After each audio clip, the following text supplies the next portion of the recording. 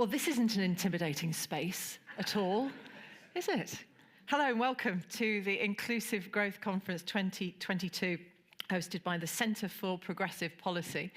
I'm Martine Croxall, usually a presenter with BBC News, when they let me. I'm delighted to be your MC for the day and also the very strict timekeeper. I hope it's not too controversial for me to say, and heaven forbid that I should be in the middle of any controversies whatsoever, that we've been living of late through rather turbulent times, at home and abroad, politically, economically, culturally. Last week's autumn statement will see many people having to tighten their belts, and some have probably already run out of notches. The Centre for Progressive Policy is a think tank, non-partisan, committed to making inclusive economic growth a reality. By working with national and local partners, its aim is to devise effective, pragmatic policy solutions to drive productivity and shared prosperity in the UK. We hope that this year's conference, thankfully in person again, will provide people with a little bit of breathing room, an opportunity to take a step back, reflect on what's happened in recent times, look at how we got here, and be able to say confidently what we, in this room and beyond, might want in terms of how the future should look and the steps that we can take to make sure that growth is inclusive. Arguably, such solutions couldn't come at a more pertinent time. So thank you very much for being here today, either in person or online, and we look forward to hearing your ideas and contributions. I've been asked to make sure that if you ask a question, it really is a question rather than a comment. We are very proud to be able to connect you with a fine group of speakers today, and we're grateful to them for their participation. This doesn't happen without them. If you're using Twitter throughout the event, please do. The CPP handle is @CenterProPolicy. It's up on the screen. And if you could use the hashtag IGConf22, it just means we can all find each other. We'll be monitoring that hashtag throughout the day. If you're watching via live stream, you can still contribute to the discussion. Posing questions, of course. Fire safety information. If we hear an alarm, it is not a drill, it is for real. We have to go down the stairs and assemble on New Bond Street near the statues. If you follow the stairs, that's where you'll end up. Follow the green exit signs. We'll be breaking for lunch between 1:30 and 2:20. I would ask you to be back in your seats in good time because we've got a bit of science going on here. Later. I'm sure it'll all work out perfectly well. There won't be any issues with Bunsen burners or anything like that. Please would you make sure that your phones are on silent throughout the day. Our opening session is called Brace, Setting the Scene of Economic Turbulence, and it's going to examine the economic and financial turmoil in the UK over the last few weeks, and it will consider the long-term consequences for households, businesses, and the wider economy.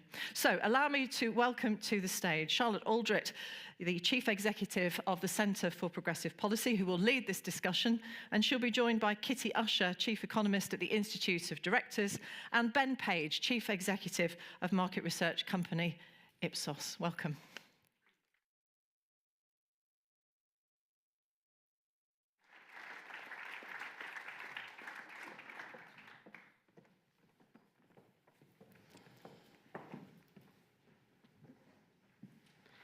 Growth, growth, growth. I'm not the first person to stand at a lectern in recent months and say that. But as the Chief Executive of the Centre for Progressive Policy, we're interested in a particular type of growth. Growth that is clean and sustainable, and growth that is inclusive. What do we mean by inclusive growth? It means enabling as many people as possible to contribute and benefit from economic prosperity. It means closing gaping inequalities in education, health, wealth, and income that have long held back productivity in our towns and cities across the UK. And it means recognising that investment in and reform of public services is as important as the traditional levers of economic policy. Recent months have shown how important a stable macroeconomic environment is for the prosperity and standing of our nation. Perhaps policymakers came to take this for granted. Low inflation, low interest rates, and fiscal policy perhaps more a tool of political ideology than economics? Growth. How do we get it? Who benefits and at what cost? Has dominated the political agenda, particularly since the summer. The Truss-Sunak leadership debate opened up the Economist's black box, just a notch. Would lower taxes and deregulation stimulate growth to such a degree it could fund those same tax cuts without losing credibility in the markets? It turned out not. Is there a 50 billion fiscal black hole to be filled fast by rising taxes and public spending cuts? And if so, at what cost to long-term growth? After last week's autumn statement, we put this approach to the test. Should we allow skilled migrants to fill UK labour market shortages whilst encouraging or forcing firms to upskill their domestic workforce? Today, the leader of the opposition, Keir Starmer, will be discussing this and making the case at his speech at the CBI conference. Should we have to choose between a strong economy and public service on one hand and public services on the other? Or, as we at CPP believe, must these go hand in hand if we're to break the productivity malaise and real wage stagnation of the last decade? Jeremy Hunt seems to subscribe to this idea, at least in theory. Keir Starmer spoke of his vision for inclusive growth at the weekend. There is more consensus, perhaps, on what drives long-term prosperity and growth than perhaps has seemed to be the case, particularly in those heady summer debates. A scan of left and right-wing media, commentary and policymakers suggests inclusive growth is perhaps an idea whose time has come. With the shared recognition of the need for better education, skills, health, and even access to affordable childcare, a campaign that CPP has spearheaded, and one which is particularly important to me and other colleagues at CPP, but one that the Treasury has often, in fact, laughed us out of the room about. We need to help people access better economic and educational opportunities, attract inward investment, and create good jobs across the country. We need also to nurture R&D, business investment, and yes, reduce bureaucracy, but not at the expense of people or the planet. One person's red tape is another's right to job security rather than a 0-hours contract. One firm's right to pursue their shareholders' interests at all costs can leave others picking up the pieces. It is the job of politics to manage competing interests and priorities, and yes, regulate where needed. There's also a remarkable degree of emerging consensus, I think, on the need to devolve power to local places so that we build a sophisticated network of informed and responsive local leaders. We'll hear from Andy Haldane and Mayor Marvin Rees from Bristol more later today. And tax incentives. These might be part of the story, and tax reform a necessary part of the puzzle. But at CPP, we think that tax cuts for the wealthiest do not unlock a wave of investment or growth such that everybody benefits by default. Would it that it were that simple?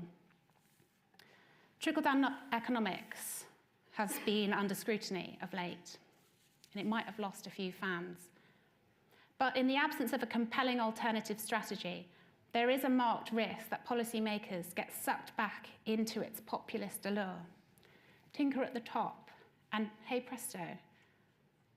CPP is dedicated to finding a new economic framework, one based on the hard graft of boosting productivity from the ground up, spreading economic opportunity more fairly between people and places across the UK, and powering a more prosperous economy in which everyone can benefit. We thank you for joining us today as we take on this task. And finally, thank you to Martine for hosting us today, to my team, particularly Kate, Raquel, Grace, and Sam, and the venue for hosting us. It's a real privilege to be here in a venue which I watched year upon year as a child, and I'm very much looking forward to this scientific experiment, but we'll be keeping my fingers crossed that it actually works and doesn't flop. So please enjoy the day, and thank you once again for coming.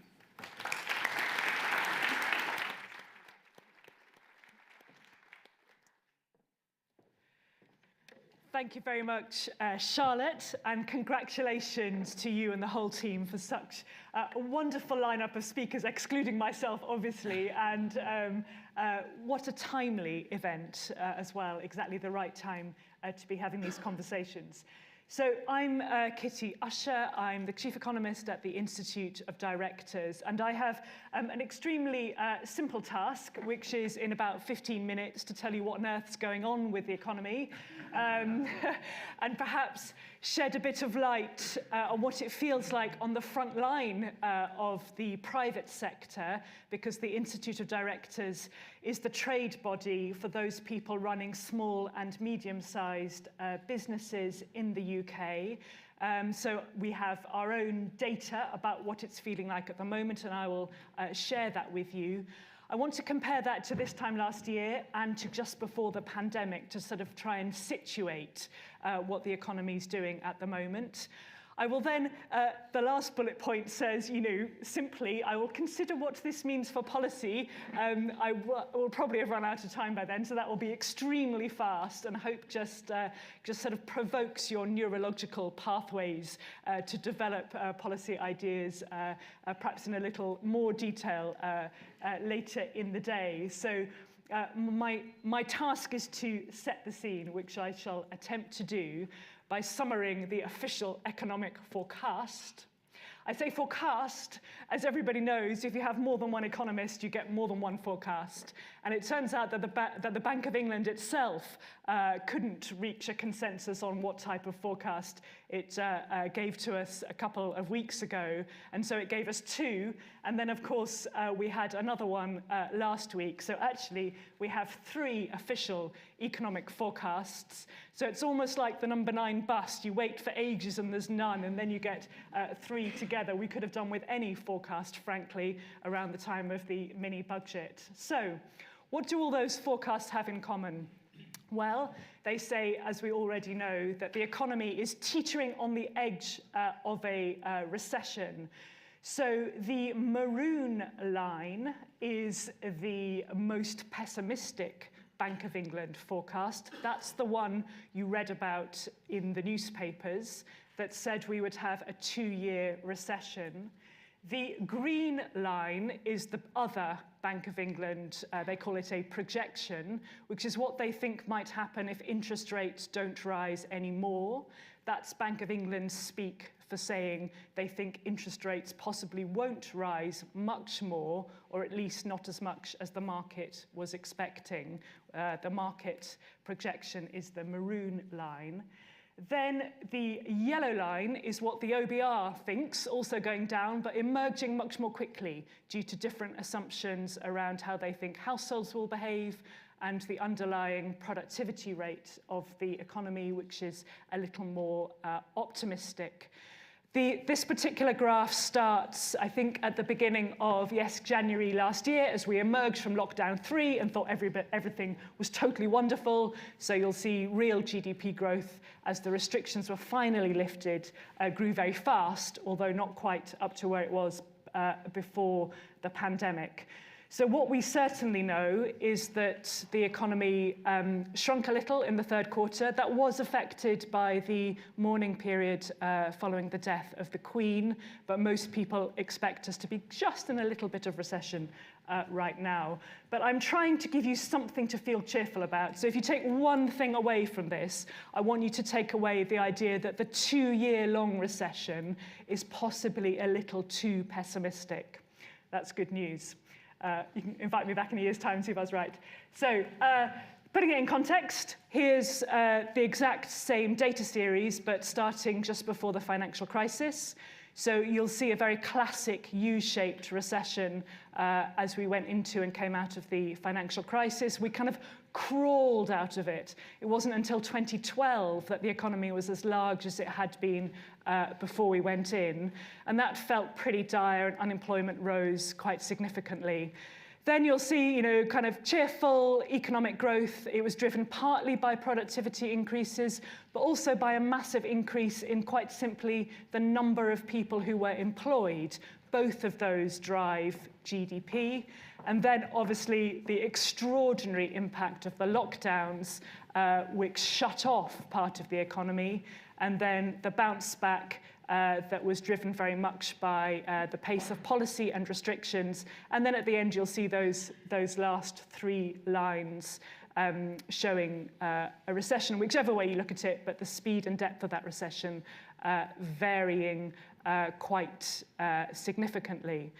So what is a recession? This hopefully will be the last slide that I talk in too much detail about the R word. When I was a special advisor, no, I was a junior minister. I was the minister for the city just as we went into the financial crisis. So sorry, it was kind of all my fault. I was in charge of that.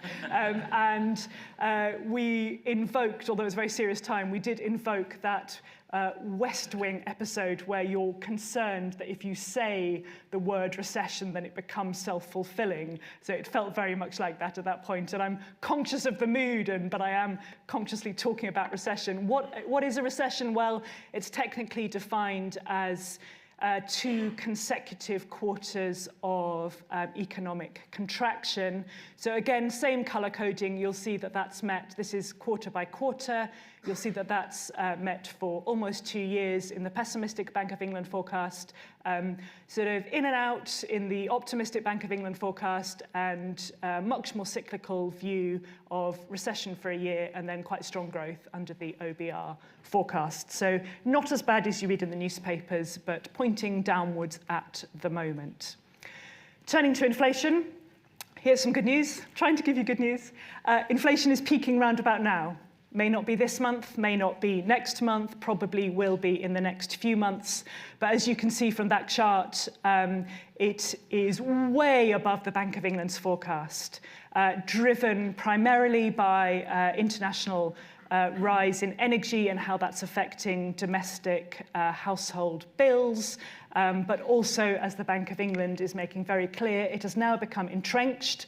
We were the first to spot it in our own surveys because our SME directors were telling us over a year ago about how they were putting up prices in response to what was happening on the supply side, and they expected that to continue. The maths of this is that it then starts to fall, if nothing changes, it will fall pretty dramatically. That's not to say that energy prices will necessarily fall dramatically, although they are expected to fall back a bit. It's just quite simply that if you have high prices that aren't rising, inflation eventually returns to zero, because inflation is the rate of change rather than the actual level of prices. So the maths of it means that by this time next year, we should see a very clear sense that inflation, whilst it may not be on target, is falling back rapidly. And this forecast that I've got on the screen is the Bank of England's optimistic scenario. So what they are saying to us is they will meet their target even if they don't put up interest rates anymore.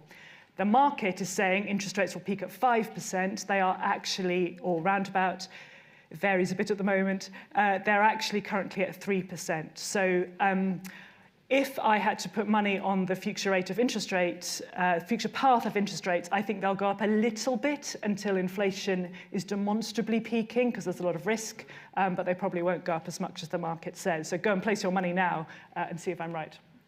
Okay, we ask our SME leaders when they think inflation will peak. This is a rather complicated chart, but the story from it is that people running small businesses in the UK have consistently told us since June that they think inflation will peak in spring next year. And even as spring gets closer and closer, that is still the most popular answer as to when they think inflation will peak. Now, back in June, that seemed quite a long way away. But as we're getting closer, it seems that feels quite likely. As I said, inflation is peaking around about now or in the next few months. And so maybe they're onto something. And this is very important because inflation expectations become self-fulfilling. Because if you believe that inflation will peak in the spring and your supplier says, oh, I've got to put prices up because of inflation, you'll go, well, hang on. maybe this time last year, but really, do you really need to put prices up when actually inflation is peaking?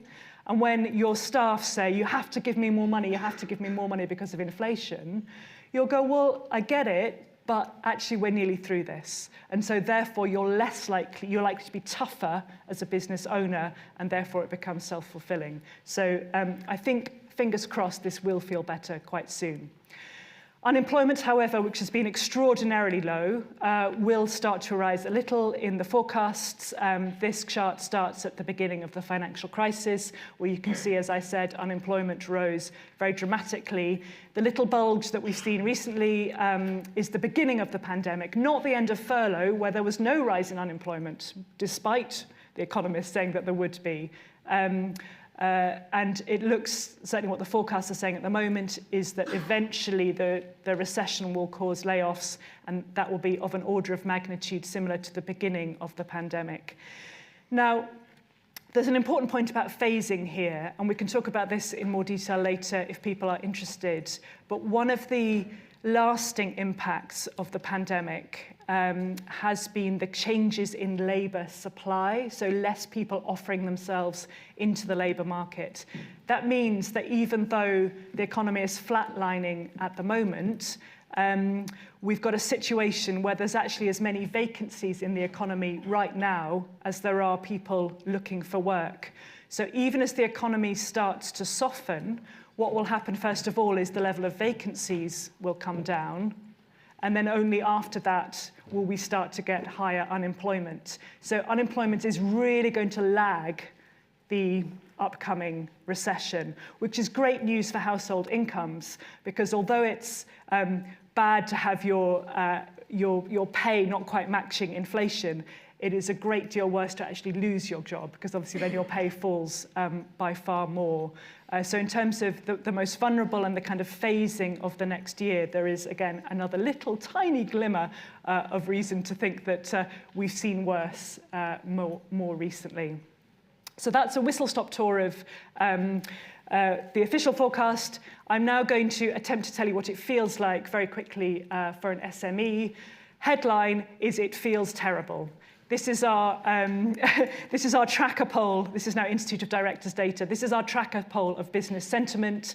And as you can see, it is pretty much, and this latest data is from October, pretty much as low as it's ever been, and only a tiny few percentage points above the beginning of the pandemic. Now, given that the economy is open and fully functioning, that's quite an extraordinary result. So people are feeling extremely gloomy. What's driving it? Well, until October, what was driving it was very simply perceptions of the rate of inflation. So that's very simple. You ask people, how do you feel about the economy? It's bad. Why is it bad? Because inflation's high. Second has been, until October, just the sense of instability that comes from having an unstable government, political instability in the UK government, and then other sort of more tangible issues to do with what order books are feeling like, price of energy, relationship with the EU, and so on. But as you'll see from the scarlet bar, which is October's data, that completely changed. So in October, small businesses were feeling pessimistic about the UK economy because of the government, okay? So the government became the problem. And so given what happened at the end of September, that's perhaps unsurprising. We saw it in the opinion polls as well. I take, again, some hope from this because it means it's reversible. And so perhaps business confidence, once the government sorts itself out, will improve slightly. How does it compare to last year? A little bit less positive. We asked a poll, we're coming on to proper polling from Ipsos shortly, but we asked our members, what are your business plans at the moment? A year ago, we had a very strong, we're planning for growth. And this year as well, we're planning for growth. But as you can see, the edge has been taken off it. And we have more firms saying that they're sort of consolidating or cutting costs. But even so, it's not the dominant feeling. So put all this together, here's 4 stylized graphs, and if you want to take away anything, I would take away this picture in your minds. So each of these graphs is just a simple representation of how businesses are feeling about a number of key indicators: their own firm's future prospects, their revenue expectations, their investment intentions, and their expectations for employment in terms of their own firms. Are they hiring? Are they letting people go? Each one of these starts in January 2019 and ends in October this year. And as you can see, in each case, there was a big shock from the pandemic, but actually, just judging it by eye, it seems to me that the mood is very similar to 2019, but tracking downwards. So it's unclear how far downwards it will go. That feels good because it's pre-pandemic, but on the other hand, 2019 wasn't much fun. Do you remember 2019? It seems like a long time ago now, but 2019 was when we didn't have a majority in Parliament, when the whole debate was whether we were going to have a deal or no deal in terms of our exit arrangements from the EU. There was a bit of a constitutional crisis in September, and businesses didn't really want to invest as a result of all that. So it feels like that. So it can be better, but in terms of totally going to hell in a handcart, I would say, no, this is a normal sort of people feeling leery about investing situation at the moment. Top 5 business worries are very much driven by the economy. I just want to come on to the policy implications of this in the 1 minute that I have remaining. So if these are the things that we're worrying about, well, what should government do from a business point of view? This is not from a vulnerable customer's point of view, but from a business point of view. So the thing they really had to do was a sense of stability and calm at the autumn statement, and inflation needs to demonstrably be coming down. They've tried very hard to produce a stable budget. The bar was really, really low for that. You know, please, can the Chancellor produce a budget that adds up, was basically what business was saying last week. So when, you know, correspondents from the Financial Times are ringing up asking to digest this part of that sort of micro statement, you know, fundamentally, please, could you just not do what you did before, was what business was really, really saying. So hopefully that holds. Cost of energy requires intervention. There's been a bit of intervention, but we'll see how that goes going forwards. Businesses want global economic conditions to improve. Not quite sure what the policy situation is there, but certainly our government fighting our corner on behalf of British business globally would help, and we haven't seen much of that recently. The enormous gap is in policy towards skills shortages. We've seen the debate on immigration today.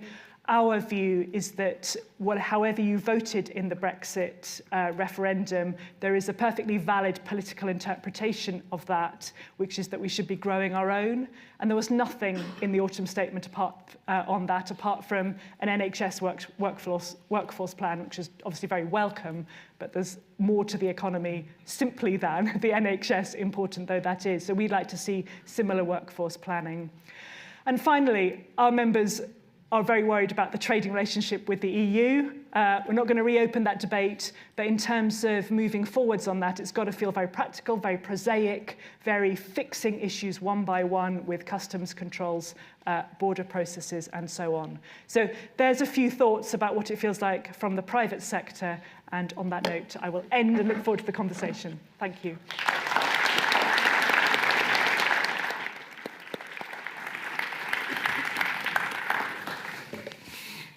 Oh, hooray, hooray. Right, I'm Ben. I'm an opinion pollster, among other things. Ipsos used to be called Ipsos Mori, and before that, Mori. I used to be in charge in Britain, and I'm now the global chief executive, and commute to Paris, which, and interestingly, living in Paris for half the week, you do notice where the French higher level of social security and taxation goes, which is often on public services that no longer seem to exist in Britain. Anyway, my job today is to talk about where the British public are. I want to reflect on how we got here and perhaps some of the bigger picture trends. There's some brand new data commissioned by the Centre, which we'll share now, and I'm sure all of these slides will be on the CPP website if they're not already. And I'm calling it a polycrisis because I think that's it's a popular word at the moment, but it does reflect, this very difficult 2020s where we come out of the pandemic. Nobody anticipated. All of the central banks I work for, Christine Lagarde, Andrew Bailey, none of these people really predicted the persistence of inflation to start with. They're now playing catch up. We don't know what Mr. Putin will do next. I mean, I was very heartened by Kitty telling me, because I was avidly taking notes, inflation will peak in early 2023, and then things will get better. The challenge is, of course, we don't know what President Xi is about to do, or anything else. So I think that uncertainty is really the only certainty. And the challenge is that the British public is in a fairly sort of pessimistic place. So how are they feeling? They think we're going in the wrong direction. If you don't like the government and are feeling negative about things, you can take that and bank that. It's up, and Liz Truss did some amazing things. She broke every single record we've had since we began polling in 1974 for a rapid decline in prime ministerial popularity. I mean, it really did take some effort. I mean, she said she wanted to be unpopular, but I didn't really, it was very impressive. But anyway, they are feeling pretty gloomy. Having said that, and this is where I will be more Kitty-like, I'm going to keep saying this, actually the British public are usually pretty pessimistic. So this chart shows you just how many people think the economy will get better or worse. And I've taken us back to the heady days of New Labour in 1998. And basically, if you look at this chart, you can see a line across the middle. When the black line goes above that line, people net believe that the economy is going to get better.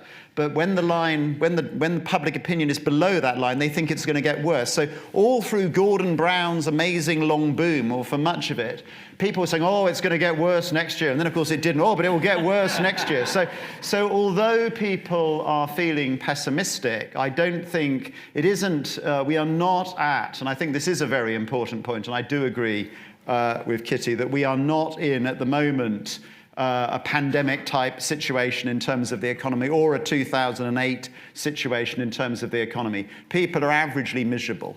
And we need to, but having said that, that isn't necessarily great. And we do, one of the most striking things in my work when I look at Britain, when I look at Europe, when I look at the United States and Latin America, but not Asia, is this sense that the past is often more attractive than the present, and the growth that we were expecting or we thought that was natural in our economy seems to have disappeared, and we're very cross and would like to blame some people for it.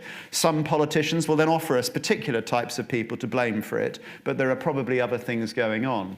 So at the moment, overall economic concerns crowd out everything else. When we ask you, what are the biggest problems facing the country today? It's the economy, it's inflation, it's the NHS. We are very concerned about what is going to happen next, and of course, given the antics of the Conservative government, and they really can only be described as antics until Jeremy tried to restore normal service.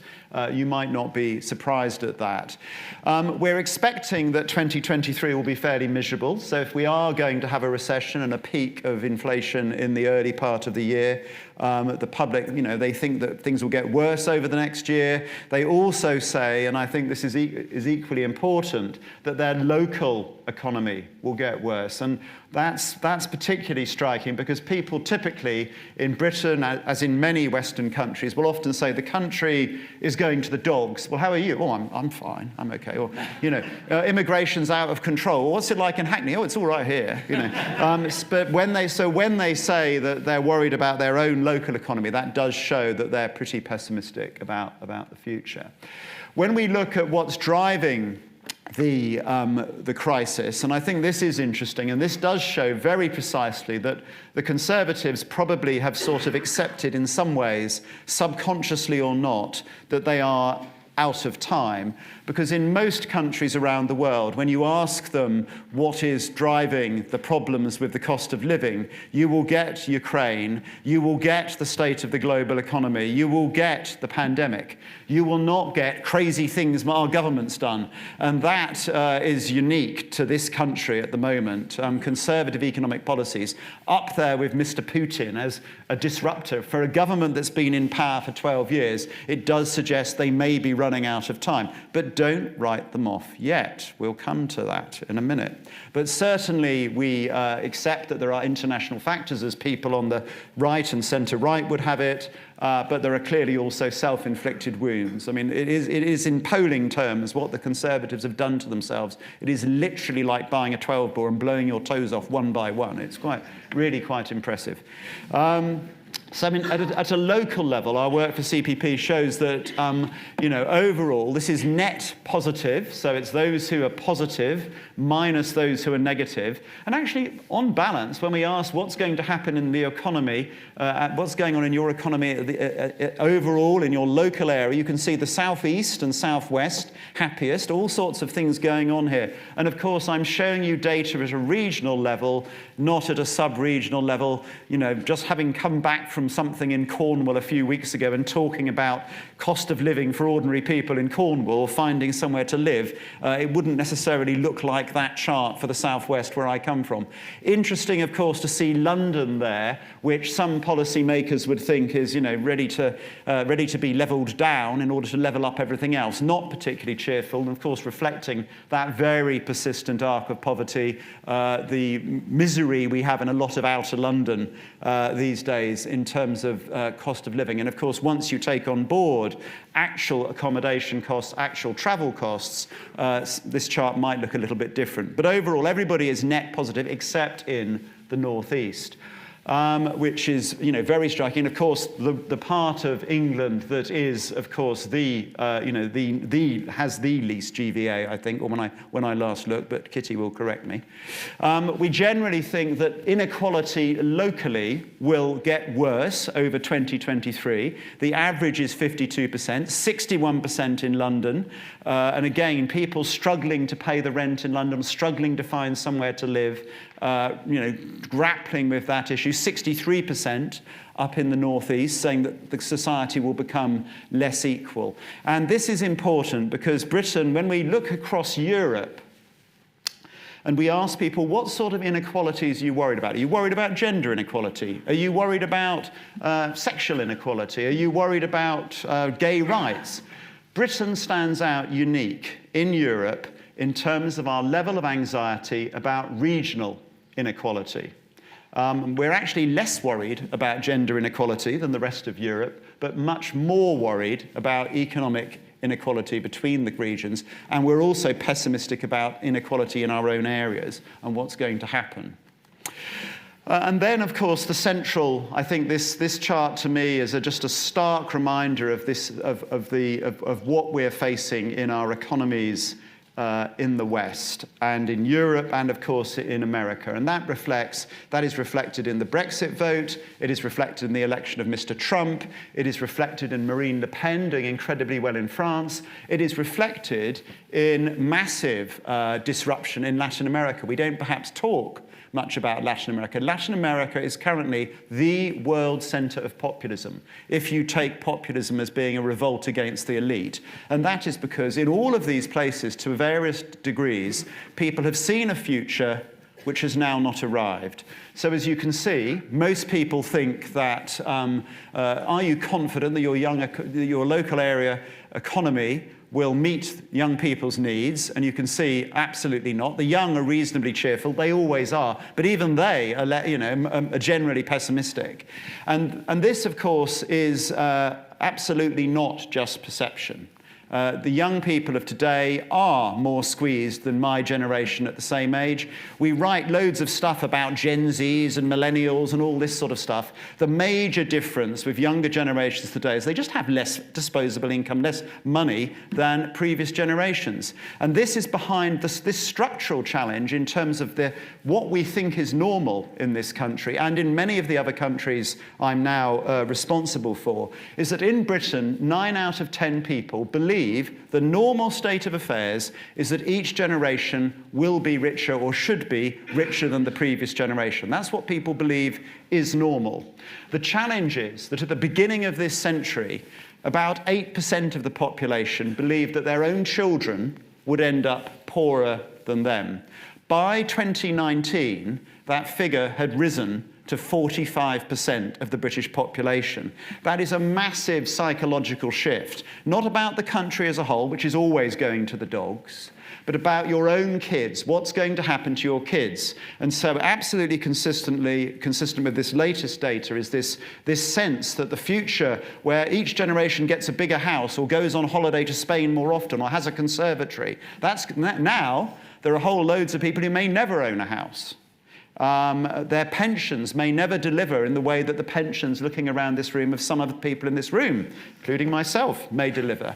And that makes people angry, and you can therefore offer them populist solutions like blaming somebody else, immigrants, the elite. It's usually I love the way the elite blame the elite. It's marvelous. And then say, of course, then blame elite Remainers, who are 48% of the population, which I do love. Anyway, but it is, in all seriousness, this is one of the biggest shifts in my lifetime in what I do for a living, which I've been in the same company for 35 years. And it's as big a shift as, say, in the ones that have happened in my lifetime on attitudes to homosexuality. Illegal when I was born, and today 2/3 of people say it would be fine if Prince Harry had married a man rather than Meghan Markle, and indeed, Meghan Markle may have been happier. But that is again, in all seriousness, it is this is a massive psychological shift. And so, how we reverse that, how we give people hope that there is a plan, something's going to happen, is a huge challenge. So, when we say, what are the following would you like to see in your area? What's the priorities? You can see more affordable housing. Most people in this country agree there's a housing crisis. Most people in this country agree that there should be more housing built in their local area, although when you go and try and build some housing in their local area, it gets a bit more tricky. We want, of course, sort out the high streets, better wages, etc. I think what's interesting from this, and I think this is perhaps a challenge for the geeky technocrats who like coming to events like this, and I'm sure you're all proud geeky technocrats, I am, is that fewer people mention some of these things around business investment, which has obviously fallen off a cliff compared to many other major economies since the late teens of this, after Brexit. Investment in education, children training, the connectivity, the infrastructure. It's almost as though we know these things, but nobody has yet reached any sort of consensus with the public, particularly across the political divide, over how and what we should actually do. When you get the great and the good together, they generally agree, but there are some real challenges. So, who's going to deliver it? Do you think he will reduce regional inequalities? 27% say yes. What about this man? 41%. So generally, at the moment, Labour is ahead on dealing with the cost of living crisis, dealing with inequalities, regional inequalities. Labour is, of course, well ahead in the polls. However, the challenge Keir Starmer has, I think, is really articulating the alternative in a way that can grasp, can grip the public imagination. If you ask a different question, which is who would make the best prime minister out of those two men, at the moment, by about 6 percentage points, it's actually Rishi Sunak following the budget last week. And so it will be very interesting to see whether the Conservatives can pull off a 1992 type situation or whether it's an absolutely slam dunk situation for Labour. But Keir Starmer's personal problem is that he still doesn't have more people who like him than dislike him. And for those of you who love opinion polls, the only people who get to win general elections are normally people who have more voters who say they like them than dislike them. Keir Starmer has yet to achieve that in any consistent fashion. So I think we are pessimistic, but we often are. And the government is definitely seen as part of the problem. Big shift in the last 6 months in that sense. We are more worried about regional inequality than anywhere else. We're pretty pessimistic about prospects for change. So I think the challenge is on for the great and the good, people who come to events like this, to work on a solution. But I think a key thing is we've got these multiple interlocking crises. We do need holistic solutions. We have fixed things, big challenges before, perhaps not quite as big as our productivity and growth challenge, but the pensions crisis in Britain was largely averted by an agreement that across party that in the end we would work a bit longer, we would pay a bit more, we would remove the freedom that Mrs. Thatcher gave people to not have a pension by making them have a pension unless they really tried not to. And with all of those things, we had a consensus and we fixed a problem. Can we finally agree about what good growth looks like, which everybody in this country wants, and everybody in this country, 90%, expect? The end. Thank you.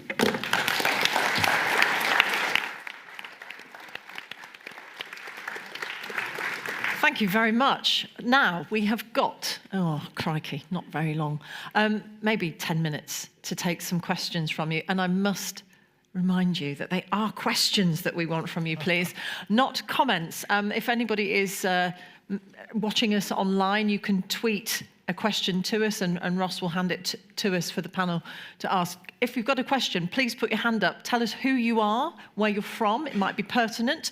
And in particular, if there's anyone on the panel that you are addressing it to, and not me. Gentleman there in the blue jumper. Have we got a microphone? I think we have, yes.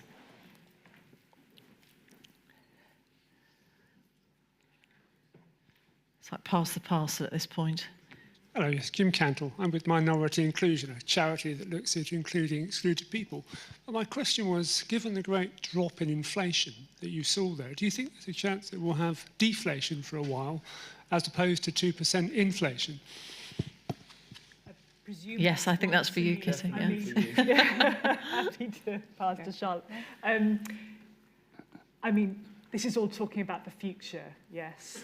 The sort of central forecast at the moment is that inflation will start to drop very rapidly, certainly by this time next year, will then undershoot the target, but not actually be less than 0. So might get down to 1% and then sort of glide into the sort of perfect nirvana that economic forecasts always have in 4 years' time. But obviously there's a huge amount of risk in that, and the Bank of England's very aware that everything it does only starts to affect the real economy 18 months after they do it. So there'll be constant calibration, I would say. Thank you. The lady here with the green top. I'll come to you in a sec. Thank you. Hello, thank you very much. My name's Helen Rowe. I've written a book called Eliminating Poverty from Britain. Comes out in September. I'm interested to know where you would start, because in my view it needs to be done in 5 years, because as a government that's all the time you're going to get. You've got no guarantee of re-election, and without raising taxes, because you can't go to the electorate at a general election and say, we're going to raise taxes, please elect us, because it never happens. So if you genuinely want to do it, you're going to have to do it in 5 years without raising taxes. So where would you start? I answered the last question. I know you did. I'm just going to pretend I'm an opinion pollster and have no opinions. I don't think it works that way. Charlotte might be able to help us. Yeah, so at CPP, we're interested in this idea of inclusive growth. Part of that is about eradicating poverty, and it has to be. But the whole kind of impetus for inclusive growth partly came about because we know that getting a job is no longer a guarantee of being out of poverty. Particularly when we see, you know, a majority of people who are in poverty are in working households. So I think there are a number of things that we need to do. I think that one of the best things that we saw in the autumn statement was the uplift in the national living wage, and I think that's to be commended. I think similarly in the uprate of some benefits. And I think then we need to look at more kind of economic type interventions. So we have to be fixing our inequality in education and skills, and particularly on skills, doing that as fast as we can build a Nightingale hospital. We should be able to upskill for particular skills shortages, but to be able to go in and think about at a place level what skills would be needed and how those could best be deployed and how those could best be delivered, working with the kind of skills sector. So I think skills has got to be top of the list. There are multiple other factors that go into sustaining poverty or people slipping into poverty. And some of those, I'm just going to pick one, has to be about putting much more resource into a much better mental health system. And we hear a lot about that from politicians, but we are yet, I think, to really deliver on the capability that we could have, whether that's through the NHS app or through other services, to really meet the scale of that challenge that we've seen, particularly since the pandemic. So those are just a few things, but it's a big and tricky ask. Kitty can't resist, so I can't resist. I've been warmed up by listening to Charlotte. I agree with everything Charlotte says, but I'd like to just chuck one phrase in that I think is not in the public policy debate, so perhaps would be interesting. I'm interested in your views as well. A lot of people self-exclude from work because they feel they can't work full-time and they don't want to, either because of perceptions or reality of their own health or their own caring commitments. So therefore they don't get promoted because they're always part-timers. So part-time progression are the three words that I think should be at the mainstream of public policy debate. Thank you. We've got a question here and then one at the back. I'm just going to whip through as fast as we can. A couple of women here and three there, and then we're going to have to stop. I'm so sorry. Nick Bosengate, aiming for health success consultant. It does seem time to get back to Keynes's prediction. The inevitable rarely happens. The unexpected very often does, particularly when all the old economic models were from these sort of good times, and there are going to be a lot of surprises with consumption, unemployment, various other things. Could I ask the panel, what's the most likely unexpected event that will really shake things up in the next few months or year? Quick answers if we can, so we can get through as many questions. Who's going to take the Kitty? Absolutely fabulous question. I find it a very useful question to always keep at the back of my mind. My personal little sort of moniker is that all forecasts are always wrong. So that's how I'm going to answer your question. President Xi unlocks, massive COVID wave in China, economy takes off. Here we go, at the back. Thank you. Optimist. Yeah, well, that's good. Yeah, just a couple of questions about Brexit. So there was significant talk about Jeremy Hunt's final admission that, you know, the deal that was struck was not particularly, how do I put it, attractive to the UK, which sparked a lot of positive reaction from multiple people in the UK. So has that been reflected in investors' confidence currently in your projections after last week's autumn statement? And secondly, had Brexit been more defined as to here's what we wanted to achieve, here is the outcome that we were looking for, had the self-inflicted wounds of the UK be much less right now in the current situation? So that's the two questions I wanted to ask. All right, well, I think the problem is that it's proven I think the magic of Brexit has turned out to be a bit more difficult than expected.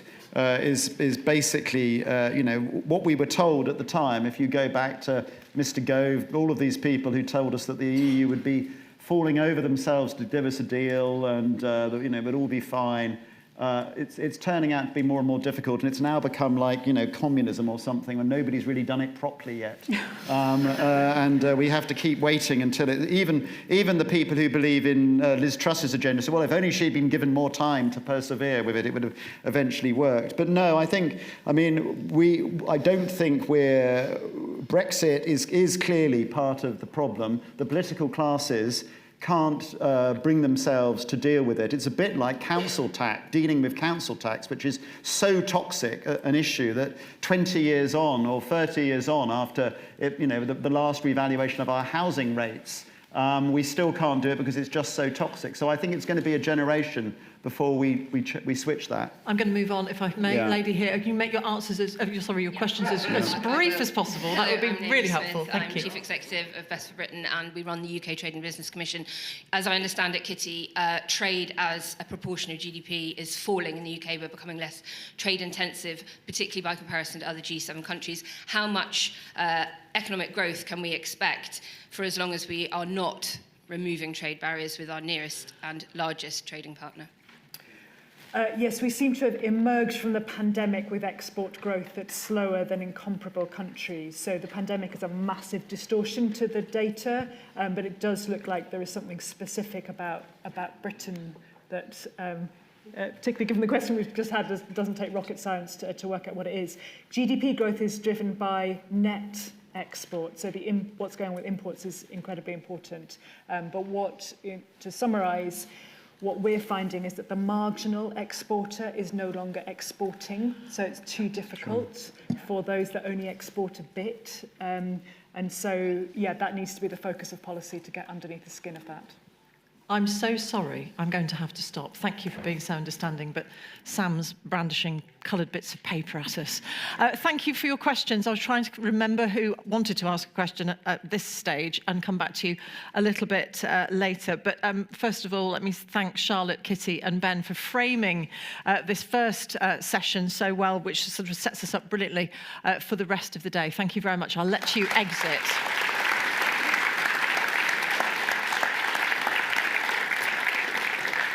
It's great to have so many questions. I'm sorry that we didn't get through as many as I would have hoped. Now, we turn our attention to the fiscal knife edge. At last, I hear you cry. Which fiscal rules are going to be necessary if green, inclusive economic growth is going to be a core policy objective for the UK? Is the government making the right choices and choosing the best trade-offs? Because there's always going to have to be a trade-off, isn't there? What position can local government, and for that matter, businesses themselves take in response? I'd like to welcome to the stage your chair for the next session, Dr. Linda Yu, economist at the University of Oxford, the London Business School and foreign policy think tank LSE Ideas.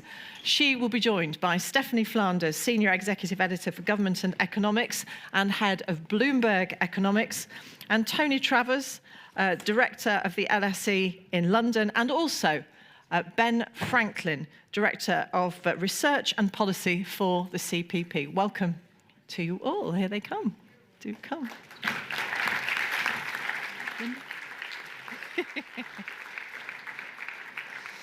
Thank you.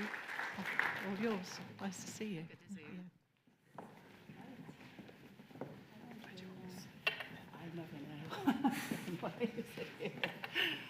Ben, why don't you take the MC? Those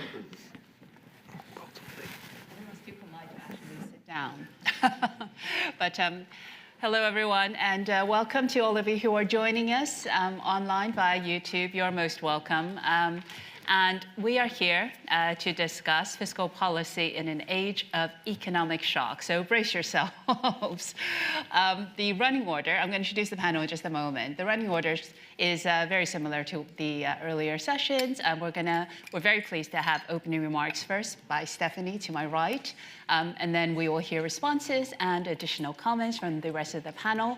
You can see there Tony and Ben, and then there will be 10 minutes for Q&A at the end. For those of you who are joining us online, I think all of you know the drill these days, but I think if you're in the room as well and you can manage to get on Wi-Fi, the hashtag is IGConf22. In fact, don't take my word for it. Just look for the Twitter handle for CPP. So I'm Linda Yu. It's an absolute pleasure to be here. I was actually appearing before the Treasury Committee yesterday on the autumn statement. So today should be a more relaxed affair. So what we're going to do is address a few questions in this session. We are going to take a look at what does credibility in fiscal policy look like in an era of multiple global economic shocks? Then we'll also take a look at the impact of public sector cuts on local and national government to finance some of our big economic and social challenges. We're talking health, demography, net zero. And what can we do to leverage private sector investment to try and help us achieve some of these goals?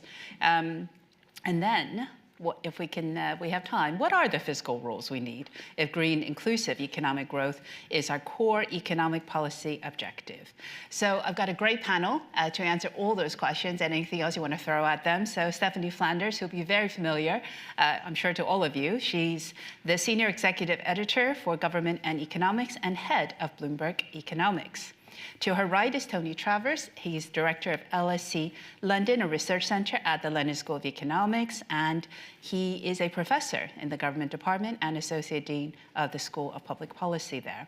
And then to his right is Ben Franklin, who's really of the home team. He's director of research and policy here at CPP. So with that, we will kick off. Stephanie, I'm really delighted to hear opening remarks from you. Thanks, Linda. And I think, if we have any gaps, we will also need to refer to you and what you said in your testimony, which may have been more coherent than certainly what I have to offer. But I had very sort of polite suggestions in my briefing pack about what I might choose to talk about. Because Charlotte always likes to make sure she knows what people are going to say. But I think my brief is kind of a bit more on the macroeconomic, which is good because that probably plays to what I spend most of my time thinking about at Bloomberg. What is fiscal credibility, I guess, and what is not fiscal credibility? Discuss with reference to the last few weeks. But I think also sort of more broadly, how bad is it looking? What do I think about the sort of trade-offs that were struck in the most recent autumn statement, and how's that set us up for broader conversations about levelling up or net zero, any of the things that Linda just mentioned. So let me just talk very briefly. What does credibility look like? Well, obviously we can compare and contrast the two fiscal events of the past 2 months, but I don't want to rake over the Truss weeks too much. We've all kind of heard about that a lot, but I do think there's sort of fundamentally 3 elements that any fiscal statement or fiscal package in this environment would need to have met, and that would have been the same whether it was Liz Truss or anybody else. The first is, are you dealing with the squeeze, the enormous cost of living squeeze on households coming from the energy price rise and other inflation in a way that recognises the tensions between that and taming inflation itself? There's a basic conflict. The fact, when people talk about, we have Bank of England, the government pulling in different directions, pretty much every developed economy government has that problem at the moment. It was not unique to the UK. So are you sort of looking at seriously recognising that tension? Are you also, as we see the cost of borrowing go up globally, from record lows that we all thought were exceptional until they carried on for years on end, are you preparing for a time when it's going to be more challenging, or at least less ridiculously easy, to finance government borrowing? That, again, is something that all countries would have been needing to do right now. And I guess the third, and the sort of one that always goes with the territory, but particularly interesting in the latter, or at least the later period of government for a single party, is can you bring your party with you?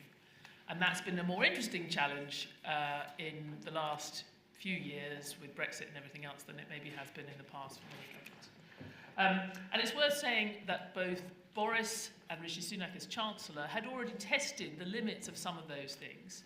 So even the health and social care levy and some of the tax rises, the corporation tax increases, the things that Rishi Sunak had already done to try and sort of prepare the way for a more sustainable future, had been quite challenging in Parliament, and Boris Johnson in some ways had used up a lot of his political capital to get, for example, the health and social levy passed. So some of these limits were already being felt.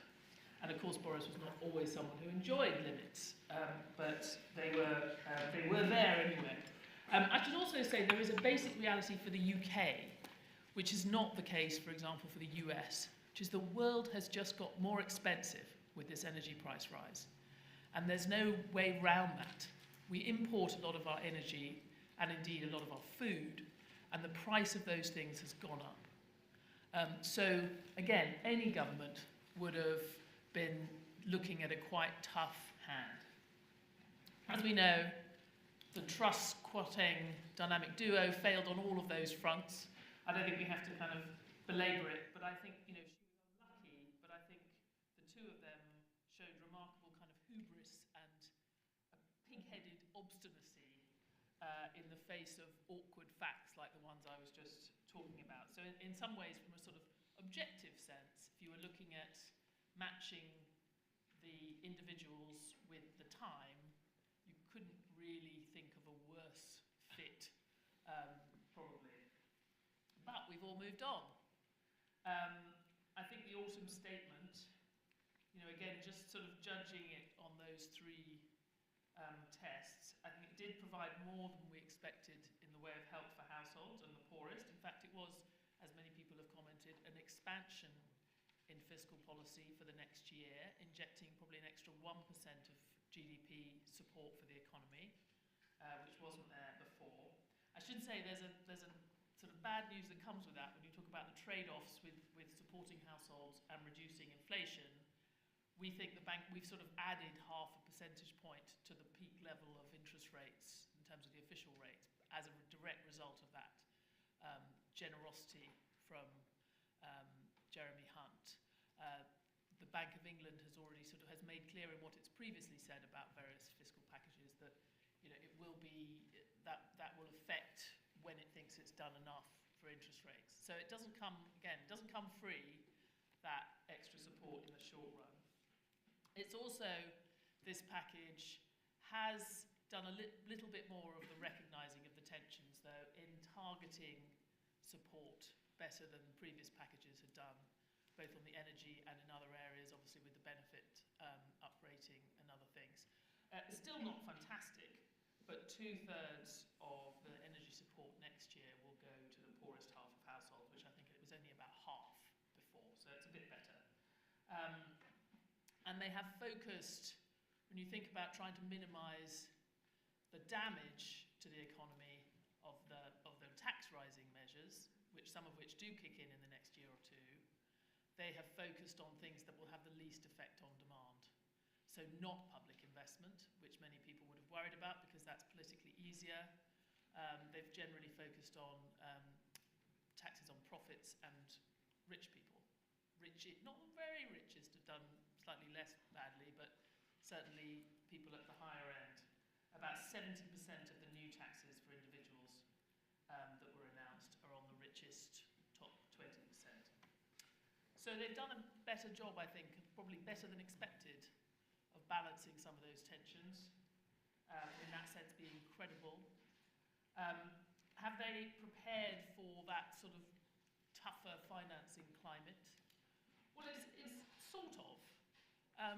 If you look at the cuts, the sort of squeeze that comes in after this next year, you're looking at, after that sort of 1% expansion, you're looking at roughly an incremental 0.5 percentage point of GDP for the next few years after that. Rising over 5 years to a 40 billion or 38 billion a year squeeze.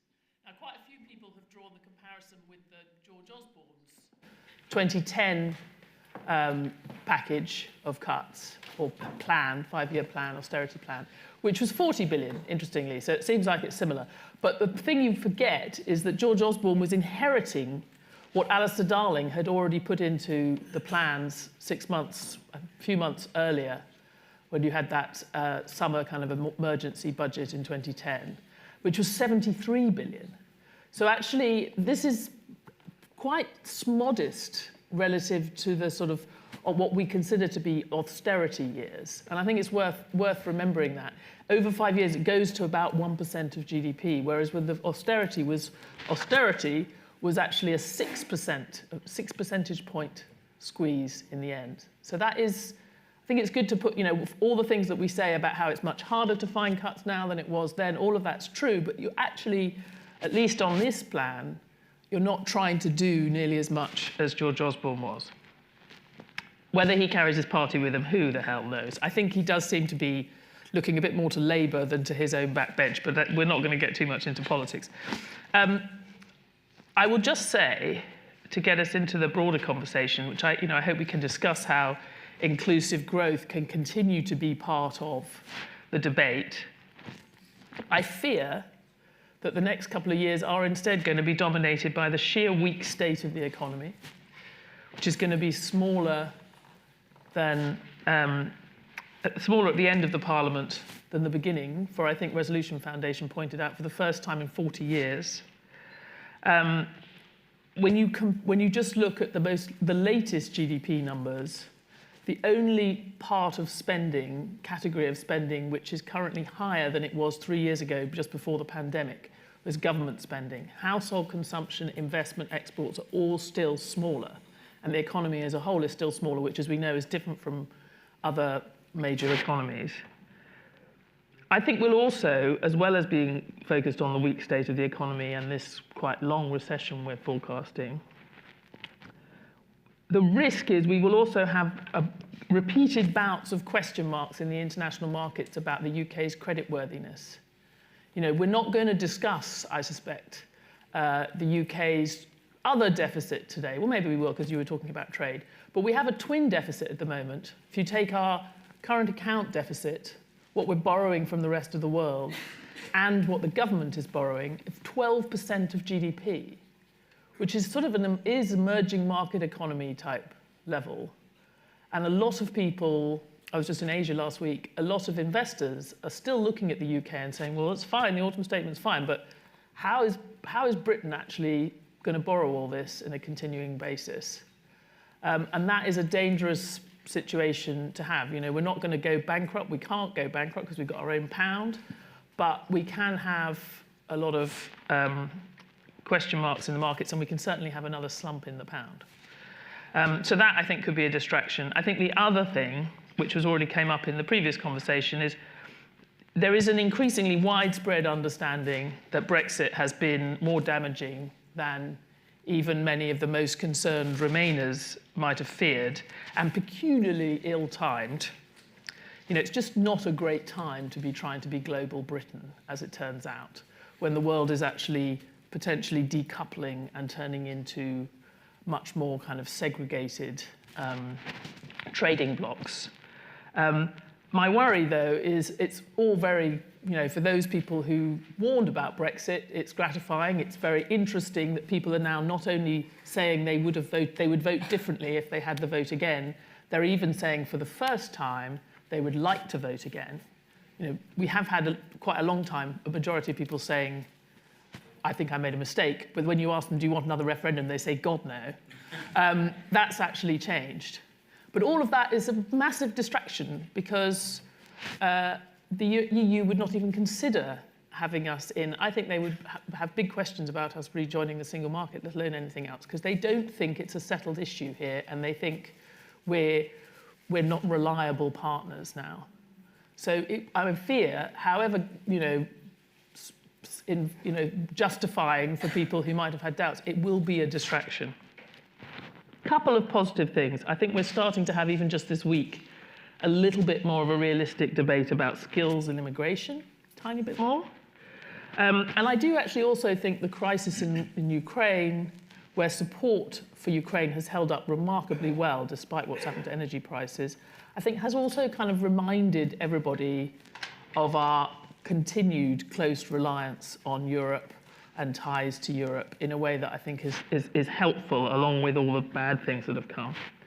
And maybe the current occupants of number 10 and number 11 have a slightly more coherent idea of what a levelling up strategy might be or what it might not be. This is to be debated. But if I was looking for positives, I think you have a little bit more realism about where the jobs are likely to come from, where the growth is likely to come from in the sort of held back parts of the UK than, say, Boris Johnson did. But all of that is to be discussed. Thank you very much, Stephanie. Great opening. I'm now going to hand over to Tony, who will be very familiar to those of you if you're looking for the best person to be looking at some of this impact locally and on London and broadly speaking, it'd be Tony. Too kind. It can only go downhill from here. Thank you. So I just want to respond to one or two things Stephanie said and add some thoughts of my own, particularly about the way in which this all plays out locally. Now, to be a bit counter-cultural, I want to say something nice about Liz Truss, because Liz Truss did articulate very clearly in a way that nobody gone quite as far, and indeed quite as fast, that the trend growth rate in the UK, which has sort of tottered down to 1.5% or 1%, probably wasn't good enough to sustain the sort of state that we've become used to at 2.5% trend growth. So I think, at that level, and some of the so-called supply-side reforms that she was looking at, and Kwasi Kwarteng was looking at, they were kind of on the money. And the real risk is, as others have observed, that somehow they've discredited all sorts of the things that they were looking at that were good because of the general way the whole thing went down from the start, failed from the start. Intriguingly, Stephanie will be able to explain this to me, I noticed that the Office for Budget Responsibility, in its document published last week, alongside the autumn statement, shows growth going to 2.5% in 2024 and 2025, which suggests that they think miraculously trend growth is going to return, or perhaps it's a sort of bounce back effect after the dismal performance of the last 2 or 3 years. But anyway, I think that the long-term growth issue is one that it is worth us all dwelling on. And, for all their faults, Liz Truss and Kwasi Kwarteng got there, admittedly not in the right way. So, what I want now to do is just to turn all of this to look at the local level where most growth occurs, or where so much of the levelling up and related agenda is really about places and the people who live in places and their need for a better economy and one that works better for them. So therefore, I want to look at if you go forward and look at the way public spending is going to go for local areas, and it's true it's been held cash for the coming 2 years, so it was also the same numbers in cash that were determined in the spending review last year, but of course, inflation will have eroded that. But out beyond that, as the Resolution Foundation have already shown, for the unprotected services and local government and the kind of things that we're interested in this room are always unprotected, because the NHS, welfare, education as a total, now defence, they all have to be protected. And that means if public spending is to be constrained, everything else will have to return to some form of austerity. Everything else, I'm afraid, includes skills and FE. Now, the number of conferences devoted over the decades to why further education is a Cinderella service and needs to be loved. In fact, all post-school non-university education falls in this category. But there's no question it's not in the protected group, and so it will be cut. It's still spending less than it was in 2010, and it will be cut more.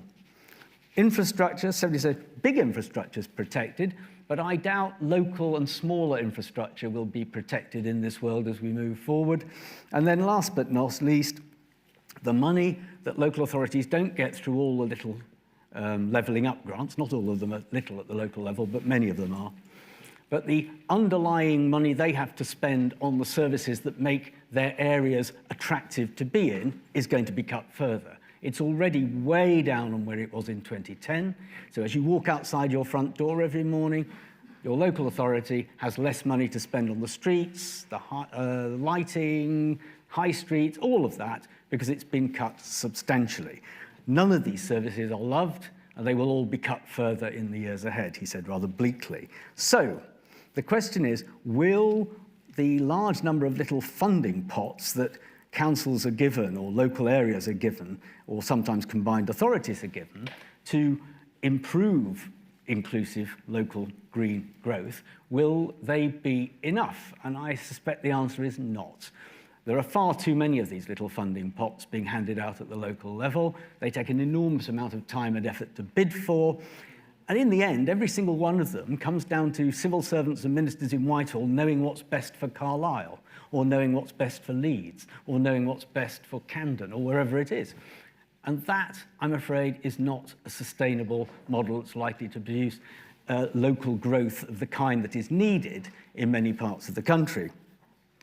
So, where does this take us? Well, I think it takes us back to the supply-side reforms that seem to have disappeared. So I do think, and Stephanie referred to this, that the government certainly has begun to talk a little bit about planning reforms, a little bit, they're very difficult, a little bit about the migration policy that they've inherited. And in that area lies, I suspect, some of the places where there is local freedom to help generate growth, but for the moment, it's all work in progress. And I think one of the most intriguing consequences of the turmoil of the last few years, apart from the economic turmoil, is how little space it's given politicians to think policy. Virtually no policy. They just don't have the time. To be fair to Michael Gove, he did manage to get out a white paper on levelling up, a major achievement given all else that's going on. Not much of the rest of the government is able to do that. So I think that as we look forward, if we're going to get better and more inclusive growth at the local level, it's going to require greater local freedom to use the resources and powers available at the subnational level, obviously with resources in some cases coming from the national level, in order to produce the kind of growth in places that have been left behind, to help them catch up. And as I say, that needs policy, and it needs it not just for 2 or 3 years, but for 30. Thank you. Thank you, Tony.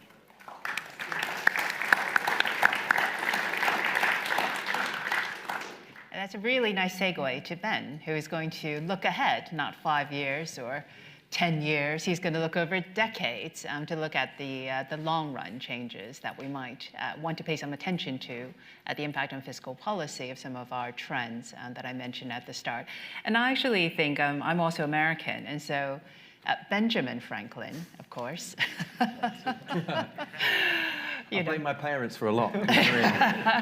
Did that for America. Very long-term planning. So over to you, Ben. Thank you very much, Linda, and delighted to be Lord Wolney. Although for the eagle-eyed amongst you, I'm the stand-in today. I'm not going to talk about business investment as he was going to. I'm going to talk about the long run, and specifically around the 50-year mark as well. So cast your minds back to before Liz Truss, if you can, try and do that. And there was a document published by the Office for Budget Responsibility that looks much long-term than their economic and fiscal outlooks. So for the geeks amongst us, that's their Fiscal Sustainability and Fiscal Risks report. Do have a look at that, because it's really important. That doesn't look 5 years, that looks up to 2070. And what you'll see there in terms of the trends going forward is a substantial rise in our debt to GDP. What causes that, and what, in terms of the OBR, puts us on an unsustainable path? Well, it's our healthcare spend, continuing to take up an increasing proportion of our day-to-day government spending. And that's not just driven by demographics, as we have an aging population, it's also driven by innovation in healthcare, but particularly in treatment. And that's one of the biggest issues. Now, we do also talk about pension spending as well a lot, and how that might be unsustainable. But in the OBR's forecast, at least, over the long run, it's dwarfed, absolutely dwarfed, by healthcare expenditure. And yet, if we look at the last decade, our health is massively stagnating despite more investment in the NHS. In fact, I could flippantly say we're becoming a healthcare state.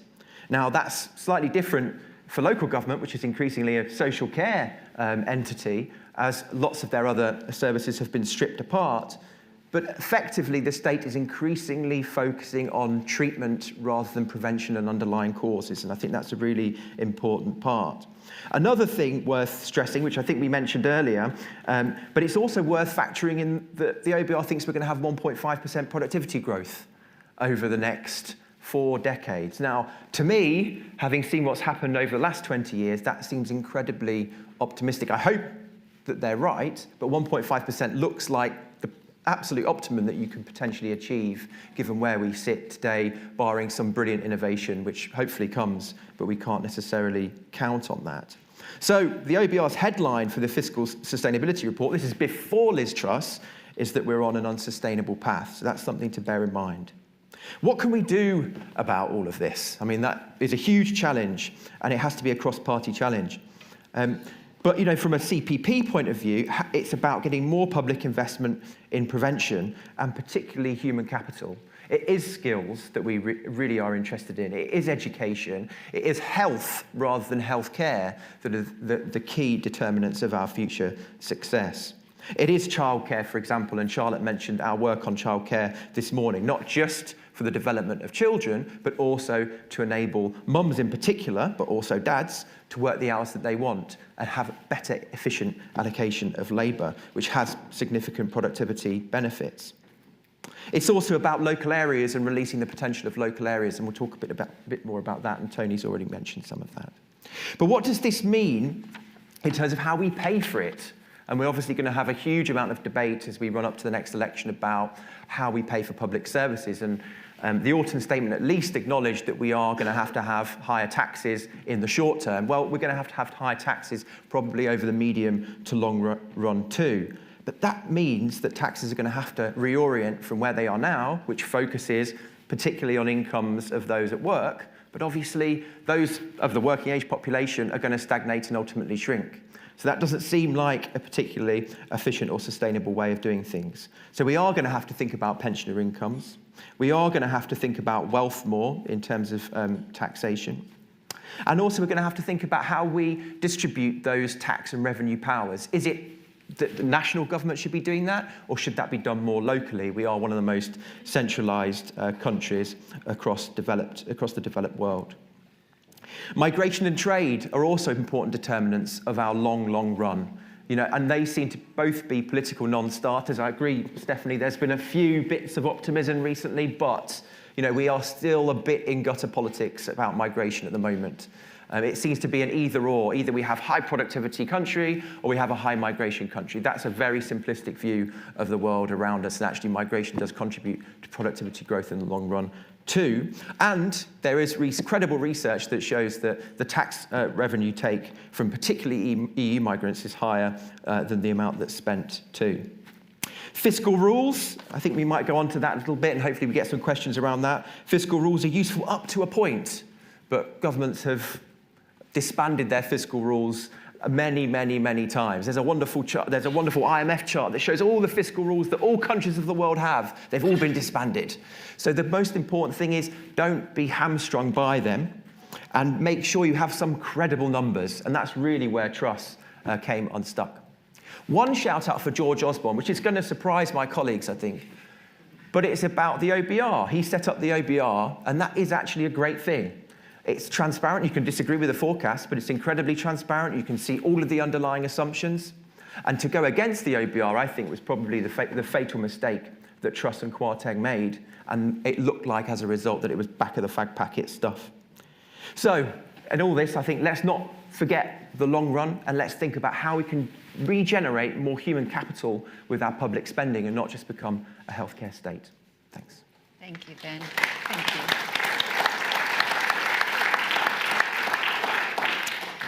Stephanie, why don't I bring you back in? Yeah, I'm just going to sort of two things in response to one each. The sort of quick answer to Tony about the growth is, I'm afraid it is all catch up. It's a bounce. So it's when you, and I was just confirming this, I was looking, but the trend rate of growth assumption has not changed since their last statement. I think it's 1.7 a year. But there are several years, because the next few years are so bad, we then have a slightly better few years after that. But it's worth also saying that you can draw a chart. I mean, our average growth rate had been remarkably, and this was true of many developed economies, through the 20th century, actually. We'd had a remarkably consistent trend rate of growth, around 2.25%. Literally since the early 1900s, and there's a disconnect after the global financial crisis, which happened to lots of countries, but much more dramatically for us. And it's kind of extraordinary because you see, we bounced around. We had lots of recessions and everything else, but we always went back to that trend until 2008. So that was the answer to that. I would push back a bit on I think that one thing that's worth discussing, because is whether or not the Office for Budget Responsibility now has too much power. Because I think when George Osborne, I remember actually when I was at the BBC when George Osborne created the Office for Budget Responsibility, and I thought at the time it was a very shrewd political thing to do, because so much of the opprobrium that descends on chancellors are to do with wrong forecasts. And to have all of that diverted to the Office of Budget Responsibility seemed to me very smart. I think I even had a mixed metaphor which for once worked, about having have a rod on his back which is also conducting lightning on his behalf, which the BBC editors had a long time deciding whether or not you could use that particular mixed metaphor. But I was very proud of it, and you see, I still remember it. I was so proud of it. But I think it's actually extended. It had a fairly narrow technocratic brief, where it was supposed to be just literally taking them, with some back and forth, taking the numbers from the Treasury and then spelling out what they meant. It has become, as we've heard through lots of leaks over the last few weeks, a much more two-sided dialogue where the Office of Budget Responsibilities, potentially quite random assessments on things, you know, we were talking earlier about forecast always being wrong, having an enormous weight on socially and politically important policy. Now, there may be no way around that because the Treasury was pretty useless at it, but the Treasury was at least politically, a bit more politically accountable and directly responsible. So I would just raise that. It has been a fantastic institution. We probably do need an independent fiscal estimate, but both the OBR and potentially fiscal rules have ended up kind of wagging the dog in a way that may be a bit unhelpful in the future. Discuss. Thank you. We're going to... Can I just to add, I mean, it's an intriguing and thesis, which I can see exactly what you mean. I mean, the other thing I'd add is because they've become so, it and the bank have latterly had such a high-profile role, they've been dragged into politics, and they're now in the political arena with senior members of the government, or ex-members of the government in one case, you know, openly saying they get all their forecasts wrong, necromancy, I think was the word. And so they've been dragged into politics as well. The bank, I think, is particularly shocking in some ways that, you know, that they're now tied up in the political system rather than standing free, as I think both Gordon Brown on the one hand and George Osborne on the other was hoping it would turn out. But if you put them in charge of really important stuff, then they have to be politically involved. Of course. Just one comeback on that as well is obviously the fiscal rules are decided by government rather than the OBR. And it says to the OBR to say whether the government are meeting its own fiscal rules. Government doesn't have to have a particularly stringent fiscal rule. They can give themselves more flexibility, potentially. That's true. We're going to open this up in about 10 minutes or so get your questions ready. And again, if you're watching online, feel free to submit your question using the hashtag IGConf22, and the Twitter handle is CenterPro-Policy if you want to take a look at that, and I'll try to come to some online questions as well. But before we do that, I just want to probe a little bit about essentially, I'll start with you, Ben, because you highlighted it. After the autumn statement, taxes are now going to be around over 37% of GDP, which is the highest that it's been for since modern records began. And yet, we heard from Tony, there's going to be lots of public spending cuts, which is right, because after 2025, you start to get only a 1% increase, which means a real term cut in unprotected departments. So over the longer term, how should we manage increased demands on spending because of all the reasons that you've highlighted? What kind of changes do we need to see on the tax side? Are you talking a higher tax level? Are are we talking France? Are we talking Denmark? How does this? And if you want to give any suggestions for other countries, that'd be really helpful as well. I think it was put to me as how do we get Scandinavian levels of benefits with Singaporean efficiency? Yeah, which is nonsense. It's not achievable, unfortunately. I mean, I am a bit sceptical about the post-2025 spending cuts. I mean, clearly they were all put into a post-election reality, which we may never see, and the level of those cuts, given where public services are currently, I don't think we can get to that. Unfortunately, we are in a place where we have had our public services effectively gutted out. The 6% figure that you said, Stephanie, earlier is kind of astonishing, and it has left us bare bones, and local government has been absolutely bearing the forefront of that. And a lot of the problems that healthcare is facing is actually because local government expenditure has been cut, because it's such an important in terms of addressing some of the wider determinants of health. I think wealth has to be part of the equation. So you're right, obviously 37% of GDP is higher than we've ever been. We're still not as high as some Scandinavian countries, although they do obviously have better public services.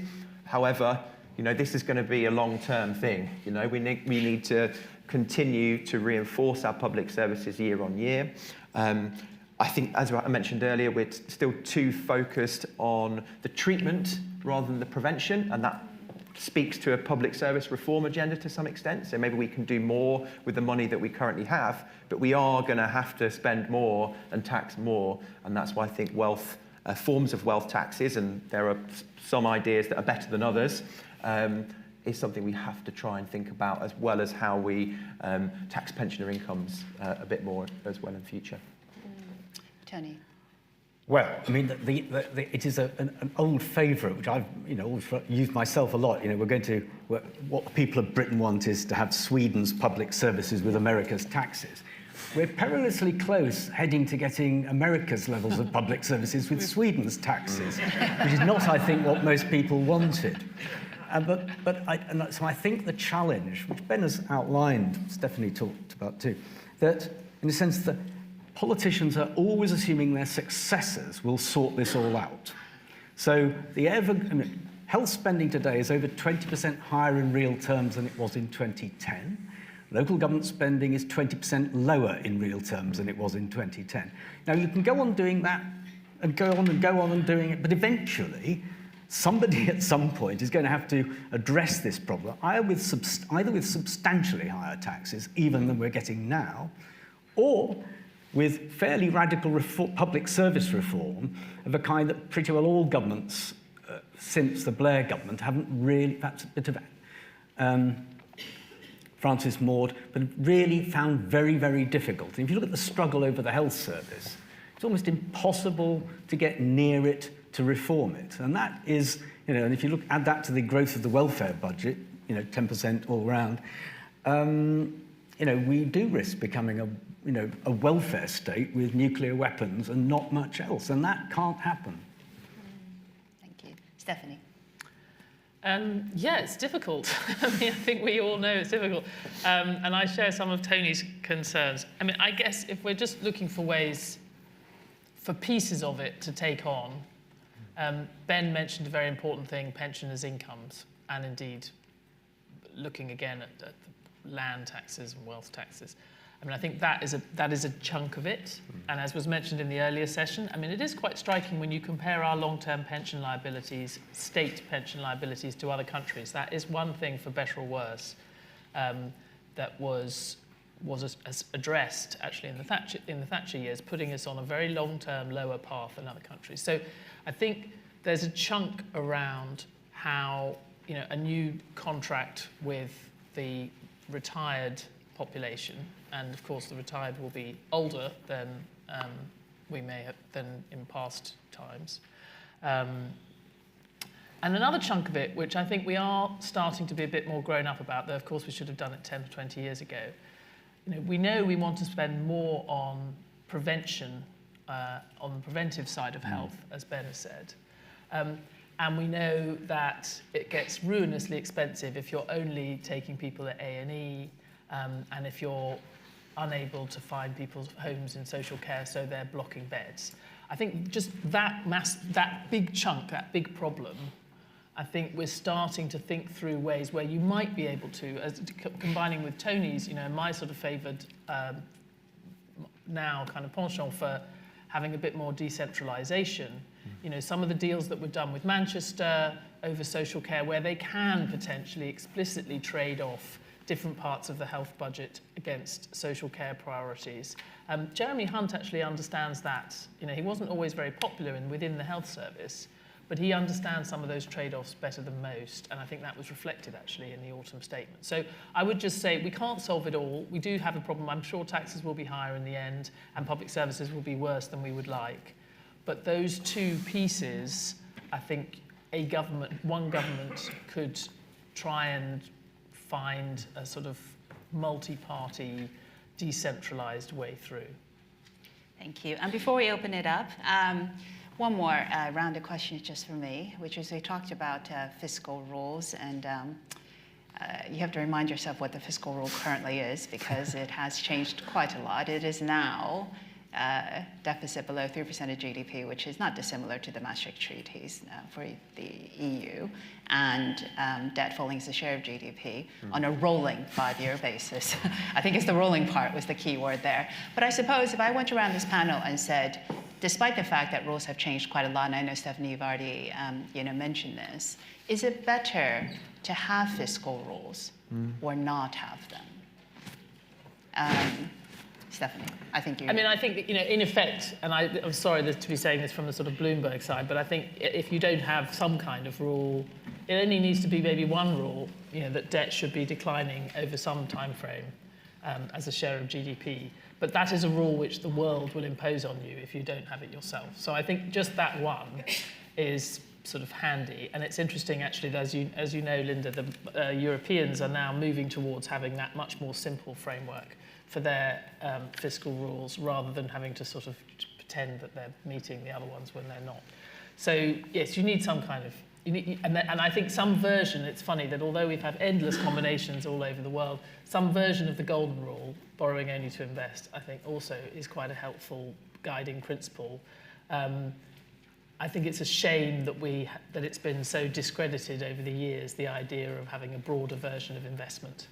And to include some of that training and skills and all of those things, because I think that would be helpful in that context. But in some sense, borrowing only to invest and having debt fall as a share of GDP is just it's a useful frame of reference. Yeah, so that rule is no longer in the current rule. But definitions of the fiscal whole and all that, I think we can just end up fetishizing. Yeah. Now, the current fiscal rule does not distinguish between current and capital spending, doesn't distinguish between day-to-day and capital investment. And so the borrowing to invest rule is no longer there. But as we said, these things are malleable, may well come back by the spring. I guarantee you the Treasury will find some way to bring it back. Tony? And I think in some ways, governments, if you think back through a longer period, governments have chosen indicators, money supply, the balance of payments. They varied over time. And I think they're a way of allowing the government to express, even to its own side to some degree, what it's trying to do. It's just a way of understanding it that's a bit simpler than all that stuff in all those red books, So, but personally, I think I'd add to these rules, try not to print too much more money. That would be a personal thought. I think the printing thing has not helped much, but I'm not an economist, so it just seems a bit out of control. Thank you, Tony. Ben? Wouldn't we have to get rid of central bank independence in that case, though? Oh, probably. Yeah. I'm not an economist. Well, maybe we should. I think there's a question about whether debt needs to fall as a proportion of GDP or remain stable, and whether that provides you with a bit more flexibility to do some of the borrowing to investment, which isn't technically capital spending, but is skills and human capital. So there are questions around all of that. Definitely, I think that the kind of golden rule, having capital spending excluded from that, is a great idea. There is still an open question about, well, how then do you include skills and human capital, which we're talking about? I don't know the answer to that because we're based on international accounting rules. So, but maybe there's some sort of clever fix you can do, I'm not sure. Or maybe it's actually just about the quality of the argument that you make politically. But I haven't much more to add than that. So fiscal rules, yes. Yeah. Okay. Something. However imperfect. Something. I guess with a small f and a small r rather than the fiscal rule. Something to at least pretend that you're credible in terms of your spending. And that is the point of this session, credibility of fiscal rules. Fantastic. I do want to open it up to the audience. So I see a huge number of hands. I am going to, okay, so if those of you who want to ask a question, raise your hand so I can just spot you.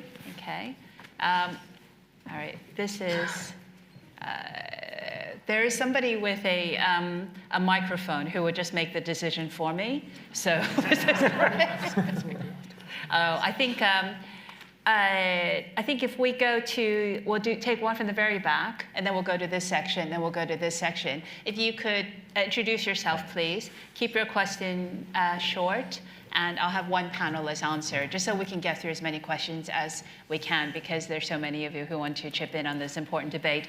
Thank you for being interested in fiscal rules, by the way, and fiscal policy. Please. Andrew Keckwick, voter. Why are other Northwest European countries much more successful at producing a higher skilled workforce? Oh, that's a great question. Who wants to take that? Ben? I think they've actually invested in skills. I think it's quite simple in that sense. I think there's also maybe a structural thing with our economy that we are so services orientated. Maybe if we still had a manufacturing base that we did in the 60s and 70s, then we'd think differently about vocational and skilled education. There are still parts of the country where manufacturing is still a prominent part, and it should absolutely feature in terms of our thinking on human capital and our investment. Yeah, thank you. Question here. Jim Cantle, I'm with the charity Minority Inclusion.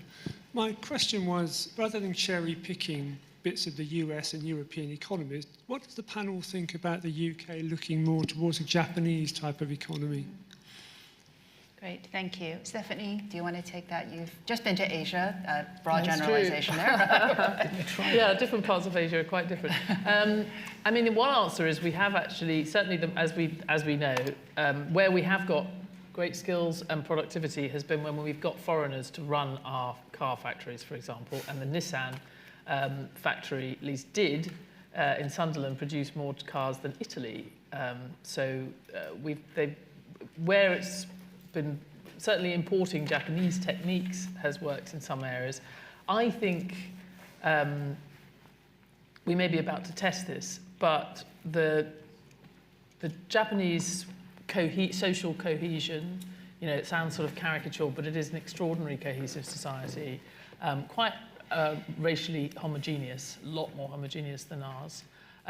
It has got a very different approach to working life, where you expect to have a single job for life even now, and extremely high technical prowess in key areas which are actually not necessarily the kind of areas that we've been good at, particularly robotics.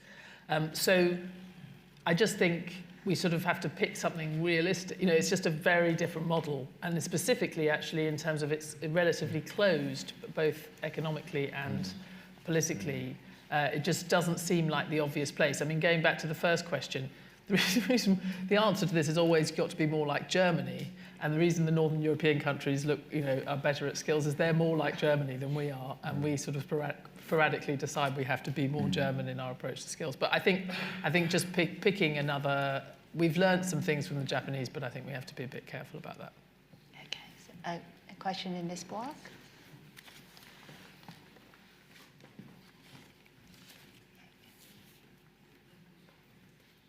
I'm David Clark. I'm a freelance policy consultant. I'm wondering what you think is specifically the lesson to take away from what happened with the Truss government. Jeremy Hunt might say it's like they were insufficiently focused on bringing down the debt to GDP ratio. You could also say like maybe it's kind of fine to focus more on promoting growth, but it just wasn't a very good plan. Like cutting taxes isn't a very good plan for how to do that. But then there's also the other argument, like that people like Mark Carney have been putting forwards, which is that it's like you can have a kind of more flexible approach, but you've got to be respectful towards institutions and like not slag off the Bank of England or like ignore the OBR, like you've been mentioning. So yeah. I actually arrived in Washington, D.C. for the IMF World Bank annual meetings. And the UK was the talk of the town. It's not good to be the talk of the town, I have to say, at those meetings. And the butt of a lot of jokes, actually, that same week, yeah. Yeah, I'm also American, so I think I might have sounded a bit more American that week. Tony? I think we're in the Royal Institution here, after all. A lot is discussed about science here, and there are basic laws of science, like gravity.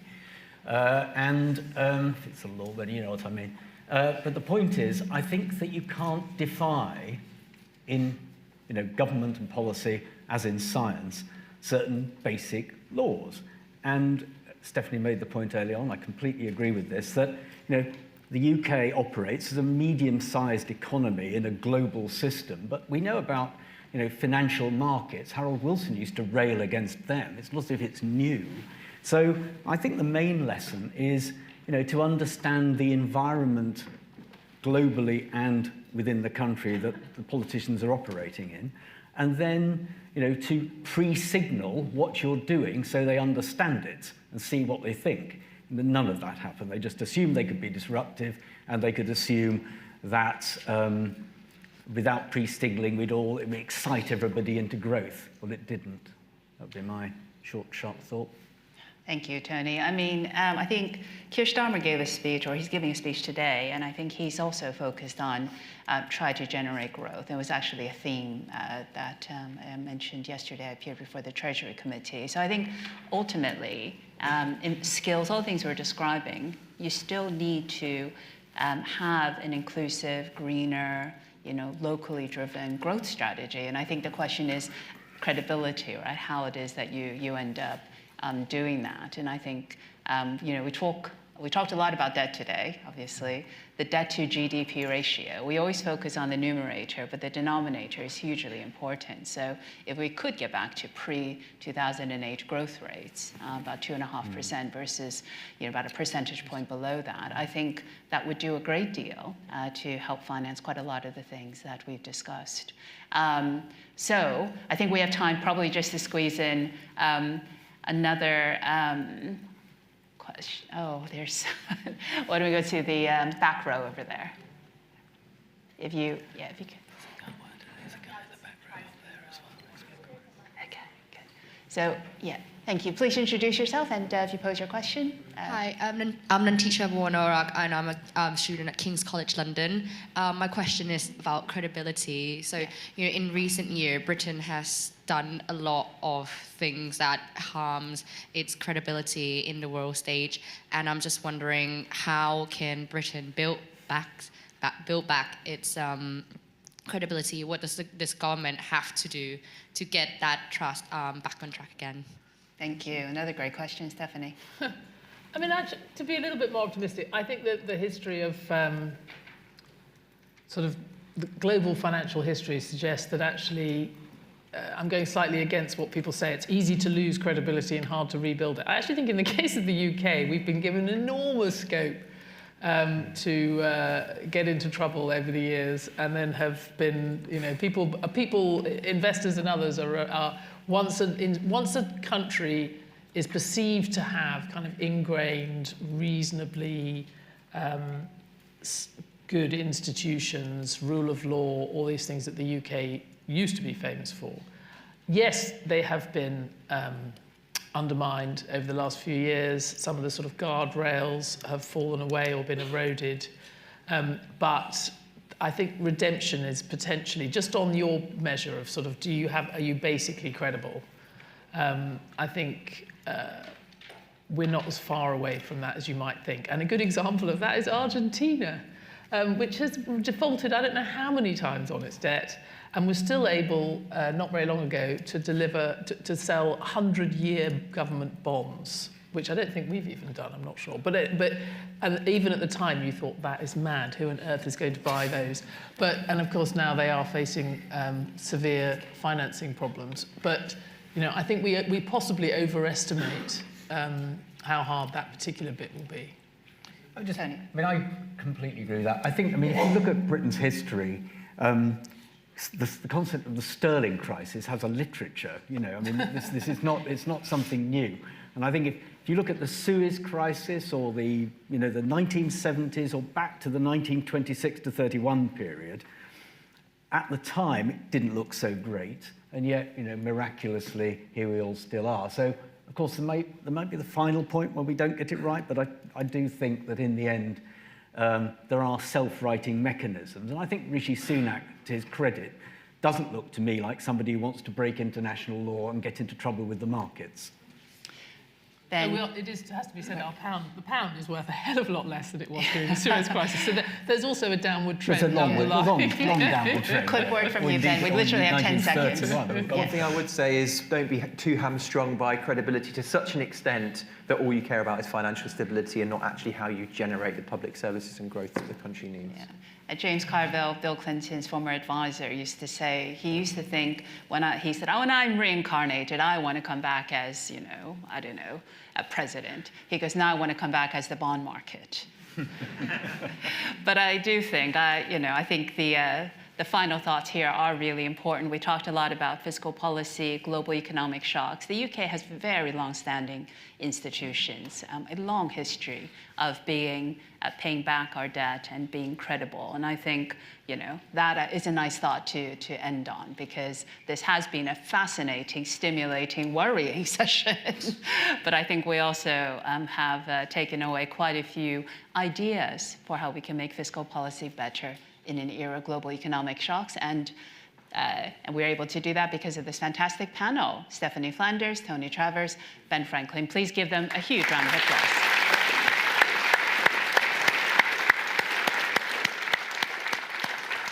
Thank you.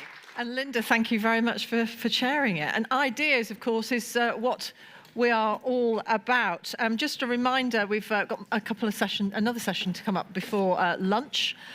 Do stay seated if you at all can. It's much nicer to talk to people, I can promise. If you're using social media and you're tweeting out about the conference, please would you use the hashtag IGConf22, and the handle for the CPP is @CenterProPolicy. So next, I'm hoping that my contributors are waiting in the wings. Business case: how to drive inclusive innovation. UK economic forecasts can make for grim reading at the moment. Consumer confidence, as we've been hearing for so long, has been a mainstay of UK growth, but it hit a record low in September this year. Rising interest rates, high and sustained inflation, and wider economic and political instability mean that consumer confidence could sadly drop further still. Even then, a decade of low productivity suggests that we need to look elsewhere as a solution to sustainable economic growth. So in this session, we're going to look at how we could break out of our productivity malaise, and whether the process and gains for innovation can be spread out beyond just a few people or a few businesses. I'm going to be chairing this session, and very quietly, my panelists have arrived by sleight of hand. In the middle, Tara Alice, CBE, leads McKinsey & Company's research on economic growth, productivity, technology adoption and the future of work, with expertise in economics, public policy, technology and leadership. It's quite a portfolio you've got there, Tara. She serves as chair of the Productivity Institute Advisory Committee and trustee of the Royal Economic Society and Be the Business. Just to my left, Richard Bonner is Northern City's executive for Arcadis, with whom he's worked for more than 15 years. An experienced business leader, Richard works with transport providers, local authority leaders and the private sector across the North of England powerhouse to help them navigate the evolving demands of the urban environment. He helps cities take advantage of levelling up investments to create thriving, connected places to live and in which to do business. And at the end, Professor Jane Robinson is Pro-Vice-Chancellor at the University of Newcastle. She leads the university's engagement and place strategy, focusing on building partnerships to enhance its contribution socially, economically, and culturally. But in a past life, Jane was the chief executive of Gateshead Council, and she played a leading role in the establishment of the North East Combined Authority and Commission on Health and Social Care and Integration. Your panel for this next session, folks. So first of all, Tara, for a leading economy, productivity comes up time and time again as where the UK could do better. Where are we going wrong? How close are we to solving that puzzle? It's a really challenging puzzle to solve because it has a lot of pieces. If it was a magic wand or a silver bullet, I think we would have fixed it already. We are getting closer, though, I think, in the sense of, people's understanding of the problem is enhancing every day. And we're also getting, some of the key messages to land. So if you simplify really, really down to the core, then I think our productivity problem, to solve it, we will need investment in infrastructure and in skills and in innovation. But not in a blanket way, not in every kind of infrastructure, not in every type of skill, and not in every type of innovation. I think the real kind of sort of next S-curve we'll get onto is when businesses and governments together, including with local governments, get into that kind of next level of detail and say, well, exactly what kind of skills and for whom and where, and then go ahead and invest, because the returns are definitely there. Richard, does that make sense to you when you come at it from the sort of Northern Powerhouse perspective, that it can't just be a blanket one-size-fits-all solution? I think exactly right, when George Osborne really brought this idea that actually we could devolve powers to city regions, to metro mayors, he was really making the case that we needed to make sure that much more of that decision-making was being made at a local level and in partnership with the various different stakeholders, whether that's the universities, business leaders, and the whole raft of other stakeholders. So to your point, as we start to make our investments in infrastructure, skills, business growth, actually they are about the needs of citizens and businesses in those local areas. And we'll talk a bit more about it, I'm sure, but actually we're starting to see some of that progress being made. We're seeing some longer-term investment funds that have been devolved, and we're starting to see how that investment is starting to make a difference at a local level. Richard teed it up nicely, Jane. What difference can a university like Newcastle make, or other higher education institutions for that matter? Yeah, I mean, I think universities can play a huge role. I mean, I think sort of to your earlier point, we know that we've had for many years under governments of all complexions a very one-size-fits-all, place-blind approach to productivity and economic development. I think one of the things that universities can certainly do, and a university like Newcastle, which was founded by the pioneers of the Industrial Revolution, that's deeply connected to that local community. I think coming back to Tara's point, it's that sort of sense of how do you bring together the innovation that will drive the future of the economy with the skills and education that will connect that to a local workforce. And I also think that as large institutions and employers in place, we can play our role in terms of our commitment to things like real living wage and the way in which we support social value procurement. But critically, it is that sense of knowing and being connected to your place and the specificity of what is required in that place. To what extent is this going to be then inclusive growth and innovation necessarily always about STEM as opposed to other industries, and particularly sort of maybe creative industries? Absolutely critical to see that holistic approach. I mean, there's a lot of focus, I think, on STEM subjects, and that is really important. But actually, we need to make sure that we have that wider skill base, some of those transferable skills that will often come from subjects in arts and humanities, for example, that employers tell us all the time are going to be critical for the workforce of the future.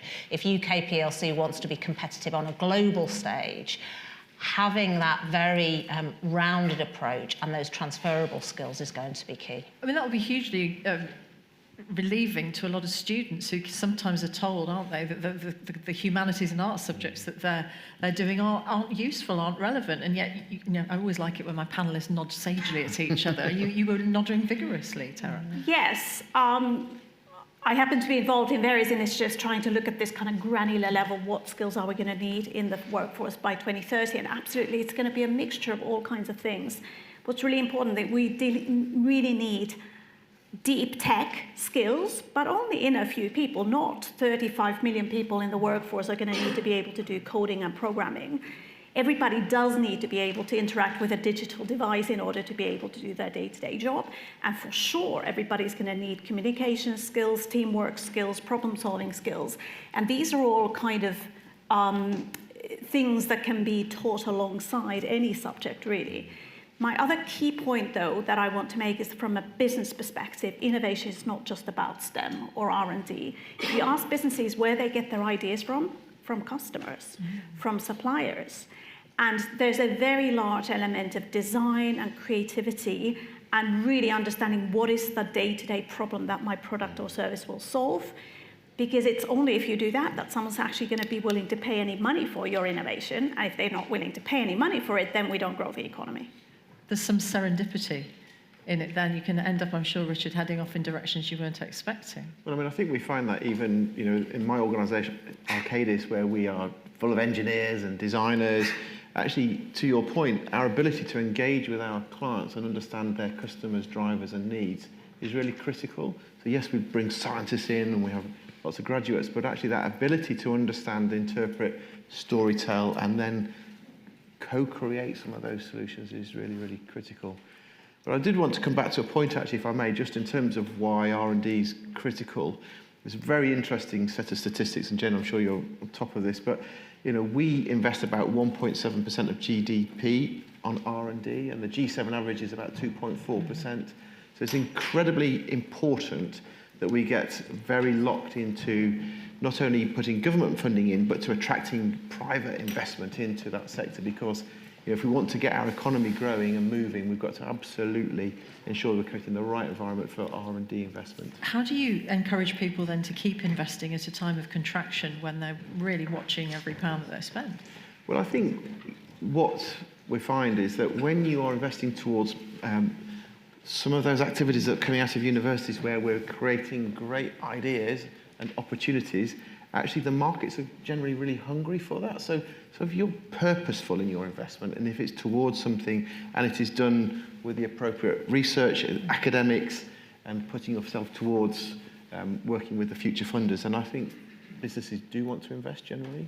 Yeah, so if I add on to that, the research we've done recently looking at resilient corporations or resilient businesses, looking at who was it that actually did quite well or relatively better in the previous crises, we find that it is definitely businesses that kept investing in innovation, kept investing in R&D. And also during the COVID crisis, we actually see in the UK numbers that one of the few types of business investment that did not drop dramatically was R&D. So I think there's a lot of hope there that businesses and the sort of stakeholders that they interact with, they are thinking beyond this current economic cycle. They're thinking about their competitiveness beyond it. And of course, that is all about creating the kind of next wave of growth through new products and services. Yeah, and I think there's a role that universities can play in terms of making it easier for business to access that expertise and those facilities. So, for example, in Newcastle, we have a scheme called Arrow, which is really about connecting SMEs to world-leading experts, but also facilities that are available within the university to help them to innovate.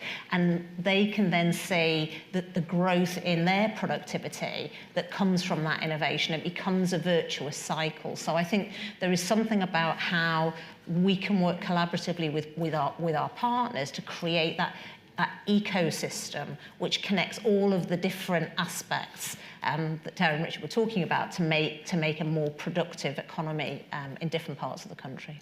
This conference is all about inclusive growth. So Tara, how important is innovation going to be for that type of growth, which of course will come on to how we get it to sort of spill out to benefit more people?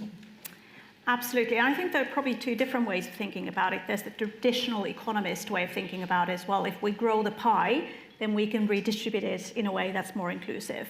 And I do sign up to that. If we don't have any growth, then it's very difficult to redistribute anything. It's hard to pay for the public services we need. It's hard to invest in the kind of future growth and well-being of the country that we need.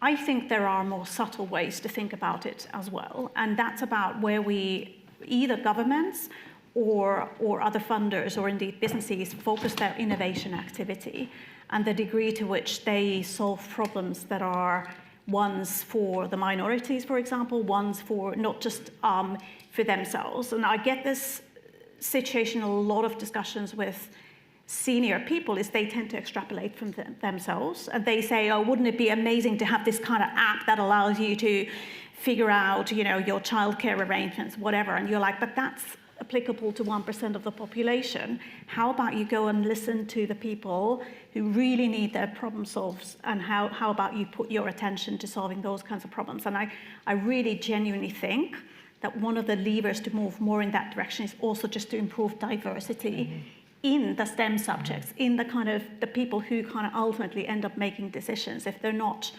able or willing to think about the kind of broader group of people who benefit from their innovation, then I think we might be stuck in the kind of 1% world. It's that idea of diversity of thought, isn't it, which universities in particular, Jane, must be alive to. Yeah, I think it's absolutely critical. I think we know, going back to people like Richard Florida, that places that bring together people from diverse backgrounds are the most creative and the most successful. And I think it's so important to be able to retain that sense of those different ideas.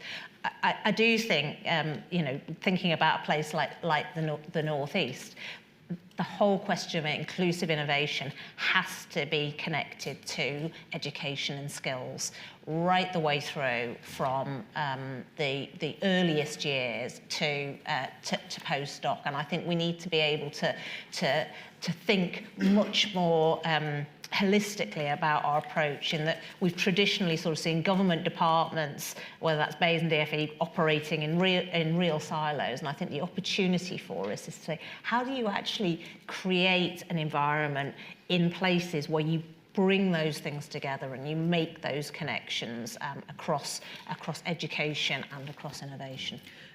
Yeah, the first session this morning, this is what struck me, was that so many people who were asked in a poll by Ipsos, or so few people, said that they thought that better education was going to be an important ingredient to levelling up. They were, many people understandably, concerned about the idea of more affordable housing across the country, but better education seemed to come quite low down. That's somewhat surprised me.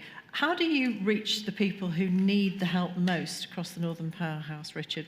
How do you get to those people who are by definition hard to reach but would benefit most potentially from inclusive growth? There's a whole raft of different interventions and support mechanisms required, and I'll give you a really interesting example. So one of the benefits of devolution in Greater Manchester and other city regions is being able to take control of the buses. And Mayor Andy Burnham decided quite rightly that he would unlock free bus passes to 16 to 19-year-olds. And that was really purposeful because it was about connecting people from Oldham and Rochdale to colleges around the city region and to jobs and education. And there's a direct correlation actually to A-level results over the last 2 or 3 years, where you can see an improvement in the A-level results as a potential direct consequence of giving that age group free bus passes. It was taking away a blocker and getting young people to the places where they need it. So it's a great example where devolution at a local level can make a quick, significant difference. How did they come up with the idea that they even needed to do that? Because it would be such an easy thing to overlook. Well, I think we find this wherever, and I live in Bristol actually, and I've got a colleague in the room, and we are trying to work really hard to connect some of our disadvantaged communities. And when you go and talk to those communities, often people are afraid of almost leaving them. It's difficult, the buses are difficult to get hold of, etc., etc. So making it low cost or zero cost and accessible can make those significant differences for communities where sometimes endemically that's not how they operate. What about the concern that some people have that they won't have the skills then in the northern cities? Because the automatic assumption is, well, I've got to have a high-tech skill. How do you disabuse them of that idea and say that you can still take part? Well, I mean, it's interesting. I saw Ben Page's sentiment earlier on about the North East. It was the only area that had a negative sentiment. And I was fortunate to be at the government's Green Trade and Investment Expo in Gateshead only a few weeks ago. And my goodness me, and Jane, we were talking about this earlier on, the investment that's going into the North East around renewables, green energy, industrialisation, etc., etc. And many of those jobs actually don't need to be super high-tech. They just need to be moved on a few notches. And with the Metro Mayor and with universities and skills providers, they're starting to make a real difference. So I think we're starting to see the system in a place join those dots up better. Yeah, no, I think that's absolutely right. And I think that there is something about understanding your place and the interrelationship between all of those different aspects and what's important to people and what are the barriers to people, whether that's transport, housing, good schools, a great place to live and great culture, you know, really kind of understanding that. One of the things we've done in the Northeast, working with the combined authority and the universities, is to develop a thing called Insights Northeast, which is about really building an evidence base to understand the place, but also to understand what works locally, so that you can then build on that. And I do think that sort of having that evidence base, but critically engaging directly with those communities about what's important to them. And I think, you know, kind of understanding where those opportunities are. In the Northeast, there's a huge amount going on around electrification, for example, as part of a kind of journey to net zero. And in many ways, we've got, building on our industrial heritage, we've got huge opportunities, and it's about building those pathways so that people see these as real opportunities that are accessible to them, but making it easier, getting rid of some of those barriers for people to take advantage of that future economy. And part of the green economy, those green the green job creation, that's still in people's minds even in this time of contraction. I think people, where there are real opportunities that are relevant and accessible, then yes, absolutely. I think people, you know, and that's the thing. It's often about sort of recognising that those opportunities are there, and as I say, creating those pathways. Mm-hmm. Yes, I would add to that of course business is always very concerned about uncertainty, as are the kind of broader markets. Anyone making a big investment worries about whether it'll ultimately be one that returns, provides some returns that they're expecting. The nice thing about some of the green initiatives is that they're what we call no regrets moves. It doesn't matter what happens to the oil price or the gas price. Insulating your house is better is going to be something we need to do, you know, for the next 100 years. So let's just like get into it. And I heard some debate earlier today about like the trade-off between, you know, should we be upgrading these skills or, you know, training these people or whatever. I don't think it needs to be an either or even kind of immigration type situation. If we had too many engineers, you know what, we could easily figure out what to do with them. If we had too many people who know how to do loft insulation, we could very easily figure out what to do with them.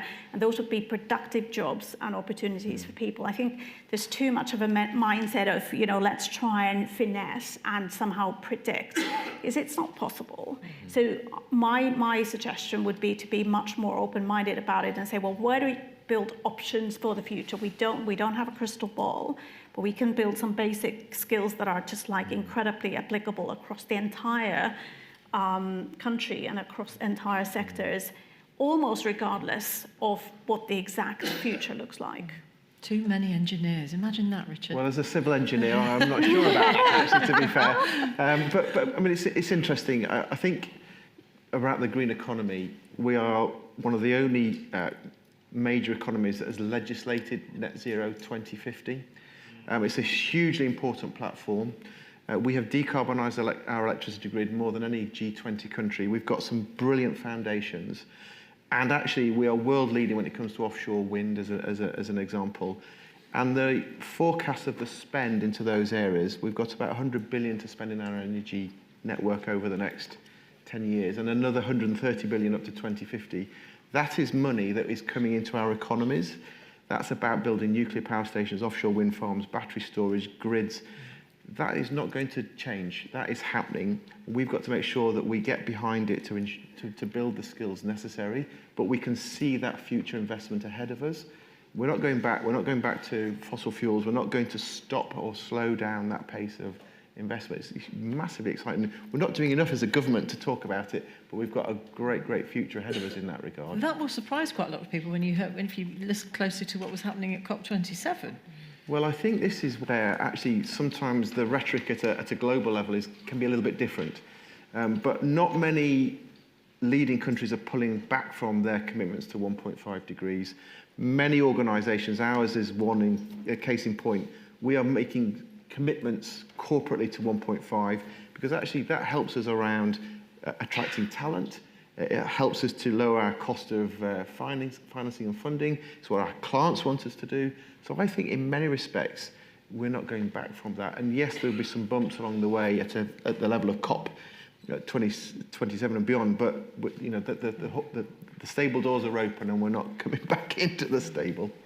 I think I agree with that, you know, and the fact that we've legislated as a country, you know, the commitment to phase out the combustion engine. You know, we need to make sure that we are providing the skills base and the innovation to deliver on those legislative commitments.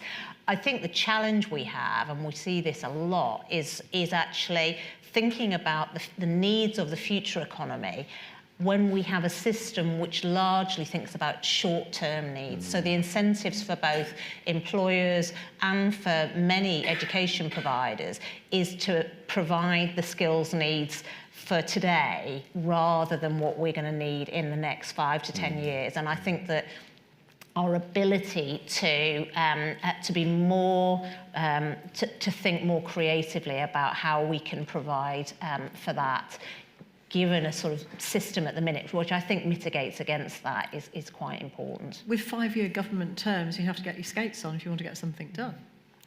So absolutely, but equally, I mean, I would endorse the sort of sentiment of this discussion that the actual needs, whether they be today's needs or future needs, they're best known by local people, by local businesses, by smaller communities, because they're so diverse. You know, there isn't going to be a single blueprint for the UK economy as a whole. And I'm really encouraged that there are a lot of actors, including universities and other educational institutions, as well as businesses, who are just like getting on with it, as it were, not waiting for that blueprint, because that blueprint might not arrive.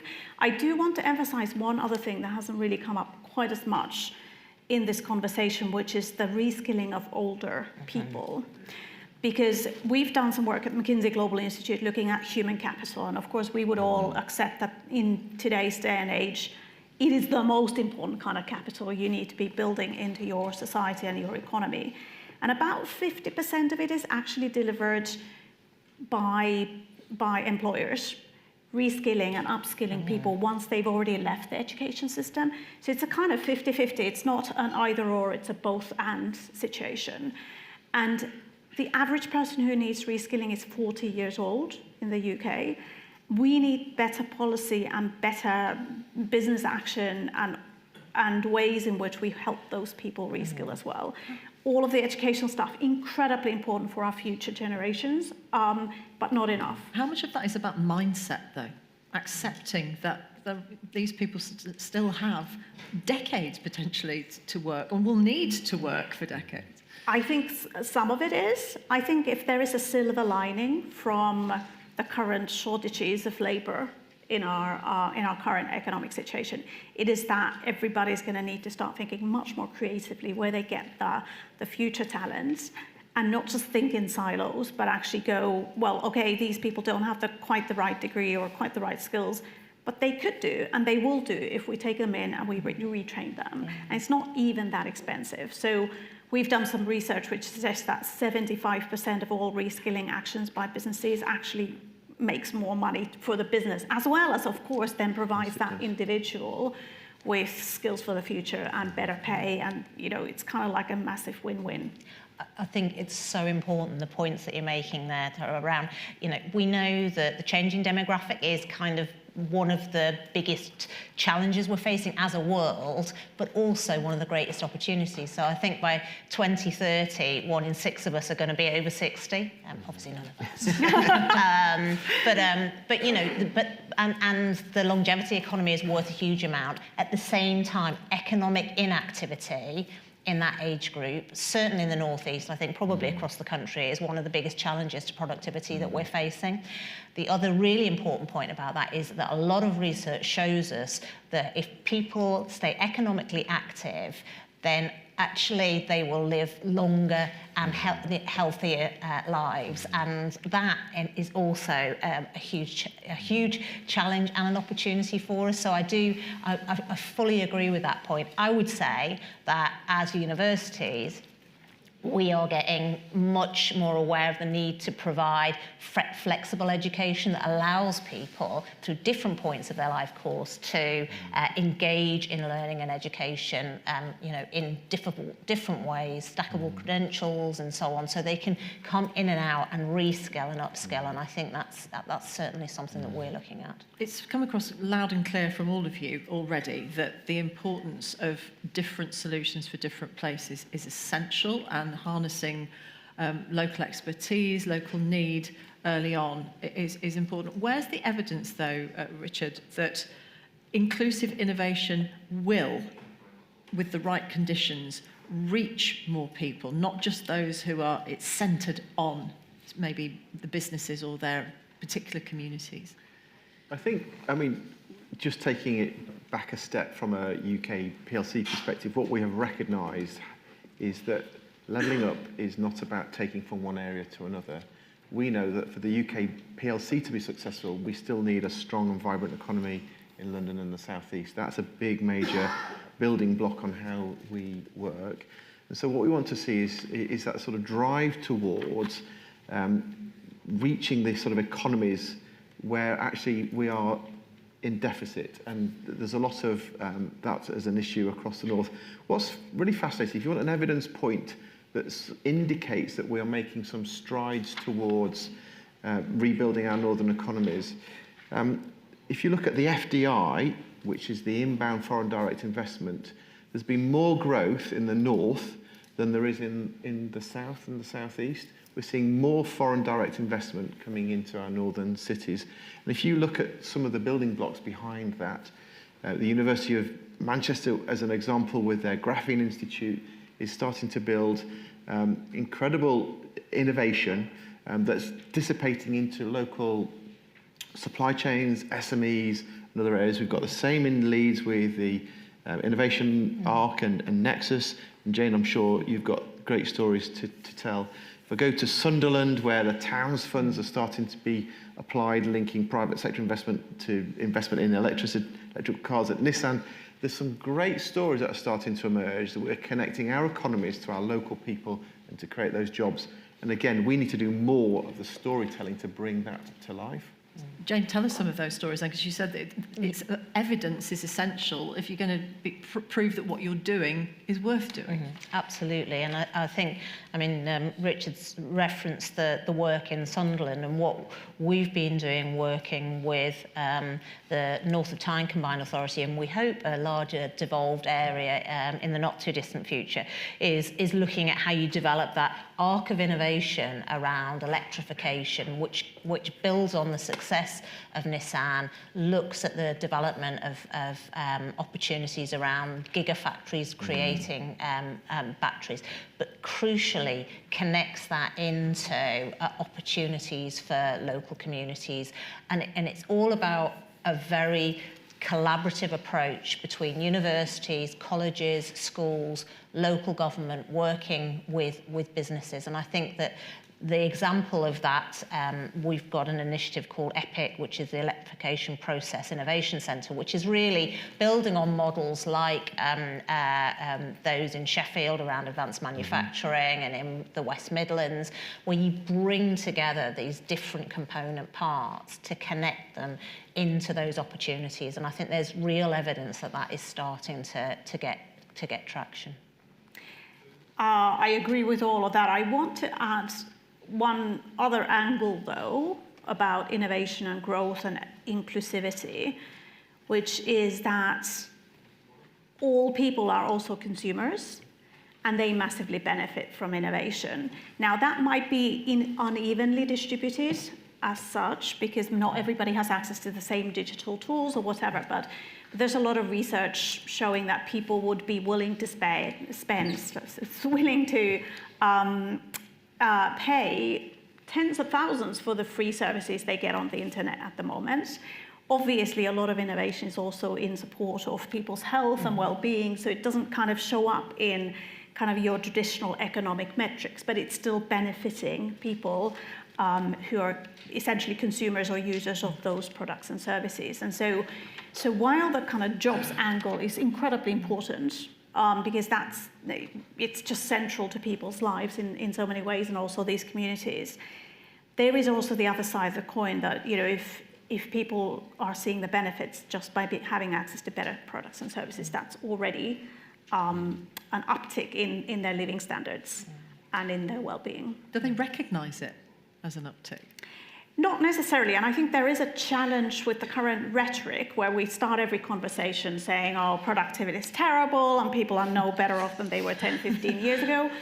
Truthfully, we're essentially almost everybody is massively better off than 10, 15 years ago. If you just think about the kind of types of services you have on your smartphone or on the internet, or even just the way that certain aspects of the stuff you buy at the supermarket are just better products. However, I'm not saying that it reaches absolutely everyone. No, you said that a few moments ago. You made that very clear. It never can and will do. Just if you rely on market forces, you do need policy and you need kind of bottom-up action as well to make sure that there's a sharing of that prosperity. I heard that Andy Burnham, to mention Manchester again, they're setting up not just food banks, which is, we've seen those grow up over the last 12 years across the country, but a data bank as well, where you can actually be given data for your phone, which you can't afford. It's really interesting. In fact, we're working on a project in Greater Manchester with the local health trust and with one of the major developers, Bruntwood, in a very deprived part of northern Manchester. And when we looked at some of the the NAO data on digital exclusion, it was hugely stark.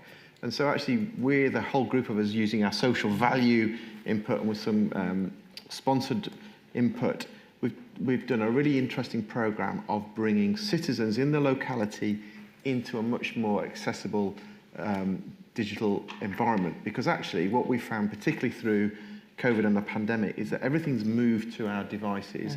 And so we are disenfranchising swathes of our community who do not have regular access to data, to internet, to Wi-Fi, to devices.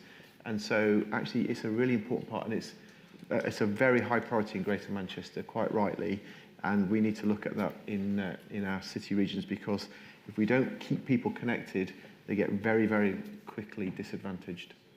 There's a lot of talk about automation, technological change, artificial intelligence that could take away our jobs. How much of a risk is that? Is it overstated, Jane? I think that sort of the opportunities that technology give us, I think, outweigh the risks, and I think the idea that what is important is that we are, because it will create different opportunities. But again, kind of coming back to a similar theme, it is about making sure that through that, the use of technology, we're not inadvertently growing the inequalities. So I think the point that Richard was making around how do you make sure that digital exclusion is not going to actually exacerbate some of the inequalities that we've already seen. And there's lots, I think, that we can do around, again, things like, we've been involved working with colleges and employers around digital boot camps, people kind of getting those opportunities to really become familiar. And also, I think, thinking about different communities in different parts of the country. We often, when we talk about innovation, think about cities. And actually, we really need to make sure that we are thinking about all of those communities, coastal communities, rural communities, where some of the access, we can potentially see how this shift to automation and technology can make things more accessible if we do it right for people who are perhaps living outside of those conurbations. But it is something that we need to be very mindful of, I think. I want to talk, if we can, about the regulatory framework, policies at local level, at national level, and whether they're right at the moment for truly inclusive, innovative growth. To what extent do we have to have government, be it local or national, involved? Is it tempting or possible to sort of circumvent it at times? So my starting point answer would be that you do need a partnership between local, national and governments and obviously all the other actors and businesses, because these problems are super complicated and complex to solve, and so no one player will be able to do it alone. At the same time, though, that should not be an excuse not to get on with the things that can be done. And as we've heard from multiple examples here, lots of people are doing that. I think if I were to highlight one area of policy where probably a bigger impetus, so we've talked about green, and that's fantastic, but a bigger impetus from kind of policymakers would help, is around skills, to make sure that employers who can do such a lot to improve that human capital, that they have an even bigger incentive to do so. But what are the institutions that we need that we might not have that would enable us to give people those skills? Are those basic ingredients even in place? I think we have the institutions, we have universities, we have colleges, we have various different training providers. It's about, as you said earlier, it's about connecting them to the need. And then, of course, realistically, somebody has to pay for it. So I think this is the big challenge we have with skills in any country, is that there's what economists call boringly a market failure. If the employer invests in the skills of this person, they actually become more marketable, and they're more likely to leave that employer and give all of those skills to the new employer, which of course in a competitive market, lots of employers would be worried about. So you need an incentive for employers to keep doing this, because then it does benefit. Ultimately, kind of it comes round. The other person who was staffed up and supported by another business, somebody from them will come back to this business. So it does add up as a kind of positive thing for everyone, but it won't happen automatically. And so you might need some incentives for employers to do more of that. Thank you. I'm a bit more optimistic about the skills agenda, because if I look at what's been happening through devolution, we've started to get much more systematic around creating local economic industrial strategies, whatever you want to call them. They have a different flavour every month. We have long-term funding settlements to combined authorities that actually give them the wherewithal to co-invest with our colleges on the programmes that are needed locally. And we've started to see the pathways for business to come and get involved and start to join some of those dots up. Now, I think the one thing very specifically that's not working as well as it could do, and which is an area of government policy that I think needs to evolve and change, is in the apprenticeship levy. I mean, it's a tax on business, and we accept that, but we don't always have the ability to maximise our pot. Each company has its own pot effectively, and we would much rather the government worked at a local city region level and said, look, actually, this is what sits in your collective pot, and can we agree with the businesses in your local community that we can move those funds around? There's a lot of money that's locked up in the apprenticeship levy that needs to be invested locally. And I think if there was one ask of government at the moment, let's take what we've learned and let's mature it and let's redefine the apprenticeship levy. Different companies have a very different view of the apprenticeship levy, don't they? I mean, those that put in don't feel that they necessarily get out what they're due. Yeah, I mean, I would agree that, you know, as a specific policy intervention, it's that certainly is something that needs to be thought about. I mean, you know, as a large organisation, we contribute to the apprenticeship levy, and the restrictions on it mean that we're not able to fully deploy that. So we've found ways around that to work with some of our partners in the North East to pool what's left of the apprenticeship levy and actually use it purposefully in our place. But I have to say that's hard yards making that work.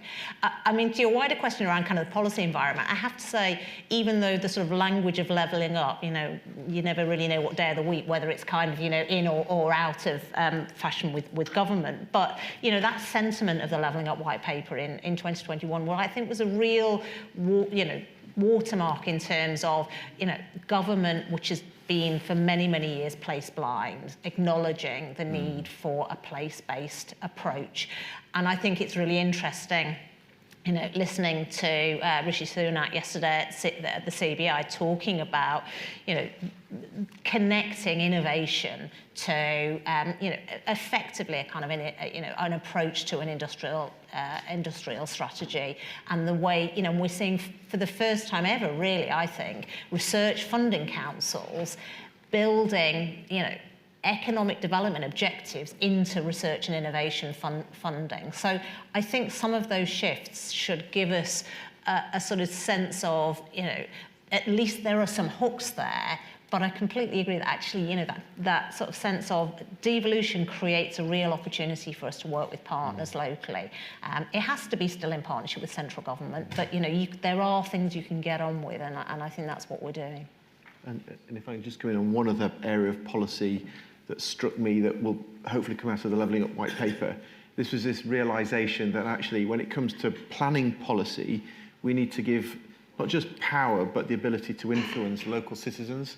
And one of the opportunities that hopefully starts to exist is that local people have more of a choice as to what gets co-invested out of that planning uplift, that economic uplift, so that they can start to influence where they want to see social infrastructure, GP surgeries, transport networks, schools, hospitals, etc., etc. And I think if we can get the join up where local communities can have a better influence as to what that planning gain looks like, I think we'll see citizens feeling a lot more upbeat about the fact that they can influence what's happening in their local How do they do that? locality. What's the mechanism by which somebody would be able to say what they want? Well, I think this is where actually we have to recognise that our local politicians, our councillors play a really vital and pivotal role in engaging with our communities. And it's one of the challenges that I see in devolution with regional metro mayors and their local authority partners, their leaders and others, sometimes making that connection from big strategic policy work to actually what's happening in specific wards. And it's at a level of maturity that we are not yet settled on. And I think that that's something that if we're equipping our politicians and our local leaders with skills, and Jen, I'd be really interested to hear on your thoughts around this, but how do we ensure that we are making sure that we work through the system so that our local politicians help to feed up those requirements specifically? Do you see, Jane, that more councillors are recognising that they have a role to play at sort of a district level, a borough level? Absolutely. I mean, and I think that when it works well, and I think the example of the North of Tyne Combined Authority, which is a partnership between Newcastle, Northumberland and North Tyneside, is a good example of where locally elected politicians are sitting around the table with the elected mayor, feeding in. So you have a cabinet structure where those politicians are working together, and I think that's really important. But also working with other groups. So, for example, around North of Tyne, there was recently a citizens' assembly looking at the opportunities for net zero. So using those mechanisms and those connections, working with local authorities to try and really make those connections right the way through from grassroots community interest through local government, through the mayoral combined authorities. So, it's a complex map, but I think finding those ways of engaging is important.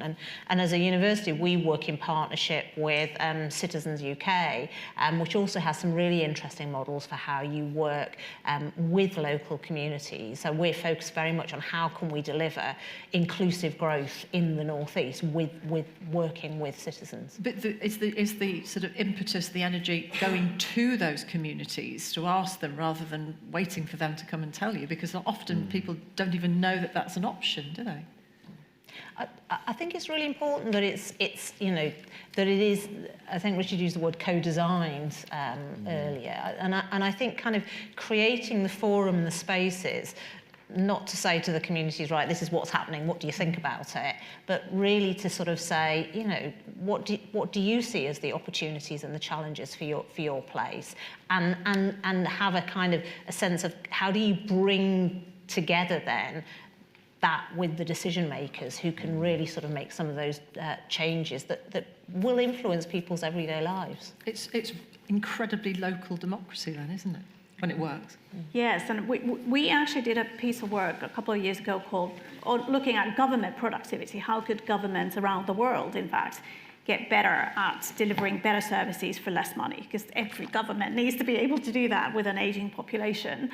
And an awful lot of it came down to this kind of local level. engagement. And there are lots and lots of different tools out there you can use and lots of different approaches. But what you are saying is core. It needs to be something that resonates with the local population, and you don't know that in advance. So you may have to try a number of different things. But once you do that, you actually find solutions that cost less money and deliver better services. So my favorite example is from Australia, where the issue was to do with some kind of growing demand for cancer patient treatment. And it turned out that once they actually sat down with the cancer patients, they realized that the biggest problem for them was parking at the hospital.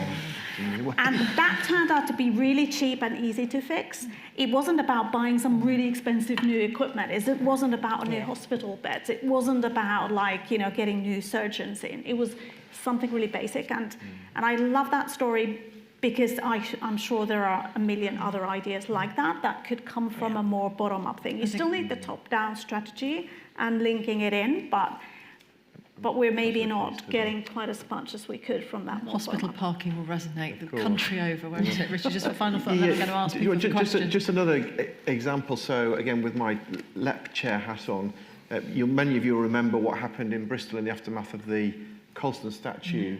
And actually the debate that sparked around actually how are we treating our communities fairly and equitably. And the truth of the matter is that there are communities who do not want to come into City Hall, who don't want to come into the institutions in a city. So we've learned that we've got to go out and into our communities, and we've put some really purposeful investment into organisations like Black South West Network, where actually we're co-funding the facilities in the community that allow that community to get the support and engagement that they need. And I think we've got to change the dynamic to expecting people to come into City Hall and into our institutions and get ourselves out into the community. And it's just a small example, but we've got to do much more of that, shift our thinking. Great, thank you. Right, microphones, are they at the ready? Yes, they are. We've got about 15 minutes, maybe not quite, maybe just over 10. I'm going to be as... Can I ask that your questions over there? Yes. Can I ask that your questions are really tightly focused, please, and we will whip through as many as we can. The lady had her hand up here. Thank you all. My name is Mimi Achipade from Cogent Analytics. I'd like to ask the panel how they see the current talk about sustainability and, with the environment, social and governance framework, how does that link into your discussion about innovation, inclusive innovation? Because, and I'll tell you why I ask this, because I think one of the easiest way from bottom up to get companies invested is by putting the inclusive innovation into the society bit of ESG. Thank you. I could maybe start with a quick answer, because we see this sustainable inclusive growth and ESG as very much a kind of an overlapping agenda. And businesses are starting to realize that investing in ESG is not just about showing some credentials. It's not just about ticking some box.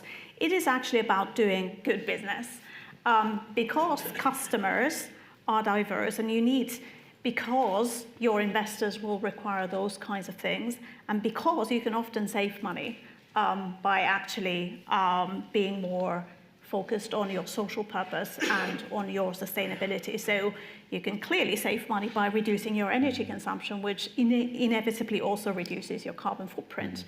You can save money on your recruitment costs and your sick leave and whatever by actually treating your people in your employment better and giving them the kinds of skills and indeed health support that they need. And so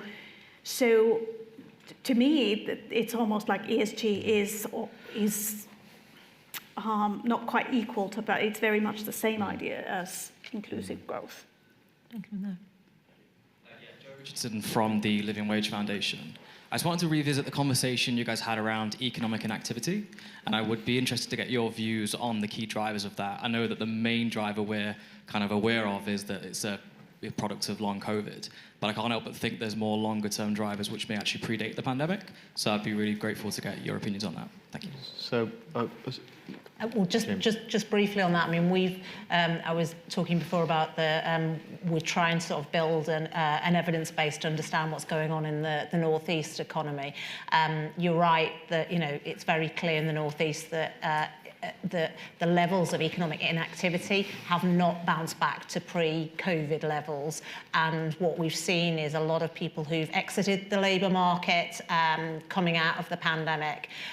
I think the other thing that we have seen a lot is how that is linked to issues around an ageing population and caring responsibilities.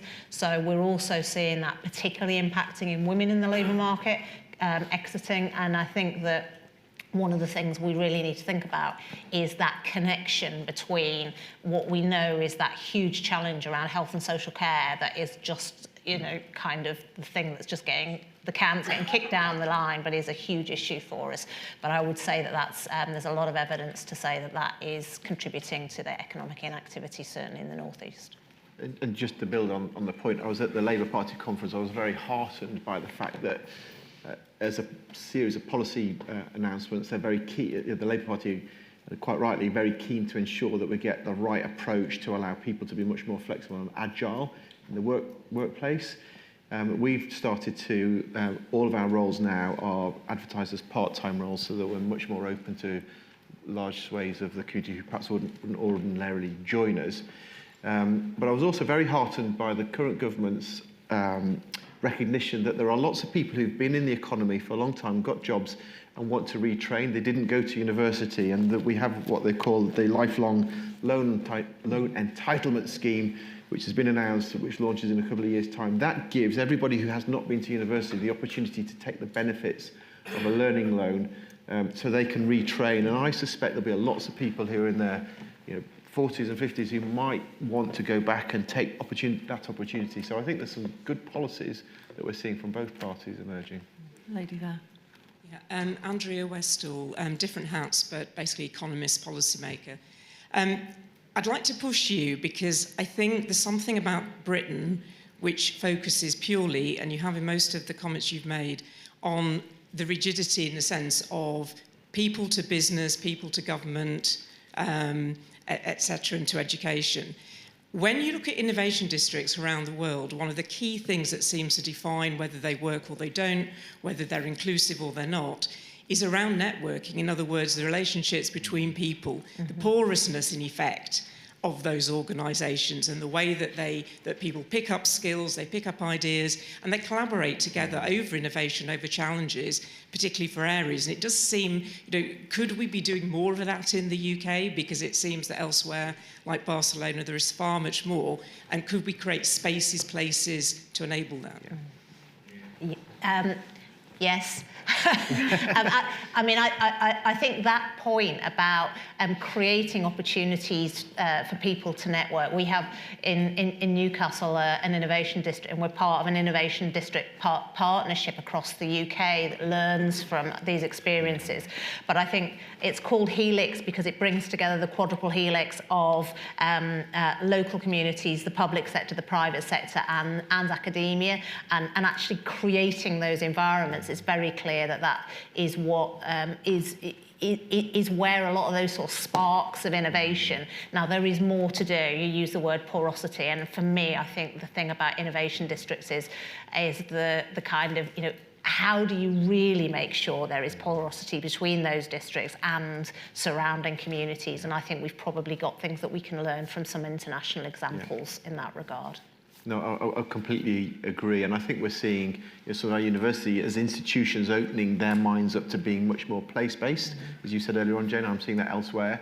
So we're on a journey, but I think we recognise that we haven't got to ensure that what sits around those innovation districts is much more porous, as you were suggesting. So work to do. If I could just one quick extra one.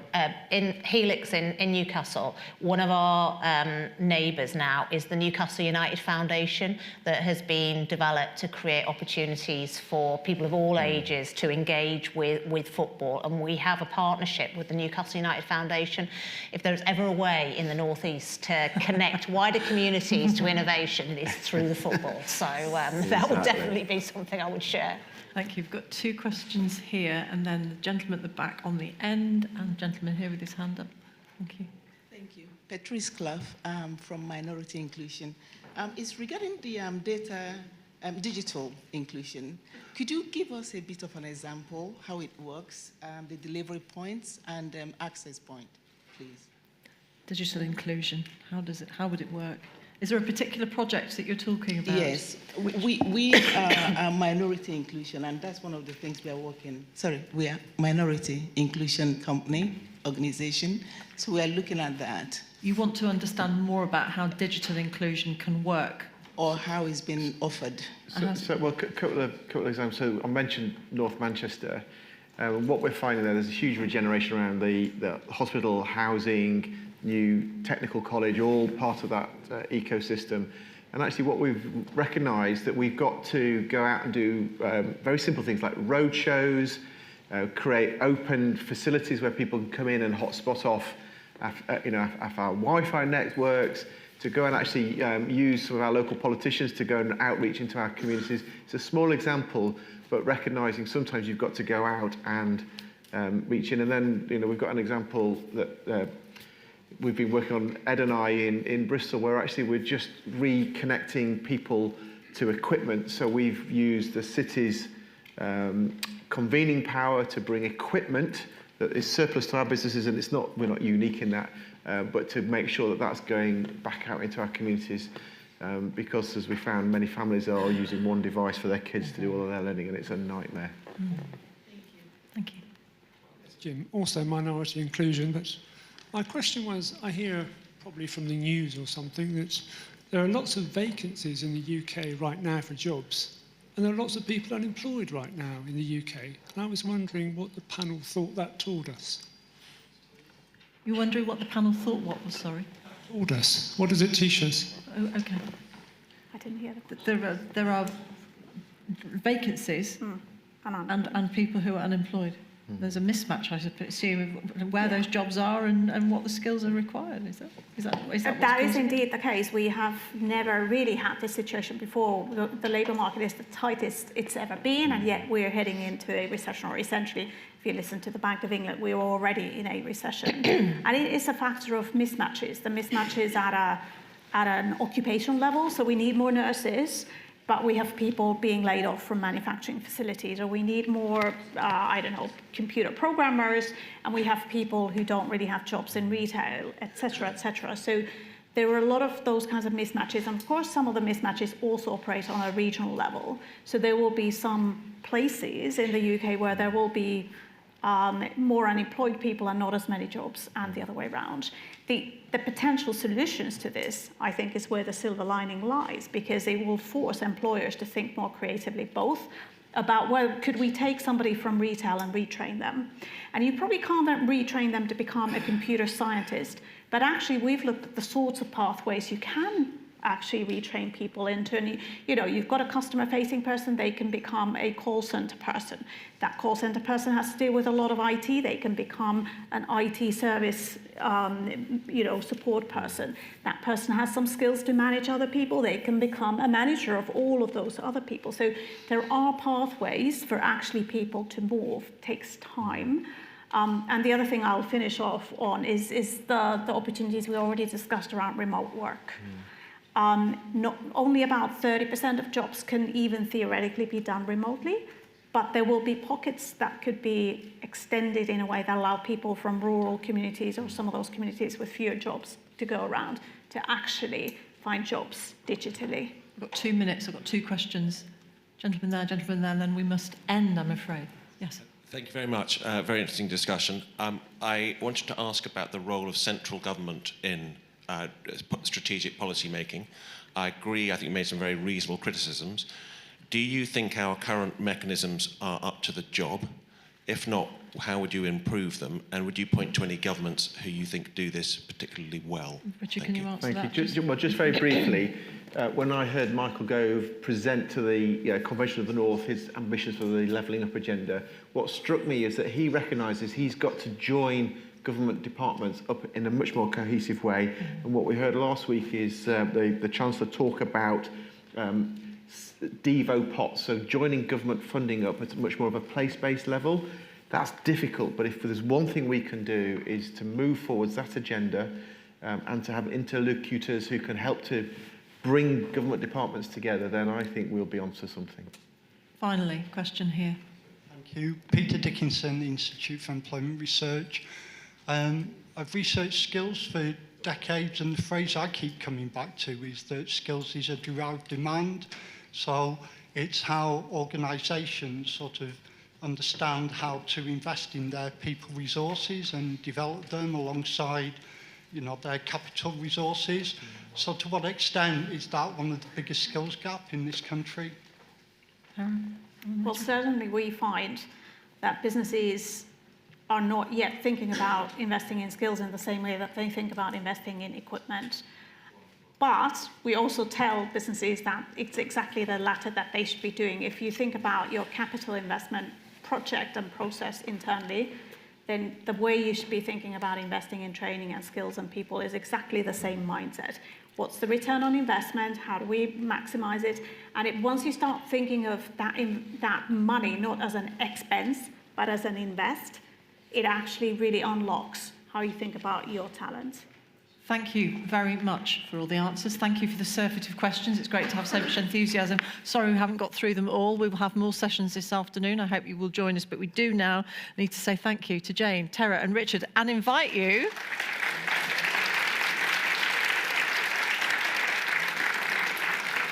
to take a break for lunch, but please be back promptly at 2:20 when we're going to set a few things on fire and try and tie it into inclusive growth. It's an inclusive innovators lab experiment, and I'm completely out of my comfort zone with it, so come back and see if it works.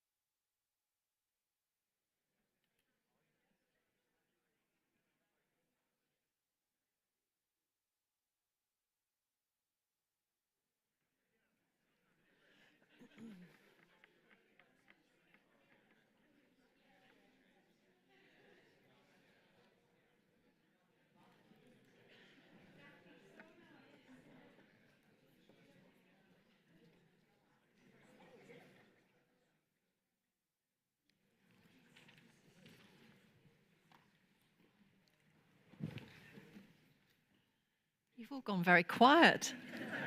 Is it that postprandial torpor that descends?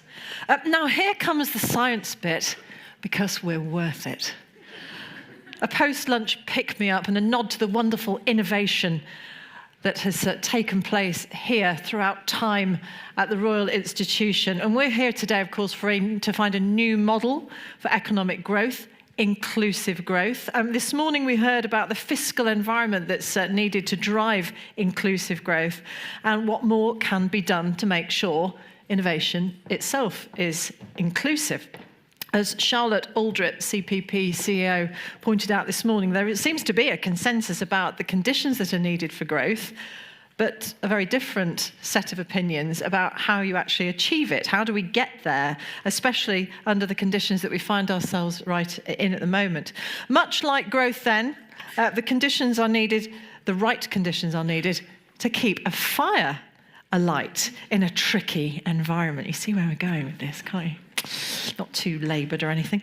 The Royal Institution science communicator, Gemma Norman, is with us this afternoon to demonstrate exactly how this works. And then I will try to provide a sort of metaphorical interpretation. Bear with me. It's a long time since I did a chemistry lesson. Gemma, come, tell us what you've got. Tell us what you're going to be doing. Thank you. I just want to start by saying it's so great to be here today to do some science for you. And I wanted to start off with this thing that I've got here, which I'm sure all of you recognize. It is a candle, and we've got the candle burning very bright. Now, this does have some history to this building that you're in today, the Royal Institution. It was a guy by the name of Michael Faraday in 1825 who started the Christmas lectures, a series of science lectures for teenagers that are still done to this day. And he did several of them on the chemical history of the candle. So fire does need some very specific conditions for it to burn. It needs fuel, it needs heat, and it needs oxygen. And if you remove one of those conditions, say for example, if we snuff the candle, then the flame goes out. Now, fire burns hot and it burns bright. And an extreme environment for that is going to be something that is the complete opposite temperature. Now, when I do these presentations for children and teenagers, I like to ask for hands up for some ideas. So anybody want to put their hands up for an idea of something that is quite cold that we could use that maybe might put out a fire? Anybody? Ice is very cold, thank you so much. Ice is very cold, so frozen water. I'm thinking even colder than that. Yes. Liquid nitrogen, yes, liquid nitrogen is what we can use. Very good. Excellent. So liquid nitrogen is minus 196 degrees Celsius. So it is extremely cold on the opposite side of the temperature scale when it comes to fire. So I have some liquid nitrogen in this dewar here. Now, it was a scientist by the name of James Dewar who also did work here at the Royal Institution who invented the dewar. We now know them as thermos flasks, so keep things hot and keep things cold, especially our warm drinks at this time of year. And if I pour a little bit of liquid nitrogen out, we can get a good look at it. So nitrogen is usually a gas in our atmosphere. We cool it down to minus 196 degrees Celsius, and we can turn it into a liquid. And you might also be able to hear that boiling away in there. So boiling, just turning from a liquid into a gas. Now, it's such an extreme environment, and I wanted to just show you how extreme it is. So I've got a few flowers here, and I'm going to place one of these flowers into our liquid nitrogen, just so we can have a look. So I'll place it in there. Again, we can hear that boiling away. I'll leave it in the top there.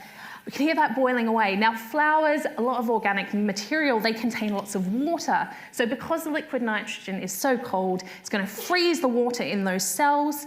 And then if we then lift it up, It completely crushes, yeah. So we're freezing that water, we're completely destroying those cells, and it leads to a change in between those flowers. If I try and squeeze the flowers as is, they're not going to break apart just like that. Now let's bring that back to some fire, because that's, again, what we want to see. Will fire burn in this extreme environment of minus 196 degrees Celsius? Well, I'm not going to use my candle. I'm going to go something a little bit hotter and a little bit brighter. I'm going to use something called magnesium metal that I've got here. Now, some people might recognize this from an experiment done back at school. We burn magnesium metal. But magnesium was also first isolated in the Royal Institution in 1808 by Humphrey Davy. So again, more history to that one. What I'm going to do is I'm going to light this magnesium metal in the flame of the blowtorch, and then I'm going to bring it over to the liquid nitrogen, and we're going to see what happens. Now, first, a little bit of safety. It is extremely bright magnesium metal, so bright almost like it's like you're looking at the sun in a way. So if you don't look directly at it, just look to the side of the when it's burning through your peripheral vision, just to protect your eyes when we're doing this one. Okay, so I'm going to get this one ready to go. Also, when I do this with the kids, I like to do a bit of a countdown. So if you'd humour me, we can do a countdown from 3. Yeah. Yeah? Yeah. Okay, so counting down from 3, 3, 2, 1.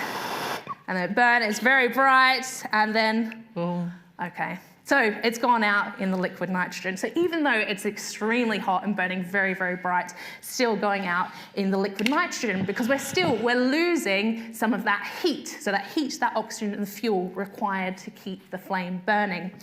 But I'm not going to end on that. I've got one final thing that I'm going to show you, because if we add another condition to that magnesium, then perhaps we can get it to burn. Now, I'm sure all of you probably recognize one of these.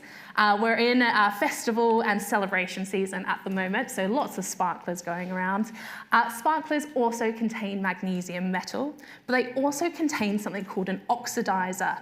So when it burns, it's able to supply its own source of oxygen and burn very bright. So again, this time I'm going to light this one, and then we'll put this into the liquid nitrogen to see what happens. So one last time, one last countdown from 3, 2, 1. All right, we've got our sparkler going. Oh. And it continues to burn, even in the liquid nitrogen, at minus 196 degrees Celsius. So I'll leave that one in there to let that burn. But thank you so much for inviting me. Thank you.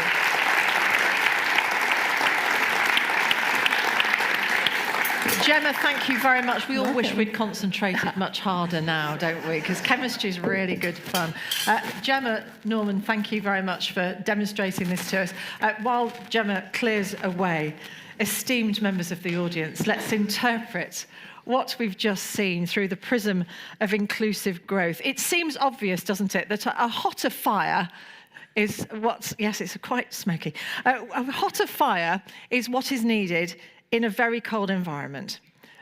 But when that hypothesis is actually applied, in this case, the fire goes out, because the conditions in that jar of liquid nitrogen were just too hostile. So it can be argued with growth and growth policy. While a hot and fast approach might seem the best remedy to a cold, stagnant economy, when put to the test, it could still fizzle out if the conditions aren't right. The coldness of the flask, for example, or the market is easily observed when oxygen is missing. The right conditions are not there. And so our friends at the Centre for Progressive Policy might consider an understanding of the need for growth to be inclusive of people and places is the oxygen that we need to keep good growth alive. The sparkler that combines the fuel and the key ingredient of the oxidizer represents the growth stimulus and this inclusive approach that we're talking about today. It can withstand the difficult environment of the flask or the market and still burn brighter than before. I hope that that has given you a little food for thought, and you'll bear it in mind throughout the afternoon. Once again, to Gemma, thank you very much.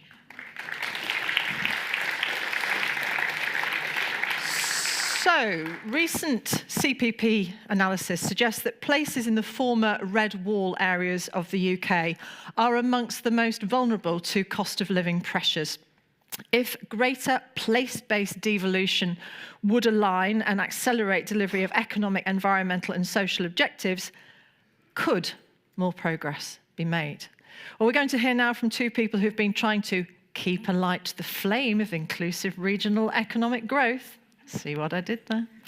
Andy Haldane, CEO of the Royal Society of Arts and former government advisor on Levelling Up, and Marvin Rees, Mayor of Bristol since 2016. Charlotte Aldrich will chair this session for us, all about global challenges with local impacts. Please welcome Charlotte, Andy, and Marvin.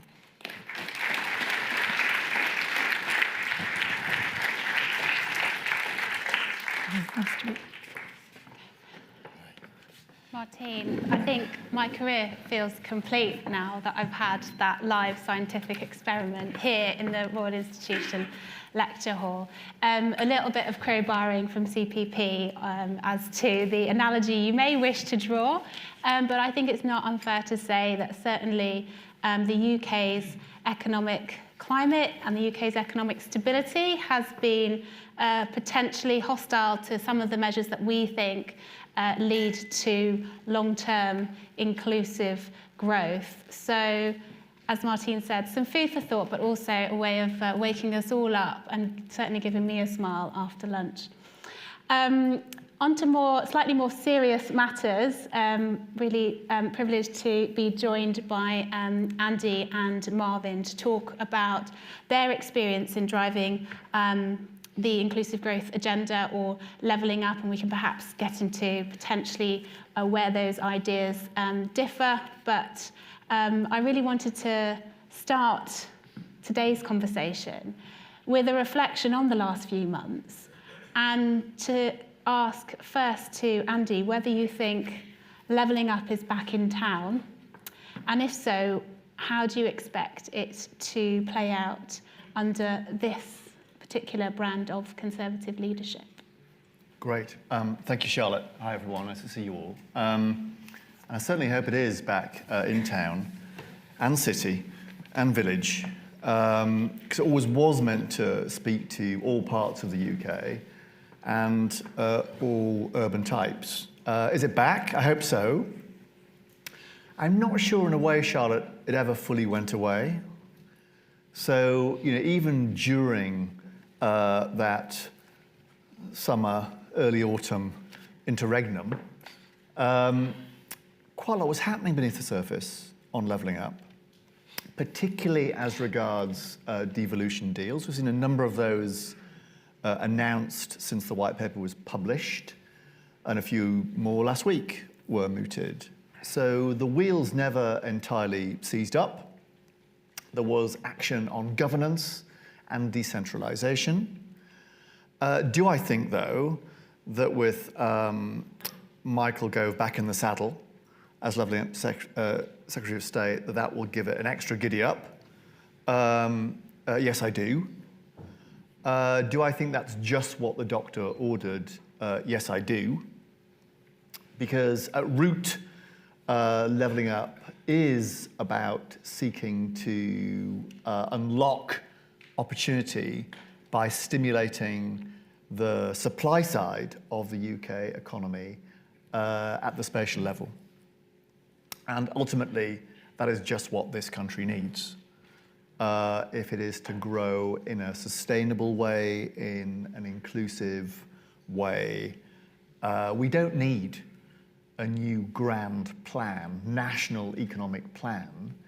We have one hiding in plain sight in the form of Levelling Up, which is doing a national economic plan from the bottom up, which is the right way around. Marvin, does it feel like Levelling Up is continuing, has been continuing, and will be, as Jeremy had kind of mentioned very quickly in passing, this government's national mission? Does it feel like that for you in Bristol? Well, as with most things, yes and no. First off, I agree, actually. I think this is not for tweeting, but I think you'll find a number of Labour leaders of cities are quite relieved that Michael Gove's back. Because while I may, on the whole, disagree, obviously, with being his political camp in terms of party politics, we think we got someone who thinks and reflects. And we did, some of the people that went before him, we didn't think, thought much, and reflected. And that was a problem, right? So there's someone we think that we could actually have an adult conversation with and make some progress. I'd also say, just about levelling up, that part of the conversation is about talking about national government here. We've always been in the business of levelling up, whatever we call it, right? We cannot grow a city. One of the big challenges facing cities all over the world is how you continue on this journey of rapid urbanization while your cities remain places people can afford to live. You don't breach planetary limits on biodiversity and climate change, which you don't compound inequalities that turn into population sickness and social instability, fragmentation and instability. So levelling up feels, and I'm not trying to pick a hierarchy of it, it feels like a national government talking about stuff that we were trying to do anyway, right? So it never went away at the city level, I'd say, but certainly we felt a national focus on levelling up kind of waning a bit. But what I would also say about it is it has to be real. So let me give you a very immediate example of where this has to get into some nuts and bolts, right? If we're serious about including more sources of power and leadership in a national debate. So I've just come back from COP, right? I was there with Susan Aitken, the leader of Glasgow. In the lead up to COP, right, there was not one conversation between national government and me as chair of Core Cities and Susan as the former host of COP about what the UK should do at COP. Now, to me, that's 101. That's like basic. Let's get ourselves organised, have a coherent UK position. Let me get national government, UK investors, UK cities, UK charities in a room, develop 3 top priorities so when we go to COP and our £2 million pavilion that we bought, we can make the best use of it. That didn't happen. There is no plan to have a post-COP review. Climate change is one of the most important issues on the ticket, and it's going to cost billions, trillions of pounds to deal with it. So you take every opportunity to maximise investment out. That conversation's not happened, and I've not heard a breath of that happening. So to me, that's one of the tests. We've got to have the banner, but it has to be within the practice, and the practice, I've not seen it really hitting the ground. So lots of things to think about there, but do you think then that levelling up is still seen through the prism of what central government can do, rather than, as much as it wants to talk about devolution deals, actually looking at how its relationship with local government and regional government and kind of pan-regional government, thinking about sort of Northern Powerhouse, Western Gateway, etc. Do you think it is adopting that bottom-up view in the way that Andy described? Well, I think there'll be a battle for it. I think there's an intention to do it, but again, with all these things, they're challenging. I think it's the right idea, and it's nice to get it articulated and put in a document that actually says this is what we're pointing at. And then I'm sure Andy would be doing the pressure, but we will. There's a friend of mine who's a bit of an activist. He says, occupy the rhetoric, right? And actually, that's one of the things that happened with levelling up. The phrase was used, and then city leaders, local government leaders all around the country tried to get hold of the definition to make sure they weren't defined out of benefiting from it, which was the danger when we thought it would just be a geographical north-south issue rather than an issue that took geography into account, but also people groups who were left behind wherever they live, which is what I think one of the real dangers. So the slightly unfair criticism would be it is national government talking about national government and how much space they're going to allow for these local government machinery and whatever to do something. So it would be about national government talking about itself. The more gracious way of talking about it, I think, would be to say that there is a recognition now that the country, and dare I extend it to the world, cannot be run by national governments working alone or even together. In a world in which so many of the issues are post-national, local government energy resources, dare I say city energy resources, have to be released to shape national and international policy. And one of the reasons, I mean, you've just come back from COP, which is a process which is arguably failing to get a handle on warming global temperatures, as much as there is will amongst citizens and leaders, national and local. What does that then suggest to you as to how, if we were to build a new system of governance where mayors play an increasingly prominent part, I guess what can we learn from how we've tried to do either that kind of national, local level relationship in the UK, but more pertinently at an international level?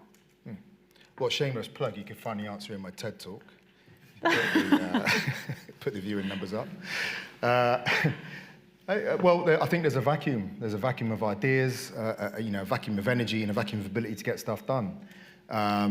And I think that a worldwide network of mayors, and there are worldwide networks of mayors developing, there are about 300 city networks in the world at the moment, in many ways forming in a world in which it is increasingly felt and recognised that national governments are failing to deliver on issues at a time. One of the things I shared when I was at COP was around a report in the week before COP that there were no credible plans on the table that brought us to meet the targets we need to meet. And I'm saying they're not targets, they're limits, right? But I bet that was about adding up national plans. What if you added up the plans of the world's cities to decarbonise? I suspect that you come up with a different number, and you might end, I'm not saying you would, but you might end up with a number that actually was meeting those limits. But then the challenge is, how do you get finance into the hands of city leaders? And at the moment, finance is bound up between international finance, public money, and national governments. It struggles to get down to the place level. Yeah, well, unfortunately, yeah, finance is failing on climate change. Andy, what do you think in terms of the finance of levelling up? Well, maybe a couple of points on that. I mean, one, it's good to have the conversation about finance generally, including for levelling up, not exclusively through the prism of central government, to your point from earlier on. I mean, in some ways, I think too much of the relationship around levelling up has been about local leaders looking up to central government for financial crumbs from the table. And I do think that dynamic needs to change pretty fundamentally if we are to make a success of levelling up.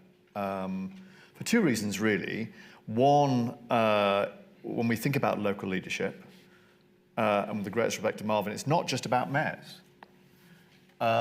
It ought to be as much about local leaders in universities, local leaders in the private sector. They all have an equally important role to play in driving change in place. I was just with Marvin just last week, actually. I was across in the States for a couple of weeks discussing regen of cities in the US. And the blueprint there could not be more different from the blueprint we often adopt here. It's often private sector initiated. The financing stack for those projects often comes predominantly from philanthropic foundations and from the private sector. And there's far less of a parent-child type relationship than I think we sometimes see here, and I think that needs to change. That's on the general. On the specific around financing, we know that fiscal finances are going to be tight, probably for as far as the eye can see right now. But we're in the fortunate position as a country that when it comes to private financing, the pockets are pretty deep. For patient capital in particular, pension fund capital being a case in point, there's a pot of £3 trillion, only a tiniest slither of which currently finds its way into local projects of various types. Some of the regulatory rule announcements finalised last week ought to unlock more of those riches than has been the case in the past. That's the supply side of the equation. The demand side of the equation is more local leaders like Marvin, but including private sector leaders and university leaders coming forward with investable propositions in that place into which that patient capital could then flow. So there is a financing question. There has been a financing gap historically. I think there are ways we can now begin to close that gap by using a different financing stack than that which we've had in the past. Yeah, so and we're in that space. Yeah. So for example, there's a network, but again, this is where we do need to get things aligned, isn't it? So we've just done a deal in Bristol around private finance, right? We've done a deal with Ameresco and Vattenfall, 2 energy companies, not British, by the way. It is now going to result in £1 billion investment in energy in the city, which promises to transform the city's relationship with energy from generation of renewables to distribution, smart use and storage. So that's fantastic. That's private money, no government money whatsoever. But it cost us £7 million and cost us 3 years to do that deal, all right? And by the way, we took that £7 million from our revenue account, which is the same account that we use to pay for adult social care and children's services. So the dilemma in local government is to get projects bankable, ready for the market, costs loads of money and involves lots of risk. Because during the 3-4 years we were getting LEAP ready, the journalists and the opposition were prowling around saying, hold on, there's a lot of risk here. You should be spending money on SEN, right? And what if it fails? Fantastic. So actually what we end up doing is taking a huge risk and pushing water uphill, when actually what could happen is what the role of public money in that sense is an enabler. It's the catalyst and sometimes the market maker, in that. And that's the challenge faced by local governments all over the place. The other dilemma is in that situation, if, for example, I mean, the local government wants to, well, certainly from us, we want to be a stable partner.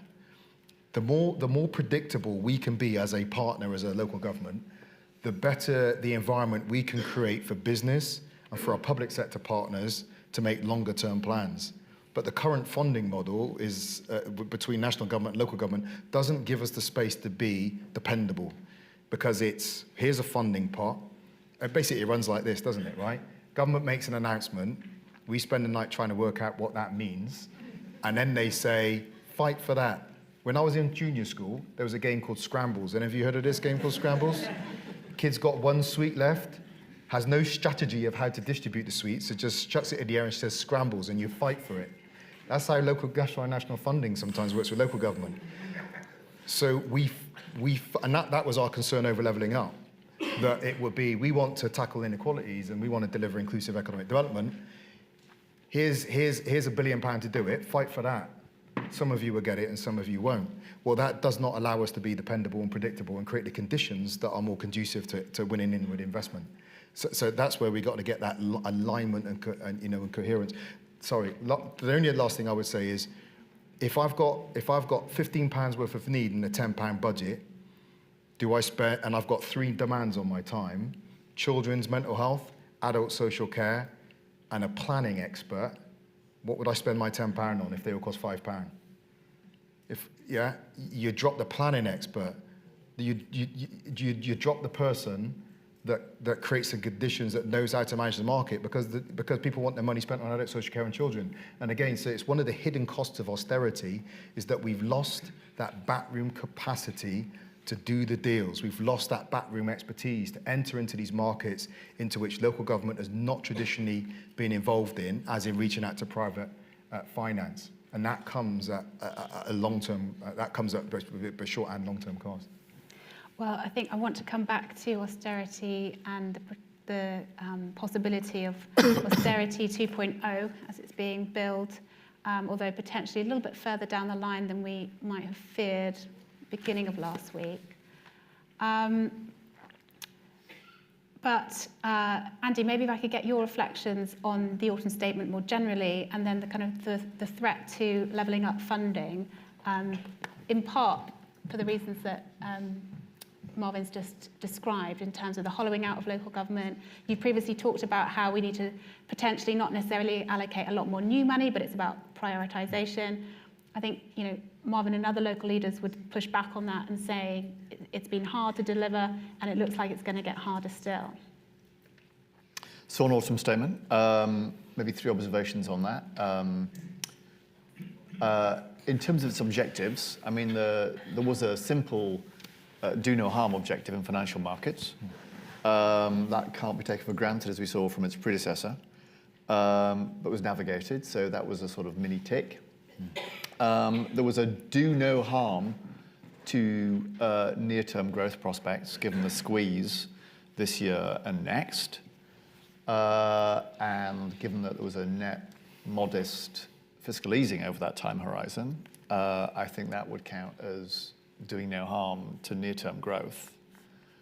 For me, what was really missing, though, most fundamentally, was a coherent story and plan for growth beyond the near term. I think so. That was largely absent. And indeed, if anything, there were bigger question marks asked about that, given the uncertainty about what happens beyond 2024 to capital spending and all the rest of it.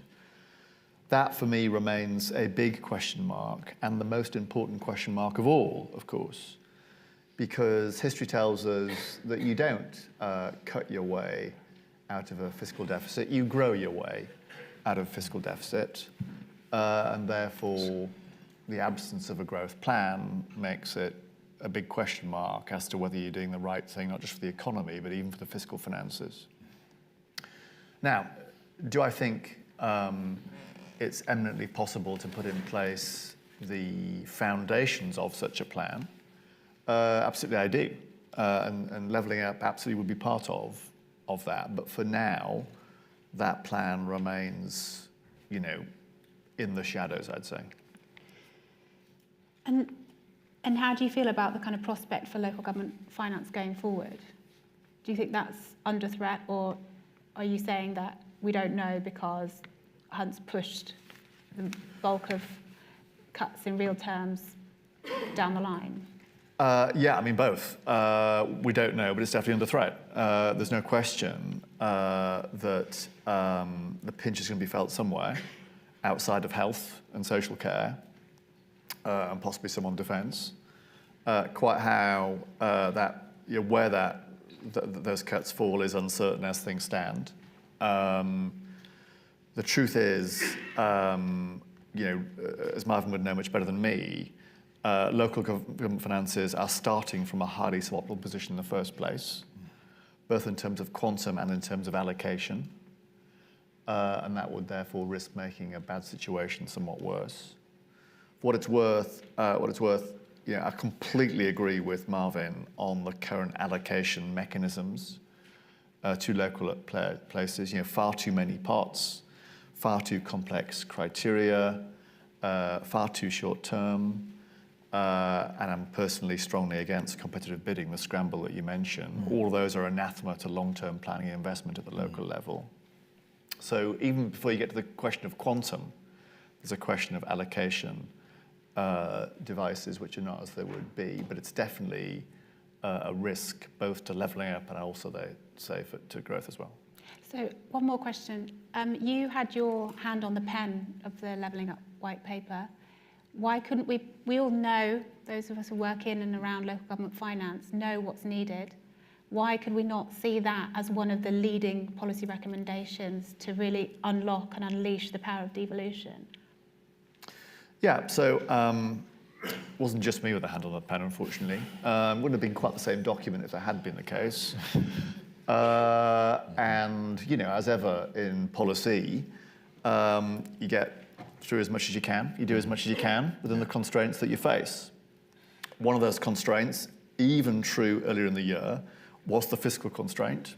And that constraint has got more binding in the period since the white paper was written. There's no question about that. As I say, I think there are some unanswered questions, both about allocation of existing pot to local government, and to the quantum of that pot. We'll have to have those conversations down the line. Oh, is there anything you wanted to come back on from that? Just a few things that sparked my, and I totally agree. One of the messages we constantly give in local government is, you don't get everything you want. Sometimes you get what you can, right? That's a democracy, actually. So I'd say one is that competitive funding, by the way, I think is kind of symptomatic of an absence of a strategy. Right? I don't know what to do, so fight for that, you know. And whoever is the most beautiful application in front of me will get the money. But that's not necessarily the most strategically placed. Doesn't take account of the factors, you know, that may actually create the conditions for growth and the sequence within which you might want investments to take place. And central government, sorry to interrupt, but it's shown itself as an unreliable partner as well, because, you know, you had to jump to bidding for investment zones funding that a few weeks later, you know, that the criteria change again. Yeah, well, LGA have put some numbers around how much we spend on bids. And it's a lot of money spent on bids, and some particularly, which is particularly galling when they then don't work, because that's, you've taken that money out of your budget. But there's a couple of things I would say just about the last budget. One is, I think there's a real danger that we're burning our coat to keep ourselves warm. You know, we could end up incurring costs of cuts. So we're looking at saving £67 million now over the next 5 in our medium-term financial plan. It is true that there are areas in local government that could be made more efficient. We are discovering these all the time.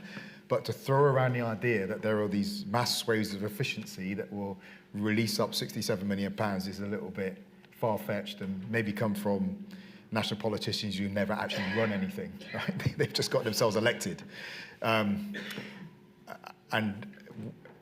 That's a challenge for us, right? And by the way, it costs money to find savings, right? Again, you need people who can comb over an organisation and identify these things. All that takes investment at the front end. It's not free to find savings in your organisation and find these increased efficiencies. I think the second thing, I'd be interested in a bit of a national narrative around the future of growth. And I don't know, I mean, Andy, you'd be better positioned than me to say whether this was possible. The markets want, obviously, you know, sane finances. But actually, one of the things that perhaps we take into account in the future of our economy is the health of our population and the stability of our population. And then maybe you begin to take into account the potential of cuts to cost the future economy, reducing the health resilience of your population, reducing the social bonds and the resilience of your population in a way that actually would be, would undermine the basis for growth. As a businessman in Bristol, John Savage once said, you know, riots are not good for inward investment.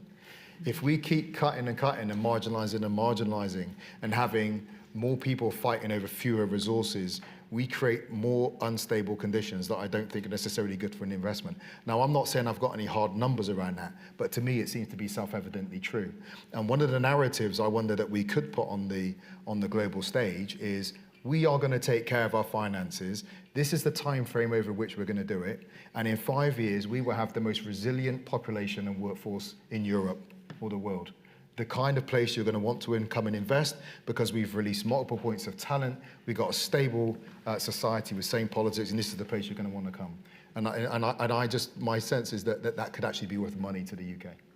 Just on that point, I mean, just, if you don't mind, Charlotte, just picking up the baton from where Marvin put it down, we could do just what Marvin said, right? There's no reason why, as a country, we couldn't take stock of the sorts of stocks that Marvin was just talking about right now, which aren't just the stock of physical capital, or indeed the stock of human capital, but also the stock of social capital in a place, the stock of our health endowment, which is also a capital stock that we don't often think about nurturing. And we found that out with COVID now, right? Of course that health is an economic issue. Yeah. Of course we have. So, you know, there's absolutely no reason why we couldn't score societal success in a somewhat different way. In other words, plural rather than singular, and stock rather than flow. And then the allocation decisions, budget decisions, are made through the lens, is this helping us accrete these capitals, plurals? Let me get a case in point. when we're scoring in budgetary terms to pay the wages of nurses and doctors, we score that as current expenditure in the same way as we score teacher salaries or classroom assistant salaries as current expenditure. But actually, to some significant extent, that is an investment in the human capital of children in schools and in the health capital of patients in hospitals. So even the definitions we use for budgetary purposes between current and capital spending are often a bit blurry. And of course, even when we make investment decisions, overt investment decisions, we don't really score them properly. We score the debt we rack up to invest them, but not the assets that accrete as a result of making them. Which is why you asked me before about autumn statement or fiscal rules generally. I think one cast just in terms of debts misses a trick. And the trick it misses most fundamentally is not recognizing the assets that are generated when you often do spend money as a government. And I just say, I really welcome that change of language from spend to investment. If we put money into children's mental health, that turns up as that looks like a spend, but actually we've probably just reduced the future burden on the National Health Service and reduced the likelihood of that person ending up being arrested by the police and end up in a criminal justice system with all of that. And we don't, there is no coherent narrative around how we account for that. And then that kind of conversation requires us to look beyond the current year to a 10, 15, 20-year life course of investment and benefits, doesn't it? Right? It does. Because the benefits will be in the future. And none of this is beyond the wit of human. There is such a thing as intergenerational accounting. And we ought to have it, and we ought to do it, for just the reason Marvin mentions, that for many of the most precious spending decisions and investment decisions we make, the payoff only shows up a generation or more hence. And not scoring that in our budgetary arithmetic is to miss a pretty big trick. So at CPP, we pride ourselves on being or providing intelligent optimism. We don't want to be the doom and gloom naysayers. We want to forge a new economic framework, as you know, that can help us deliver inclusive ground and make that really real. But I'm just going to be a bit pessimistic just on those 2 points that you made. One is that when I worked at your current organisation, Andy, at the RSA, we ran the City Growth and Inclusive Growth Commissions, both of which were very well received by government, and I guess we're enjoying the legacy of that now with devolution and levelling up on the agenda. But in conversations with Treasury and DCLG as then, and to the group of permasecs, I raised this scoring, capital investment, revenue spend, etc. point. And I was told, first of all, that it was a slippery slope. So as soon as you score one thing, then, we become Greece, don't we? Because suddenly the credibility of our accounting goes down the pan. And credibility was a real theme of this morning's conversation. How do we restore economic credibility, political credibility? And I think, if we're imagining kind of the opposition, how would it potentially make the case for doing just what you described as a core part of its manifesto? How would it do so at a point where economic competence and management and stability are just the kind of core currencies for government? And I just don't understand how we can potentially break through that credibility gap at the moment, as much as I would want to see the kind of thing that you're describing. And then just to be pessimistic once again, you said that it's not beyond the wit of man for us to think about, cracking that resilient population, kind of unlocking huge amount of talent, making our cities investable, et cetera, et cetera. Of course, that is a vision that we at CPP have, and I know that Marvin and colleagues at Core Cities and elsewhere are working hard to deliver it.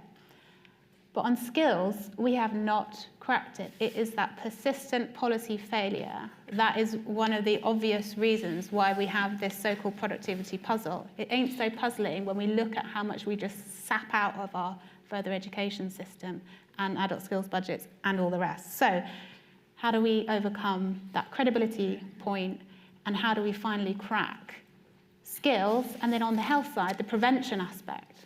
Because again, to your point, you know, when so much is going through acute, we can't seem to keep resource on the prevention side to realise that resilience vision. So either one of you, come back with some optimism to my pessimism, please. You go first, Marvin. Do you want me to? Well, I've got the answer written down here. There you go. We'll go with that one. I'm just joking, but I've got no answers. I'm happy to kick it. Optimism. I've become more optimistic later in life, actually. I'm not entirely sure what it is. On your first, you said, you know, is now a time to try something quite different when it comes to fiscal arithmetic and fiscal rules. Well, I mean, what I was suggesting actually isn't that radical. I was suggesting a way of keeping score that recognised assets that were created as well as liabilities. And that's not radical because it was the same proposal that was made by the current head of the Office of Budget Responsibility just before he took up office. So when Richard Hughes was the Resolution Foundation, he wrote this great paper, great for all sorts of reasons, but particularly for the title, because it was a paper on fiscal rules in the UK, and the title was Britannia Waives the Rules, which is the best title ever for a paper on fiscal policy. It's a fairly low bar, but nonetheless. And it was making a case for keeping score by a fiscal rule that was about net financial assets rather than just recognising the debt. So that isn't radical. It's out there. On skills, you know, Charlotte, I share your prognosis, your diagnosis of this being, you know, long-standing Achilles heel of UK PLC, but actually there is no larger supply-side problem or defect than the skills and staff couplet that we face right now. There are many and various forms of that skills problem. I haven't got time to do justice to them all, but in some ways, some of the kind of killer diagnostics there are that, you know, that so many of the UK workforce leaves education without even the base layer of foundational skills and being able to write and read and add up. You know, you need look no further than that for a diagnostic on failure before you even get to the structural underinvestment in vocational skills for at least 50 years in this country, et cetera, et cetera. We do not lack, by the way, we do not lack for initiatives or papers written on what those many and various defects are. We've got initiatives galore on skills. The problem is, when you add them up, the totality of those initiatives is still, for my money, a decimal point out when it comes to rising to the skills challenge we've been accumulating over 50 plus years. So it's not new stuff, it's existing stuff done at a fundamentally different scale than we've been able to put in place since probably the Second World War, to be honest. Yeah, so there's a bunch of stuff here, if I can read my scrappy notes as I was going. First off, on skills, I actually chair the LGA City Regions Board. And we've got 5 core strands of activity, right? One of them is about skills.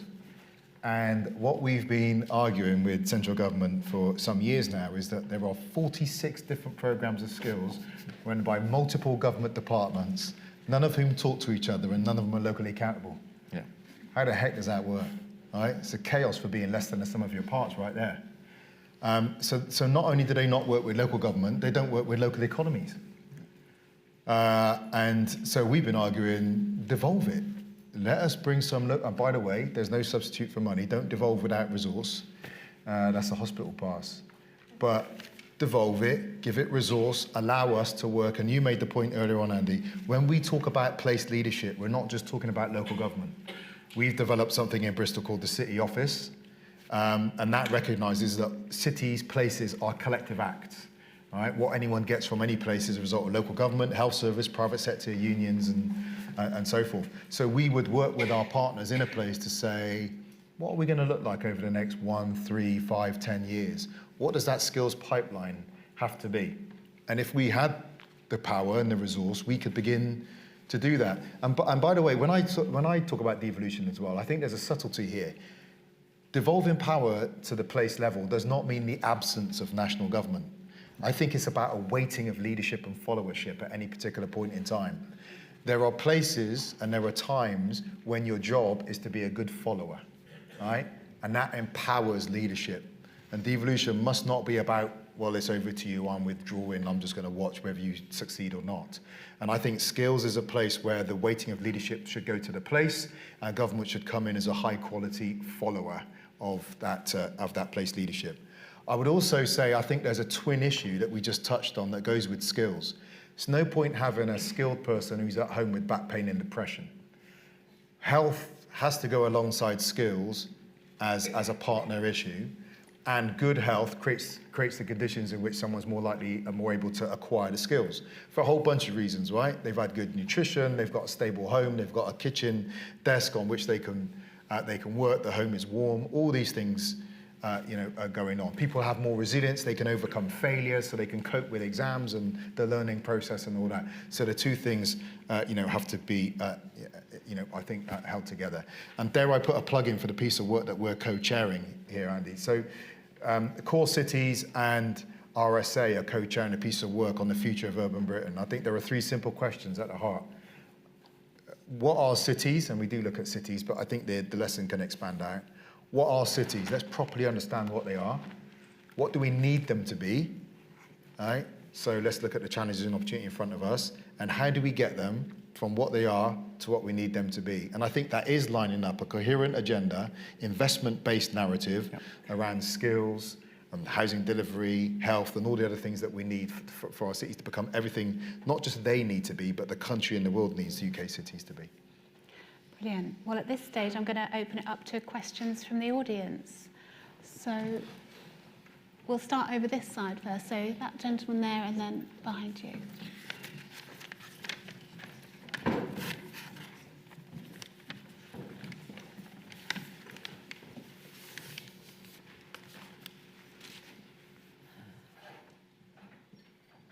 Hi, Peter Dickinson, Institute for Employment Research. I was interested in what you were saying about treating public expenditure as an investment, and I thought for things like the Big Society and the work programme and Del-Amy approaches to employment support programmes, I thought that was all on the agenda at the end of the noughties and the start of last decade. Was it tried and failed, or wasn't it tried? Okay, something on employment support. We'll take a few. Up there, and then we'll go to the next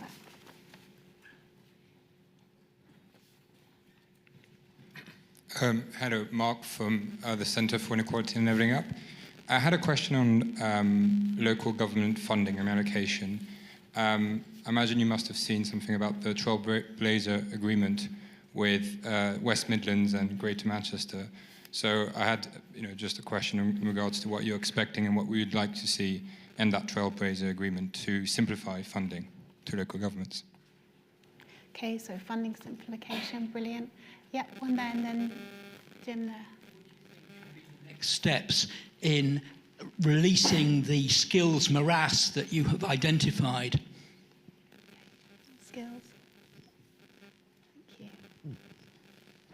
Thank you. That was a very good session, I thought, by the way.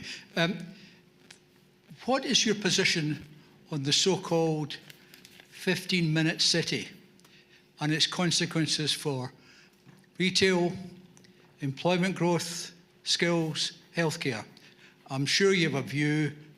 Would be grateful to know what it is. Wonderful, thank you. So a range of questions there on employment support, what works, where's it gone? How do we simplify local government finance? And how do we really make another push on skills? Plus 15-minute city, sorry. Any or all of those? Either one. Shall I have a crack at 15-minute city? Go just for to it. start? As with most things, I think there are pluses and minuses to it. And clearly we need to find a way of making more life livable in a smaller space, so that the demands on people to move around and use energy to have to get around. In Bristol, We're trying to build lots of homes. We've had some good numbers, but one of the points we make is the kind of homes and where we build them would be one of the biggest determinants the price the client pays for our growth. So we're trying to build on brownfield sites in the middle of the city in active travel zones, and that's all very good. And I think that's what a lot of people talk about with 15-minute cities. My only issue with 15-minute is actually a big one. In growing up in Bristol in the 1980s, I lived in a 15-minute city. Yeah, it was called racism and poverty. And it locked us into our area, right? And we rarely went out of Euston and St. Paul's. And actually, that background of poor quality transport and all the rest of it led to a fragmentation of Bristol that had really negative consequences for those who lived in the city more broadly, but certainly for those who were locked into their community. And I think that some of the conversation around it has been, dare I say, quite privileged, environmental, middle-class led, and not necessarily taking account of some of the downsides. So, yes, we need to have local, supplies on the doorstep and all the rest of it, and strong communities. But I do want people breaking down the barriers that actually fracture the city. On local government financing, and I'll leave the history bit alone, but on local government financing and simplicity, this is what I'd like to do, and I hope it comes out of the work that, or there's a doorway to it that comes out of the work that Andy and I are doing. Let's have a proper evidence-based understanding of how this country works, and then let's co-create a proper strategy that's a 10, 15, 20-year horizon for how we work with the way the country works to take on the challenges and take the opportunities that we want, and then build a finance machine that will actually support that financial journey we need to go on. And that will, as we've talked about earlier on, involve public money to de-risk, make the market, release the expertise into the places that it's needed, and support us to access private sector finance as well. Great, thank you. Maybe picking up one or two of those that Marvin didn't. I mean, on the first, I think your question was the big society not tried or tried and failed? It was never really tried. It was only really kind of employment support dimension.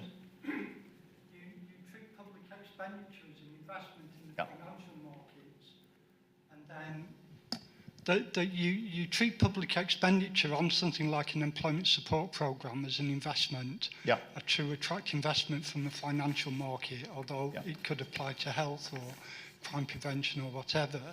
And then you get a return on that by reductions in crime or increasing skills and health. I thought those were underpinning discussions around the big society and the work programme and those sorts of things, and it just doesn't seem to be around anymore.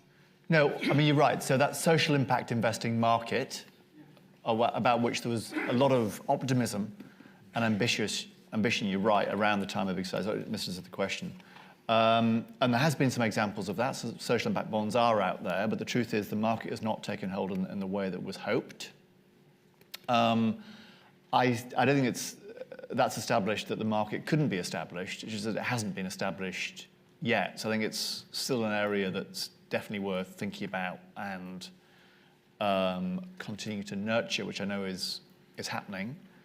As deep-pocketed investors, patient investors, are starting to, rethink their own responsibilities, including for the environment. We've seen a big green finance movement. There's no reason why we couldn't see an equally large movement around the S as well as the E in ESG. And this be one way of giving that practical effect, I think. So I would say there's still a potential there to do much more than has been done. And in the particular area of employment support, I think the case is even stronger now than it was back in 2010 at the time of big society, with so many younger people in particular actually actively dropping out of the workforce completely, which is a real diagnostic on failure. On trailblazer deals and what might be hoped for, well, I know for Greater Manchester and the West Midlands, the two Andys are hoping for skills devo, and from what Marvin said earlier on, that would make perfect sense, actually. If we are to make good on these local skills improvement plans, we'll only make good on those by having local skills powers in place. I hope that's at least one element of it. I hope the question for West Midlands is open on health. Some of the evidence most recently is that devolution of health in Greater Manchester has made quite a difference, actually, to longevity, and I think we can build on the success of that. And on the skills morass and how we navigate a course through that, I say part of that, I think, is just curtailing the proliferation of initiatives and investing in whatever it might be, T-levels or apprenticeships or help to grow at scale on a nationwide basis. I also think, though, we need to look very hard at the manner of delivery of our teaching and learning to those already in the workplace. The truth is, those most in need of having their skills topped up are those least likely to engage in adult learning. And it isn't enough. Recent research from the RSA just last week suggested when it comes to what are the barriers or blockers to people commencing lifelong learning, adult learning, it isn't all just a story about jobs and skills. Often it's about local agency, individual agency. Often it's about what your local community peers are doing. So we need to think much more imaginatively about how we get people to restart their learning journey when in many cases they've been put off that learning journey by school. And nothing would bring them out in a rash more than the thought of going back into the classroom on a mid-career basis. Let's think savvy about how best we reach those that are currently not being reached by formal education, whether young or in adults. And one example of that brought Just a home to quick me. one, otherwise Sam gets cross. Time's up, please shut up, it says. Brackets, Andy. Gaming. Lots of people who are otherwise put off by the notion of being in a classroom and would not think for 1 minute about reading a book, would read cover to cover and memorize every line a gaming manual, and therein might be a way of unlocking doors for those currently which the door is locked. Brilliant. Thank you so much to both of you. I think we've covered an awful lot of ground. Do I feel more optimistic by the end? I do, actually. I feel like with the quality of leadership that I know that there is out there in local government and the continued leadership of people such as you, Andy, and I hope CPP and our friends gathered here, that we, in many ways, we know what we need to do. So it's about beating a path to make it happen. And where we don't know what we need to do, in, say, for example, the work that you're doing through the Commission, we're going to go and find the evidence to figure it out. So with that, we shall leave it here and look forward to the subsequent sessions. Thank you.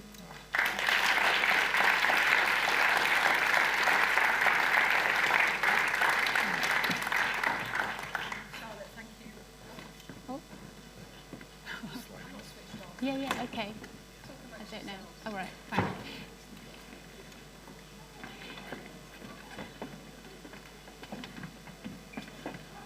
That was so great, thank you. Andy, that was great.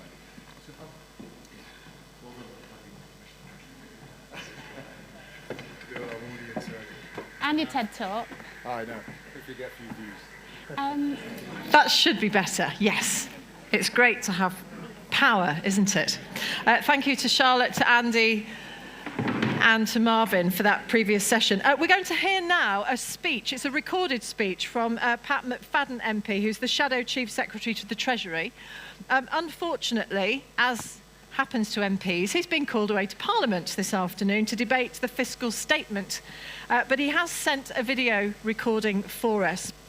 After his speech, Charlotte will be back here along with Ben Franklin, the Director of Research and Policy for the CPP, who we also heard from earlier. They'll be on the stage to give us some analysis on what Mr. McFadden says in his speech. So let's listen to that, and we'll be back with you shortly.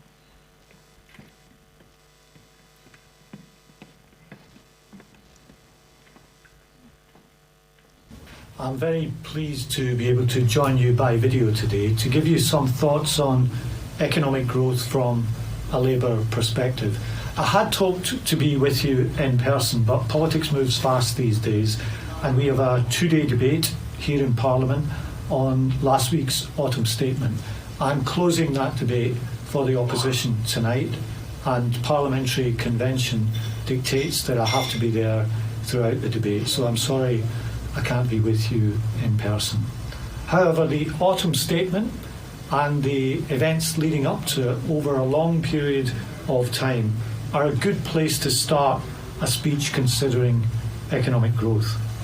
It's a critical subject for us because only through sustained economic growth will we make the country more prosperous and our citizens better off. And without that, we are locked in a doom loop of tax rises, stagnating incomes, and appeals to the British public to tighten their belts. So let me begin by outlining the UK's position in the short term and then crucially over the longer term.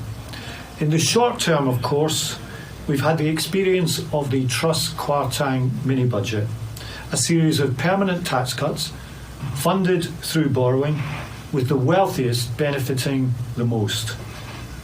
Some called it Reaganism without the dollar.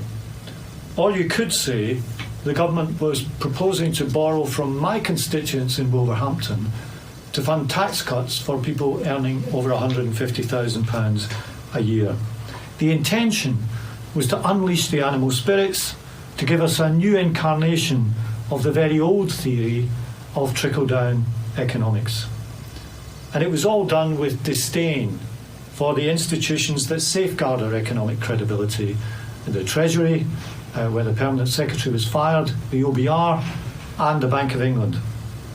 And remember, we were told by the Chancellor at the time that this was just the beginning, that there was more to come, even though he was later to claim that he thought it was all too much too soon. We saw what happened: a run on the pound, emergency interventions from the Bank of England to prop up the pension system, rocketing mortgage rates. All the theories in all those pamphlets which ran up to this statement over many years were taken into a corner and given a punishment beating by the financial markets, by the harsh realities of borrowing costs, rises in mortgage rates, and those crucial intangibles of trust and confidence. It was a real-time experiment in going for a sugar rush approach to growth. And the first thing that I want to make clear to you today is that having been through that right-wing sugar rush experiment, Labour is not going to propose a mirror image of the same thing. But that's only the short term. What about the longer term? We can't understand the UK's current economic position if we think it all comes down to a few weeks of using the country as the test bed for an ideological experiment. This is about 12 years, not 12 weeks. For the past 12 years, we have had anemic economic growth. UK economic growth has been well below the OECD average. Now, to give you an idea of what this means, had we grown at the OECD average, each household in the country would be £10,000 a year better off today. £10,000 a year. Think of the resilience that that would give UK households when faced with external shocks like the energy price rise that we're going through now. The UK is the only G7 country where the economy is still smaller than before the pandemic. And the OBR estimated last week that it will be a further 2 years before that position is recovered. And comparing us to other developed countries and looking to the future, the UK is forecast to have the lowest growth in the OECD over the next 2 years. So the autumn statement and the weak economic outlook that lay behind it isn't just a product of the mini budget. Its roots go a lot deeper, and they reflect a United Kingdom where incomes relative to our neighbours have been falling behind. The external shocks that have hit us are big and they're real, and are not denied by anyone. Both the pandemic and Putin's invasion of Ukraine have been very costly for many countries. But the UK has been left more exposed to these shocks because of its underlying economic performance over a long period of time. The question then is how to change this picture and secure the economic growth that the country needs. As I said, we don't believe this can be done through a short-term dash for growth. This isn't like flicking on or off a light switch. It's going to take a long-term plan, policy consistency, and a determined and focused drive to see it through. So what might some elements of that plan be? Today, I briefly want to mention 5 important things in a long-term plan for growth. Firstly, the country has to be a good place to start and grow a business. There's fantastic creativity and innovation in the UK, but ideas that are born here often end up being developed elsewhere. And we also have competitors who want the same things as us. That's why we have commissioned Lord Jim O'Neill to lead a review of startups to see what changes might be needed to make the most of British innovation. And this is all part of a broader partnership approach with business, which Keir Starmer is setting out to the CBI conference today. Secondly, workforce. You can't have good growth without a highly skilled workforce. Almost every business that we speak to talks about staff shortages and skill shortages. This is modern supply-side economics. How do we ensure that we have workers who can do the jobs of today and tomorrow? My colleague Jonathan Ashworth has spoken of targeted help to get some of the hundreds of thousands of people who've left the workforce post-COVID back into work.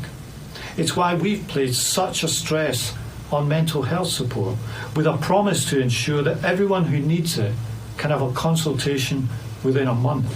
And it's why we want to see reform of the apprenticeship levy to make it more flexible to suit the real training needs in the economy. Thirdly, let's make opportunities of the challenges facing us, and nowhere is the need for this more true than the need for energy security and the transition to cleaner and greener power. For Labour, this will be a national mission. Through our Green Prosperity Plan, which will insulate our drafty homes, triple solar power, double onshore wind, invest in new nuclear, green hydrogen and more. And through this plan, our ambition is to make sure that Britain is a world leader in the change that we know is coming. We will combine the power of government with the excellence of our universities, the skill of our manufacturers, and ensure that we've got the workforce to do the jobs. Fourthly, we can't see growth as a purely internal matter. We have to be able to trade better with the rest of the world and deal with some of the consequences of Boris Johnson's Brexit deal. We will not rerun the Brexit argument, but we do want to fix some of the gaps in that deal, whether that's through a veterinary agreement to reduce costs and bureaucracy for our food and drinks industries, to mutual recognition of professional qualifications, to a negotiated settlement on the issues around the Northern Ireland Protocol. A Labour government will want a positive adult relationship with our fellow democracies in Europe. We will not see or portray them as the enemy. We have changed our economic relationship with them, but they are our allies, and that will be the spirit of the approach that we take. And finally, as this conference rightly says, we need to make sure that every part of the country feels the benefits of growth. That's why we talk about inclusive growth, and it's the right theme. If the headline figure of GDP rises, but people don't benefit, why would they see that as an advantage? growth must be inclusive, both geographically and across income groups. That way prosperity rises and the standard of living improves. That way also, we stop politics from being an arena simply for culture wars. We limit the space for demagogues, and we focus public service on the task it should be focused on, improving the opportunities and lives of the population.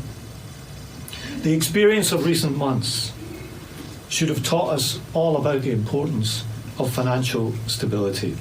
To have Britain singled out as a case study in economic mismanagement should be a lesson for a long time to come. Reckless irresponsibility has cost the country dearly, both in pounds and in reputation, and the public has now been asked to pay the price. But if we are to forge a better future, we can't see financial stability as an end in itself.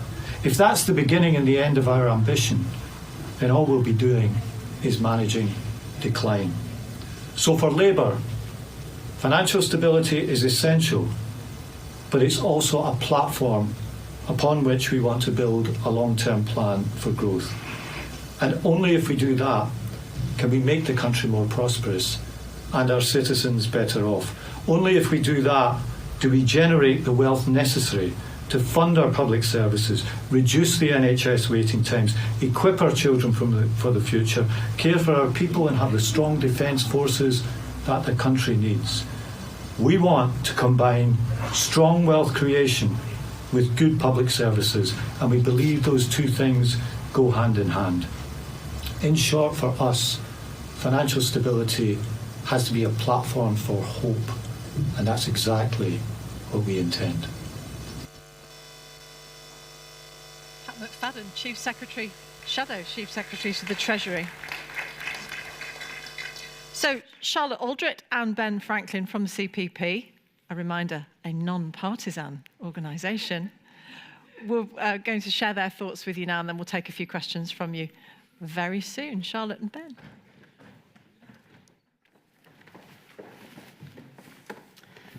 So in Pat's absence, I'm afraid you're seeing a little bit more of me than previously billed, but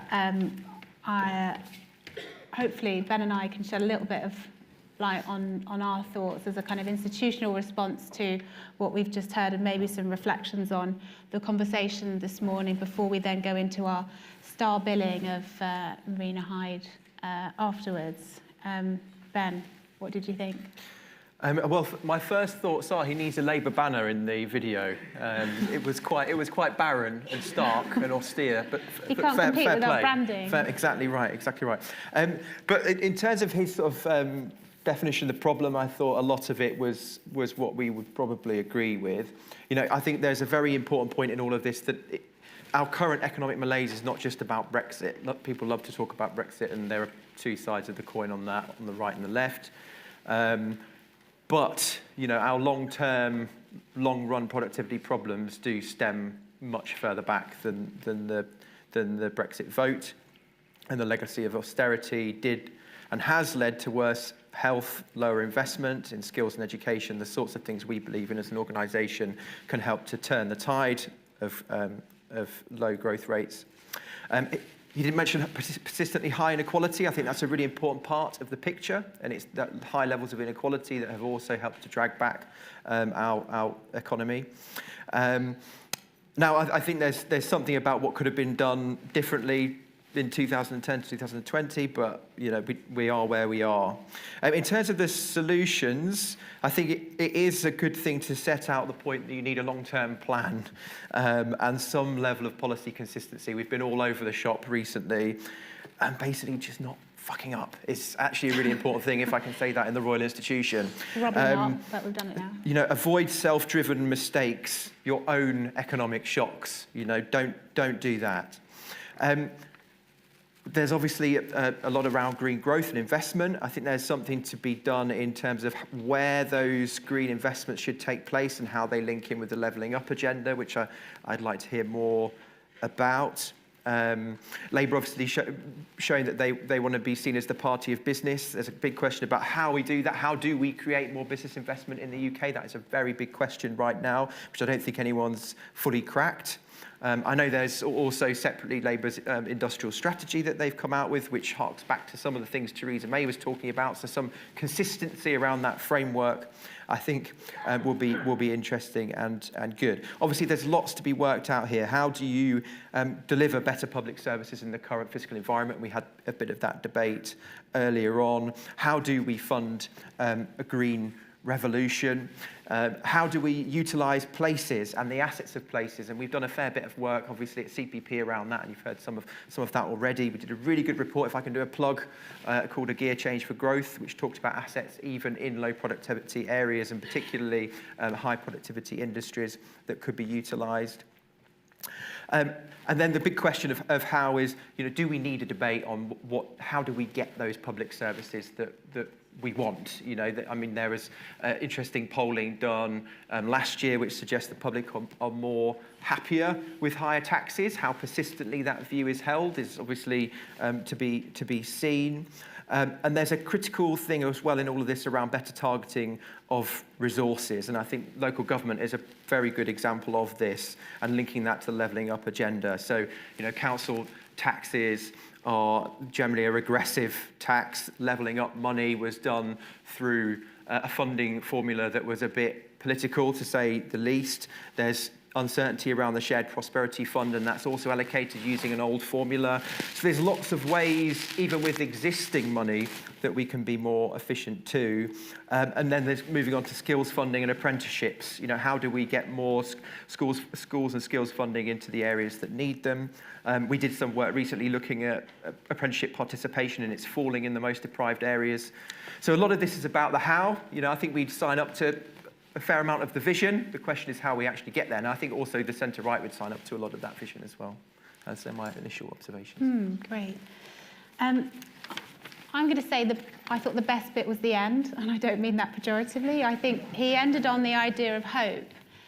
And I think coming back to what I was saying earlier about the need to be optimistic, I think now is the time where if Labour are going to win the next election, they have to be the future. And I think they can, trust, and that whole debacle kind of gifted them their poll lead. And they're going to try and cling on to that. Rishi's narrowing the gap, as we heard Ben Page talk about this morning. But I think if Labour can paint themselves as not only that kind of credible, almost kind of technocratic in his delivery, these are the things that we need to go through, economic stability as a platform for growth. I think if they can really imbue that with a sense of hope, I think that is going to be the election winning combination. I think at the moment, Jeremy Hunt, we heard in the autumn statement last week, is kind of paving the way for this Osborne-esque shifting of the narrative to the kind of fiscal black hole. You can't trust Labour on tax and spend, et cetera, et cetera. That's kind of trying to set out the parameters for the election. I think if Labour can really hold on to a sense that their vision is a more hopeful one, I think that's potentially their ticket. I am pleased to hear that principle number 5, and maybe I'll put it to number 1, was actually inclusive growth, what we stand for. And Ben set out some of the ways that, the Labour agenda aligns with ours. I think more of an emphasis on place, would be beneficial to them. And Labour hasn't really, despite having more mayors than the Conservatives by a country mile, actually hasn't really cashed in on that electoral track record or the kind of delivery track record that comes with that. And we can speculate on the reasons why that might be the case, but I think, again, coming back to some of the polling that we were doing with Ipsos, I think if people are genuinely, concerned for the future of their place in ways that they haven't been typically before, I think drilling down to that local leadership level, I think will also be part of that package for hope that Pat McFadden set out. Some initial thoughts there, but I guess if Martine, did you want to take questions from the audience, and then you can field them to us? The microphones are in the wings again. That's the first hand that went up. Right, let me try and be really clever about this. So we've got a hand there, a hand there, a hand there, and one there. Right, that's 4 to start with. That should be quite an efficient use of the microphone as well. It'd be nice to have some women. Yeah, hopefully I'm audible. I'm a student from King's College London. But what seems to be the overarching theme is that it's good to hear, but we'd like more details, isn't it? And that seems to be the overarching trend about Labour, that they have a vision, but it's not extremely sellable. Especially with the polling that we talked about, Ipsos Mori, is that he's not likable. The vision is understood, but it's not a vision. It's more like we understand. Especially with regards to Brexit. Is this a question? Yeah. So I'm asking, so is there a problem of, either it could be a convincing vision, or is it like the dog that catches the bus at the end of it? Like, it does at the end of it, but they don't know what they're doing, especially with Brexit. So that's my question. I'm not sure what do they know what? Do they really know what they're doing? Is that what you're... It's either they have a vision that's perfectly articulated, or they have a problem of they do get elected, but they don't have clarity, and it's like the dog that catches the bus. I don't understand that dog that catches the bus. So a dog chases the bus completely, but once it gets there, it doesn't know what it's doing. Yeah, exactly, without the lack of a vision. Are you calling for more transport infrastructure to beat the dog? I'm sorry? So are you saying Labour will catch the bus and hop on it and then think, don't know where we're going? Yeah, exactly. We got there. Non-partisan organisation. Yeah, non-partisan. Yeah. Should we take a few and come back to the dog? We'll come back to the dog. Let's mull that over. The gentleman here. Oh, where's it gone? Have we got some women as well? Oh yes, look, hand's gone up. Sorry, chaps. I'm showing my bias, aren't I? Hi, my name's Eva Roothouse. I'm Chief Officer for Culture and Economy at Leeds City Council. Leeds Uni. We haven't, happy to welcome you back anytime. We haven't heard anything from anyone today about how we measure inclusive growth.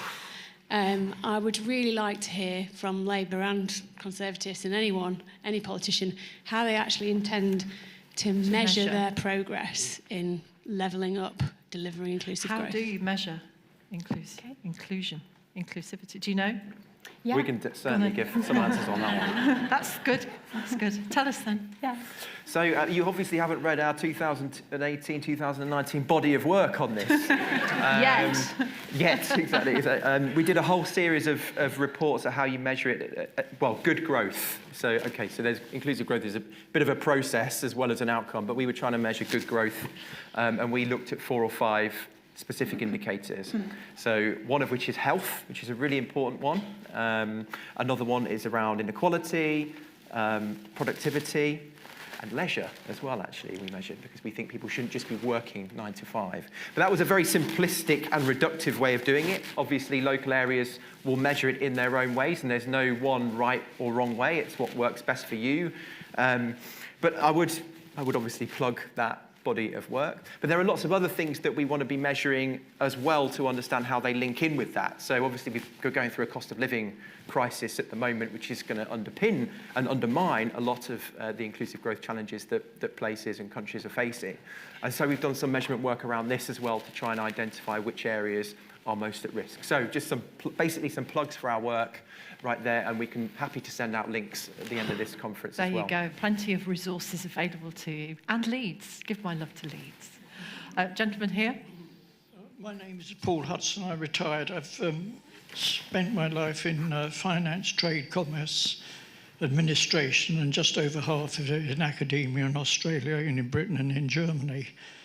I don't know whether Charlotte has been listening to the same talks I have.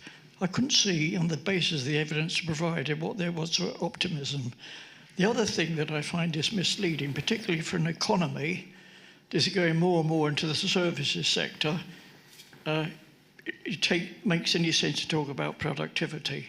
On the question of making our politics more credible, somebody who's been a casual observer of central government politics and local government, particularly planning committees, I think a major problem is that a lot of the candidates standing in the local and parliamentary elections don't have any particular skills or talents to offer. Okay. That seems to be Paul, different to what you find in Germany. Can we turn it into a question? So the question, where is the optimism? Why should we be optimistic? Yes. And what about the idea of increasing the qualifications? I'm going to just take one. I'm going to just take one. I've got too many people. The two hands there, gentleman there, and then a lady there. I hope you don't mind me calling you gentlemen and ladies. It seems appropriate in this environment. Have you got the microphone? Both of you there, please. And then, I don't know how long we've got. We've got 5 more minutes. It'll be all right. I had a question on the shape of the growth function in relation to climate change. There is concerning evidence that a sort of linear, unlimited model of growth may not be compatible with pursuing the 1.5 degrees goal. Do you reckon that we should explore new models of growth, including circular models of economies or sort of the donut, the donut structure, that kind of stuff? Because there's not been much talk about growth, for instance, and that kind of debates. What do you think on that? Do we need a new model of growth? And then we need to go back to the why are we optimistic? New model of growth. Do we need one? Sorry, go ahead. I was just going to say, in terms of the, is climate change and growth compatible with what? I think you can achieve growth sustainably, and I think actually setting out a green growth agenda, which it means investing in some of the stuff that Pat was talking about, is a way forward. And I think we have successfully decreased emissions, and certain cities, including London, have increasingly decreased emissions while growing at the same time. I'm not sure I sign up for the circular economy vision. Doesn't mean that others won't, and some local areas do. I'm not sure I really conceptually understand where it's going. There was a question about optimism and services and productivity. I can share some of the concerns around that, obviously, and we spoke a lot about that this morning. But you also have to say, given how quickly growth and productivity fell during austerity, actually just a bit more public investment may well help to raise our growth rate. So I'm a bit more optimistic about what might happen there. Also, not all places are just service orientated. There are still pockets of manufacturing and other industries as well that places could harness. That would be my responses. Yeah, I mean, I'd say I wouldn't be in this game of public policy if I weren't optimistic that we could fix the problems. And I think we can define them to the cows come home, and typically that's usually where public policy research kind of stops. And one of the things I really pride myself on at CPP is that we want to go that extra mile, and we really want to think creatively about how we push on. And I think it's the role of our politicians and leaders to be part of that as well. In terms of vision, but not detailed, I think we're at a part in the electoral cycle where Labour will increasingly need to be more detailed about how it plans to deliver. I think at the moment it's trying to avoid being interviewed as if it were the government. And I think they will want to kind of keep their powder dry and will want to have time to develop policy as it pertains to the context, which is so dynamic at the moment. So I expect to see more, otherwise they won't win. So the dog needs to know where he's going as he gets on the bus. Well played. I hope we've brought that to its conclusion. Thank you. I understand that the specific way the UK is trying to tackle a very unique, very idiosyncratic, shall I say, problem of regional inequality, economic inequality, above all, is political devolution of governments. One thing that I have concerns about is how would cities or regions going to sell the idea of private financing and private investment in this region? Because as we talked about previously, the UK has a very resilient credibility as an opportunity for investment, but I cannot see that for specific regions outside Greater London, Greater Manchester, maybe Birmingham. Can you encapsulate it as a question just quickly, please? Yes. How should regions, especially those most economically deprived in the UK, cater to the global private investor? obviously Marvin came out with some really good points in the last session exactly on that. It's about having some forms of consistent funding streams so you can plan over the long term and you can think about how you can crowd in investment. I think he made that case brilliantly, and that's Bristol. That's not South Eastern London. Obviously, Bristol has its own dynamism, but so do parts of the North East, North West as well. I don't know if you wanted to anything on that. Final question, please, if I may. The lady with the microphone. Is it on? Don't worry, I have the same problem. Just pick up on the sentiments around optimism and certainly what the public does or doesn't feel in the UK, and the question over there about sort of the compatibility of the growth sort of narrative with sustainability. And I suppose there's a bit of a challenge right at the end of this conference of what a next conference theme might look like. Are we talking about sort of living rather than growth, and how can we have inclusive living as opposed to inclusive growth? Just sort of a broad and slightly existential question, perhaps. So can you turn it into a question for us so we can answer it? What is the next step after achieving sort of everything that's been talked about today? Is the narrative around inclusive living? That is ambitious. Yes. What's the next step? Maintain it. Yeah, maybe I'm not so optimistic. I think we've got a lot of work to do to get there, but I just want to, I guess, end on this. First of all, in my opening remarks this morning, I said that CPP is about clean, inclusive growth and understanding that the planet and our environmental, natural capital, environmental limits are complete hygiene factor, really, when we're thinking about growth. If it's going to be socially sustainable, if it's going to be environmentally sustainable, we need to think about that. But to give me a credible answer on how we solve poverty or inequality without growth, I haven't seen one yet. And we're starting to see, with the pinch of the cost of living crisis, what a world looks like when we don't have growth. So I will defend growth to the hilt. Thank you. Thank you for your questions. I'm sorry I haven't got through more of them. It's great to have so many questions. Sometimes we struggle for things like that, don't we, at conferences? Charlotte, Ben, for the moment, thank you very much for responding to Pat McFadden. Thank you. We are now at our final session before the drinks reception, so I hope you won't dash off, because I'm sure you're thirsty. Our hosts, I hope she's in the wings. Where is she?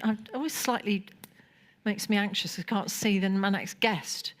Our host from the Centre for Progressive Policy thought that this year, Marina Hyde, Guardian columnist and author of this best-selling book, What Just Happened, would be the best person to sum up the last 6 months. Actually, scratch that. Probably the last 6 years, in actual fact. I hope Marina is listening so she can come in. Nope, she's not here. I'm just going to carry on introducing her then while somebody rounds her up. According to the information I've been provided with, this book looks at the period from David Cameron through Theresa May and Boris Johnson, and Marina considers how the UK evolved from what she thought was a stable, if underperforming nation, to one of perma-chaos and crisis management, in her view. Look what I'm doing, heavily caveating it, as a BBC journalist would. Having added 2 more UK Prime Ministers to that list in the space of as many months, Marina considers in the book how the political landscape might have an impact on our search for economic stability and shared prosperity. And as we look into 2023 and beyond, can we be hopeful that the conditions are right for inclusive growth? And if not, what does the future hold? Oh, thank goodness she's here. I'm sorry. I didn't have a microphone. Oh, right, okay. What a nice venue. Yeah, it's lovely, isn't it? One. But we've been commenting on how small it is. When you see it on the Christmas lectures, it looks huge, and it's actually a very nice, intimate space. Welcome. Thank you for having me. Thank you very much. Everybody. I love some of the. I must read. I can't read all of them because some of them are quite rude. So some of the books. Sorry. Well, it is. I know. I was going to get you to read an excerpt, and I thought, no, I can't. It's a family show. Armando Iannucci, hilarious, but behind Hyde's wit lurks real anger. Her writing is more than a gentle poke in the ribs. It's a well-wrought and deftly aimed smash in the teeth.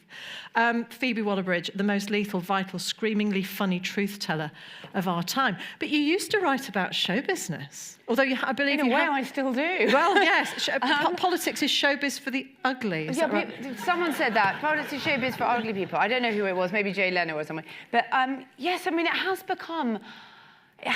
politics has become much more like, I used to write about sport, and I still sometimes write about sport and showbiz, and in a way, politics has moved towards that kind of, in a way, I think the thing it's most like is the kind of mid-2000s, early mid-2000s reality TV boom, where, and it's, to me, it's not at all a coincidence that the biggest reality star of that era became the US president, which he couldn't have done had he not been the biggest reality star of that thing, because he was finished by the end of the 80s, really.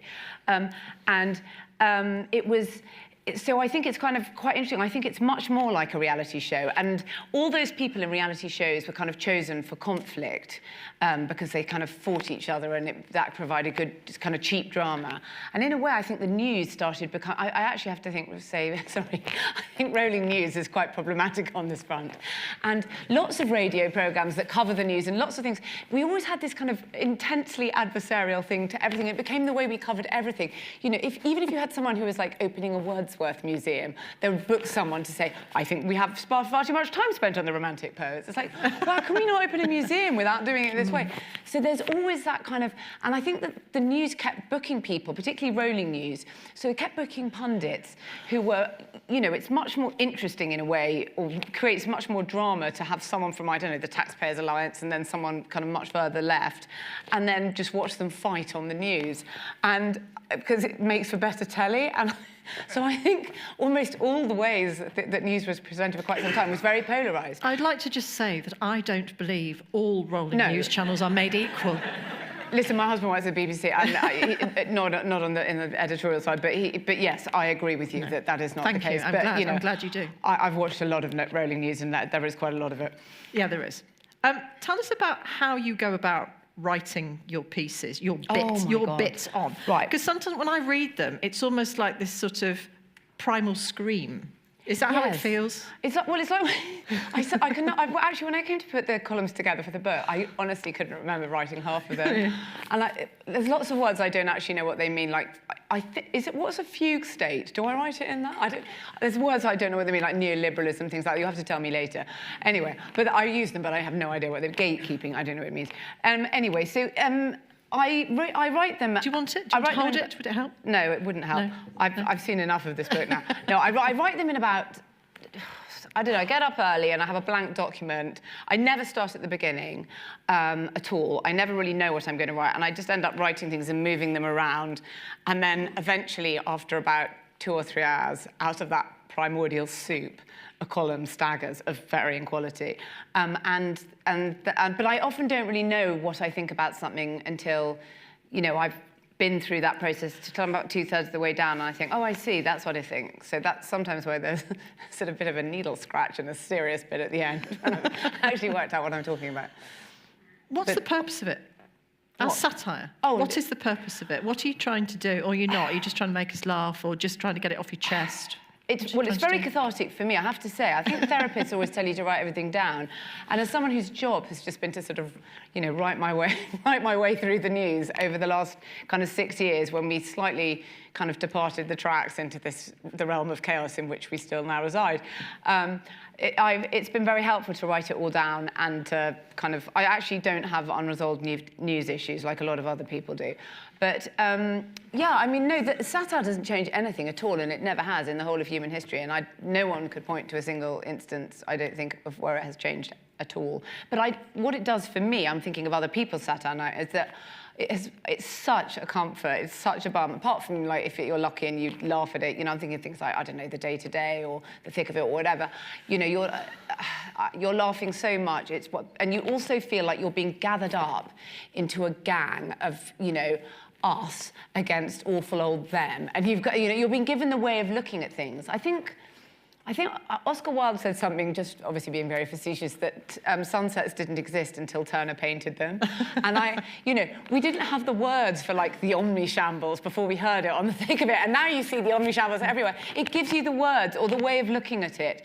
And there is a real comfort in that. But in terms of things it changes, I don't think it changes anything. Do you watch a lot of satirists? Because there are people like Rosie Holt, Yeah, Michael Spicer. It's great those people who've been able to just put it all on. Sadly, the platform is now being destroyed, but it's great being those people. You'll find them on Mastodon. Yeah, well, will I? I mean, no, I don't know. I don't know. I can't find anyone. Well, one or two people. And so it's great that all these people have been able to sort of spring up and do these things. I've really enjoyed it, but it has been a sort of boom time for satire in lots of ways. Although someone once said that in this country we don't have revolutions, we have jokes, and maybe there's something in that. We do have a lot of great jokes, but we tend not to go any further. Perhaps it's, How do you access your politics and politicians then? Because you're not sort of hanging out in the central lobby, are you? No, I don't spend live time. No, I'm the same as everyone else. And in a way, that's what I want to be for my writing, because I want to be accessible, and in a way that's why I talk about politics a lot via the prism of, I don't know, sport or, I don't know, pop music, or also those are things that people actually like. So I think people sometimes quite like having something that they often don't like, politics, filtered through that prism. But in a way it's how I see it all, that kind of I think very associatively anyway. So I often will watch a cricket match and be thinking, oh, that reminds me of something that happened in Westminster yesterday, and vice versa. So, but I generally just watch it at home on the TV or via my, phone or whatever, the same as everybody else. And I think that's the kind. I want to be on the side of the reader, and I don't really do anything that has special access. Occasionally, I'll go to the party conferences. When you started writing about politics, how conscious were you that you wanted to punch up, not punch down? Well, when it came right for me writing about politics, although I started on a column on The Guardian, which was such fun, which was during the Blair years, and which was called The Diary, and we never really had any stories, and we used to just ring up like number 10 and make sort of nuisance calls to them every day. And, they would answer your call, and we would just try and say ridiculous things that got the phone put down on us. So I always had that sort of sense of, but that was a completely different thing, because now we live in the perma-chaos, and, politics, it's like the Wild West. Politicians are out there on Twitter saying anything. During those years, it was so managed, and if you said anything wrong, and as an MP, Alistair Campbell would come and rewire your circuitry, and you just wouldn't be able to, you wouldn't work anymore as a kind of new Labour droid. So in that sense, disrupting that really kind of heavy news management was funny. So there's always a different way to do it. But when I think I really worked out how I wanted to write about politics, which is kind of the last type of column I did that I felt like, oh, I see it's going right now, was actually really around the time of the referendum, when suddenly things kind of derailed, or were depending which way you voted. But either way, lots of people in my family voted the other way, but I think everyone would agree that it became quite chaotic. And very divisive. So. I mean, and that's where you begin this book, isn't it? Is it around the time of the murder of Joe Cox? Yeah, I chose the piece that I wrote the day after Joe Cox was killed to open it, because although lots of my columns use humour and, in fact, even often about serious subjects, I really wanted that to remind people of just how incredibly high the stakes are. Of course, politics is always a game in which the stakes are people's lives, ordinary people's lives, but I wanted to sort of remind you of how bad it can get right from the beginning, rather than you're going to get lulled into it and then, Yeah. How often do you meet the victims of your pieces? You don't. Martine, I don't spend any. No. There used to be this old. It's very wise, possibly. There used to be this old critic in The Guardian, really back in the day. He's called Neville Cardus, who was a kind of legend, and he always used to say he didn't really want to meet politicians because it would dilute the purity of his hatred, which is quite extreme. But I don't actually. The reason I don't spend time is because I'm sure they wouldn't want to spend 1 second with me, but is because. I really am quite British, and I know that if I was part of some sort of drinks party circuit or some, whatever with these people, I would self-censor, and I would just end up not writing things because I think, oh, it's a bit awkward. I had a few minutes of drink. But I know I would. I know what I'm like. Actually, I can recommend a bit of time in Strangers Bar. Really? Yeah. Can you? Yeah. Yeah. Yeah. Okay. I'll maybe I'll get there one day. But but also. I don't really need to, unlike lots of journalists who are brilliant and have to cultivate lots of different politicians in order to get news stories. You know, I'm just the idiot who swans in and tells a few jokes at the end. So it's really, I don't really have to be friends with anyone to do that, and it makes it harder. So you wouldn't want to meet them because you'd have to censor yourself? I would end up censoring myself. So you don't at all? There is no line that you wouldn't cross? No, I keep reading about all these ones that are godparents to like Boris Johnson's children and things like that, but I think actually every UK adult gets the call up for that eventually. It's like jury service, you know. I've turned it down, but next time it comes, I'm going to have to do it.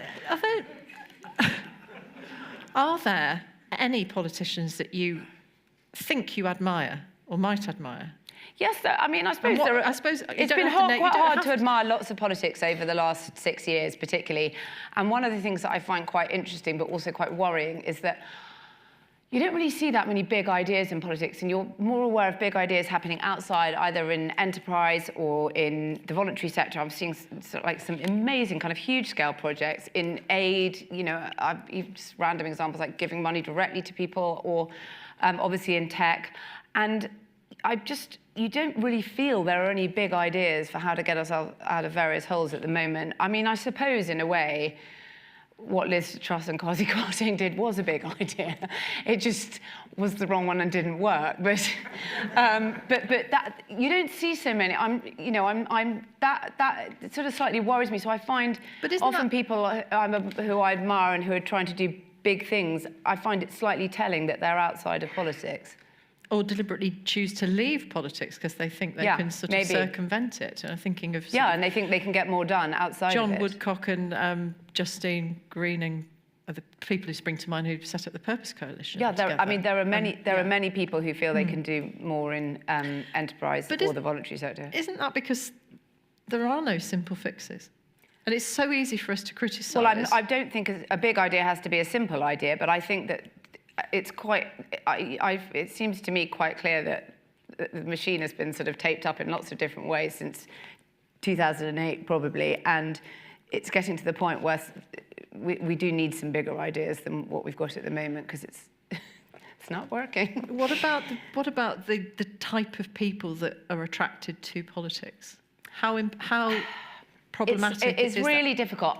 One of my theories is that it's possible that because of where I will speak generally because there's all different ages in this room, but where we roughly come in the whole timeline, that people who entered politics or were in politics around the time of the Second World War and entered after the Second World War and had been kind of forged in the fire of that huge national event, they were kind of amazing people, and they'd all been through this thing, and they worked together, and also, you know, even on opposite sides, and they achieved an awful lot, and they were kind of in lots of ways extraordinary people. But actually, if you go back into the 19th century and the 18th century, you know, most politicians are pretty awful.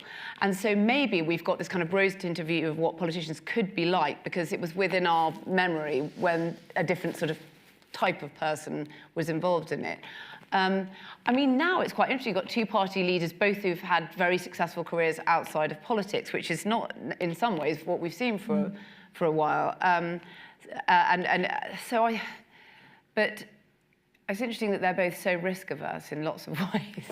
I wonder if there's something... Anyway, I'm digressing. But I wonder how much of a problem, though, social media is, because you see politicians changing their minds within a matter of hours sometimes.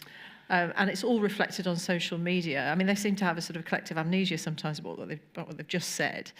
But how problematic is social media in the way that it fuels the nature of politics as it is now? I don't think it's given us a huge amount, to be honest, has it?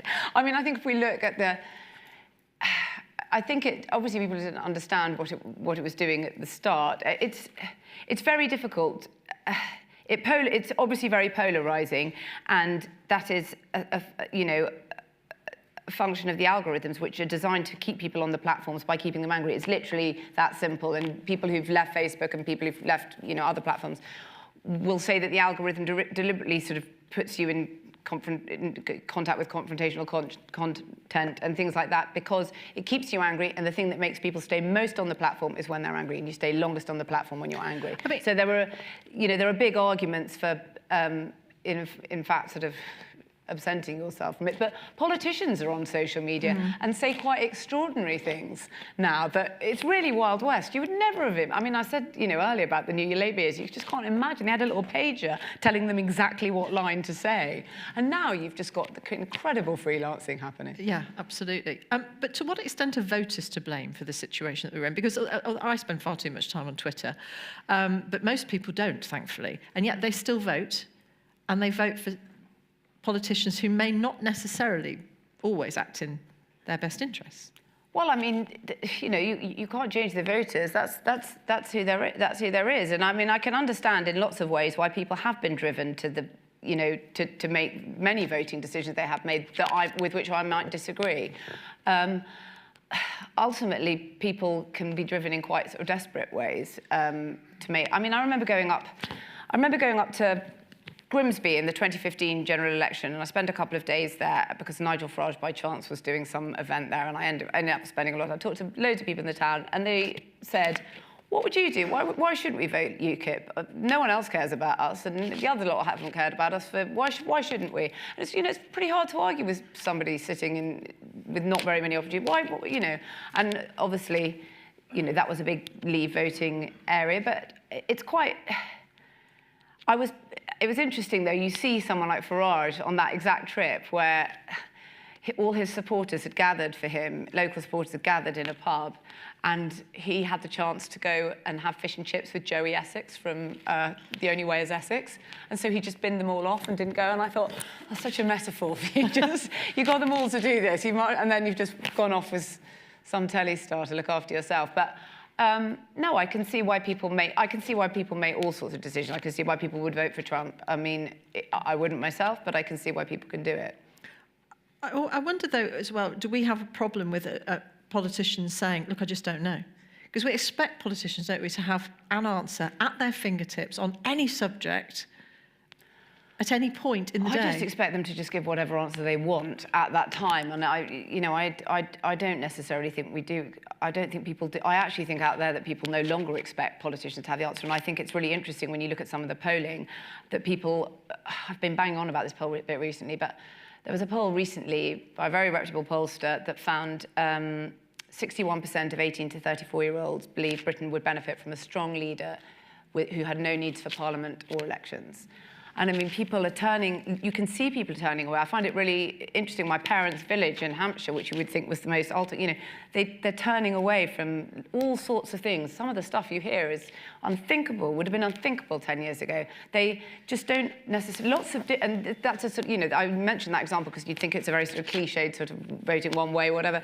But I think that people's doubt in the ability to solve their problems is on the rise. Conspiracism is on the rise. All these things are very worrying. Sorry, this is not an upbeat section of the chat. But yeah, so all of these things drive people to what you could class as desperate voting decisions, or to not vote at all. And maybe it's possible that we'll see people coming through different kinds of populists. Obviously, you will always have someone, you can always expect somebody on the right, but who knows, maybe Martin Lewis, who people really sort of trust and feel like has actually helped them during the cost of living crisis and actually is listening to them and is trying to make their lives better. Maybe he'll come through. There's all sorts of possibilities. Someone like that, I can see it breaking apart much more than it has so far. I know we always feel our two-party system can't break apart, but I just think that there's at least there's ways through for different people now. How warmly, how well disposed are you to the idea of yet more elected politicians if the House of Lords were to become an elected chamber? It's very popular. I would go for it. Try something else to write about. Try something different. I mean, it's so ridiculous now. I mean, it's. But 1 in 8 people in it have been appointed by Boris Johnson. No, but literally. I mean, I think that is the statistic. In here? Yeah. But I think it's... So no, I think that's a ridiculous system. I don't know if they even go. Does Lebedev go? I don't think he does. I think he's been once. You only get to about 300 quid a day, don't you, if you turn up. We're here to talk about inclusive growth, so I need to weave that in. in a none too clunky way, hopefully. I mean, when you look at the state of politics at the moment, how likely is it that growth can be made inclusive, do you think? Given that we're riddled with identity politics quite often, it's immensely divisive, and you don't, as you say, you don't often see that sort of pan-political, cross-party work going on to the extent that you would want it to make sure that growth can be inclusive. The possibility of growth at all seems fairly small. But people having to work together, I mean, we've heard today, and you missed it, we shouldn't be as pessimistic as we would have been around 2008. So we're going to have a recession, but it's not going to be as bad as it might have been. So there's your bit of optimism. Yes. However, some of our other fundamentals are less positive than they were in 2008. So I think that, I think that in general, there have been so many divisive things, and there are so many things that continue to seek to divide us. And ultimately, we are going to have to work much more closely together. And actually, really, when looking at the quite serious problems that are coming down the line, if we had less adversarial politics, I actually think it would be a massive benefit. And, you can see it on a tiny micro level, like families falling out over Brexit or things like that, different arguments about, whose auntie's got radicalised on Facebook, who's become a conspiracy, there's all these things.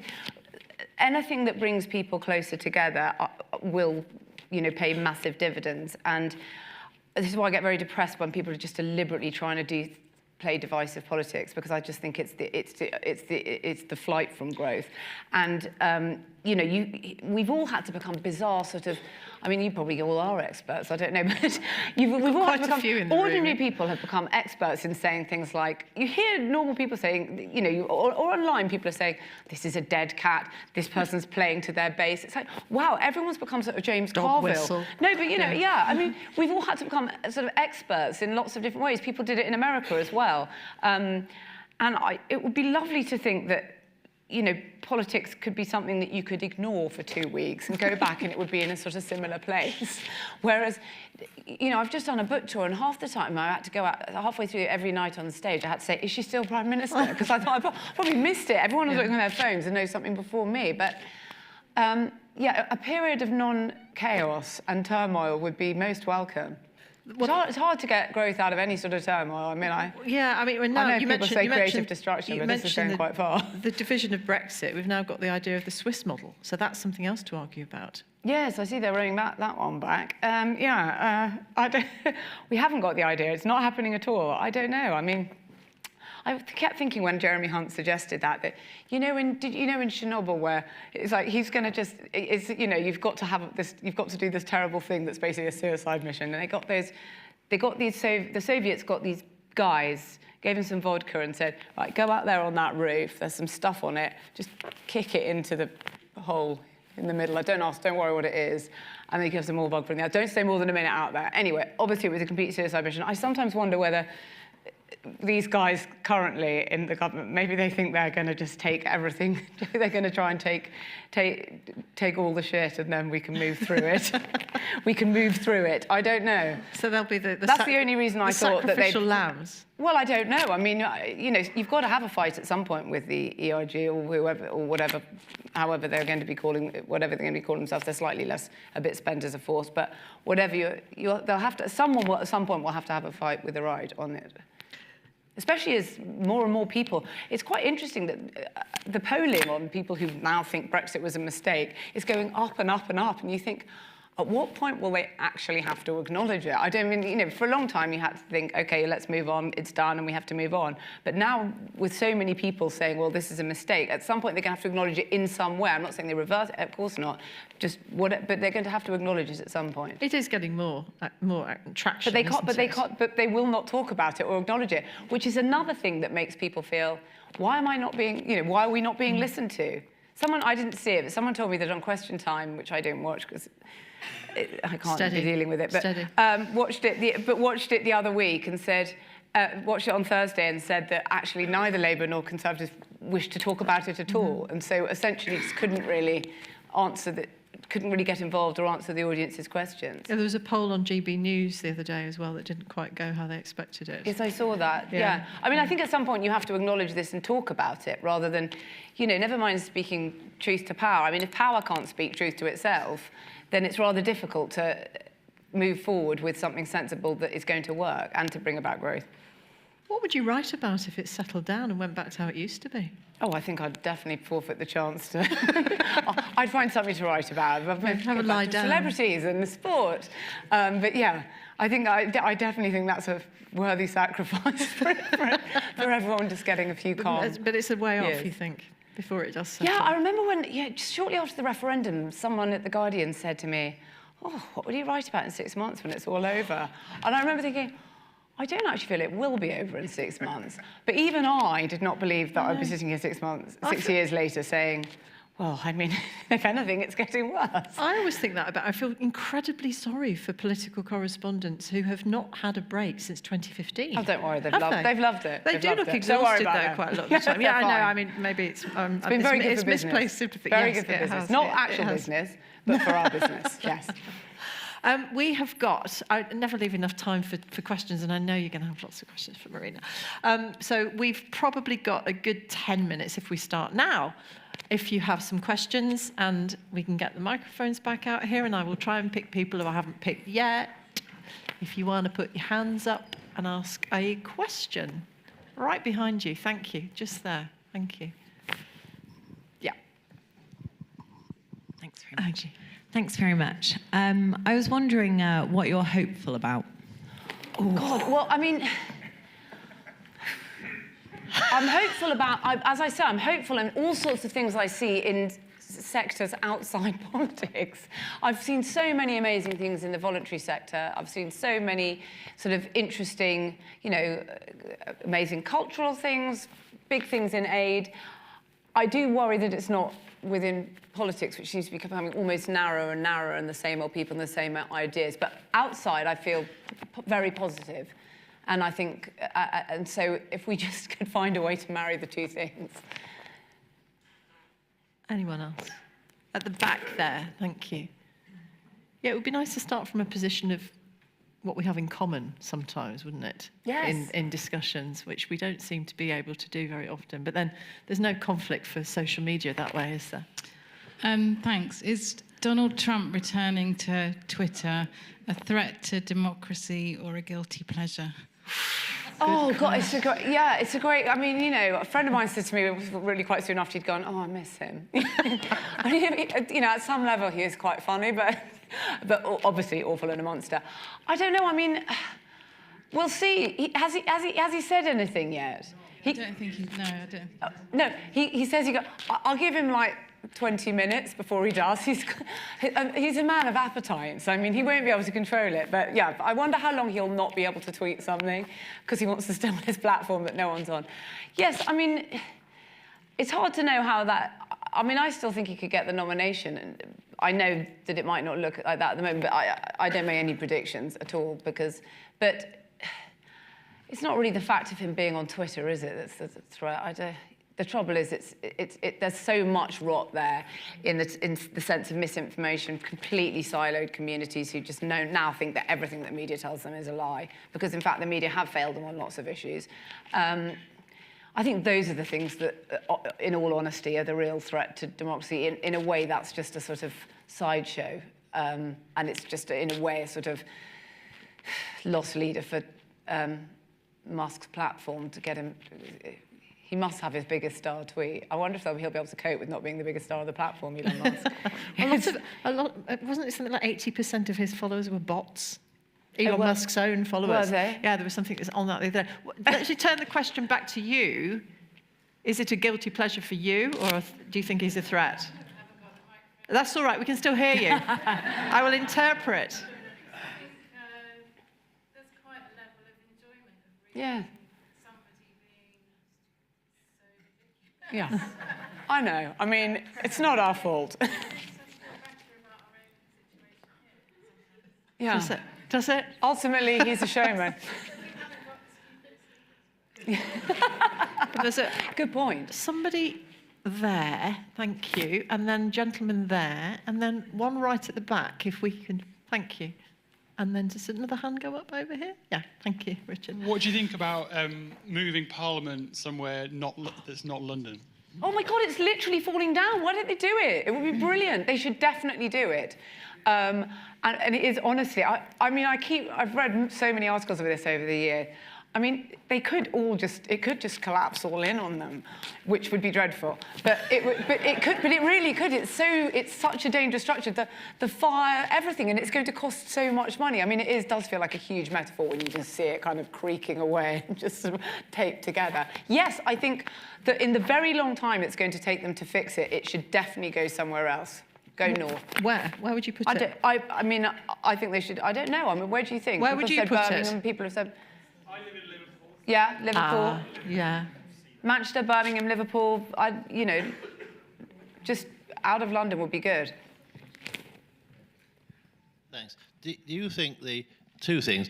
The current system of leaking documents from the government, I mean, before the announcements are made, is a good idea? And secondly, do you think the amount of coverage the media gives to speculation, to speculate what's going to happen in the next 2 or 3 days, wouldn't it be better just to wait until the things occurred before you start reporting on it? I've literally got a whole bit in my book about this. Yes, I totally agree on your second half of your question. Yes, why has journalism become... I think journalism has become about predicting what's going to happen next. These endless flowcharts that never really pan out how they say they will. I honestly believe that journalists lost the news in 2016, and because this massive thing happened that they hadn't predicted, it's almost like a cargo cult now. They keep laying down what's supposed to happen next in the hope that they will, the news will come back to heel and do what they want it to again. I'm hugely against journalists making all these predictions all the time and tell you what's going to happen next.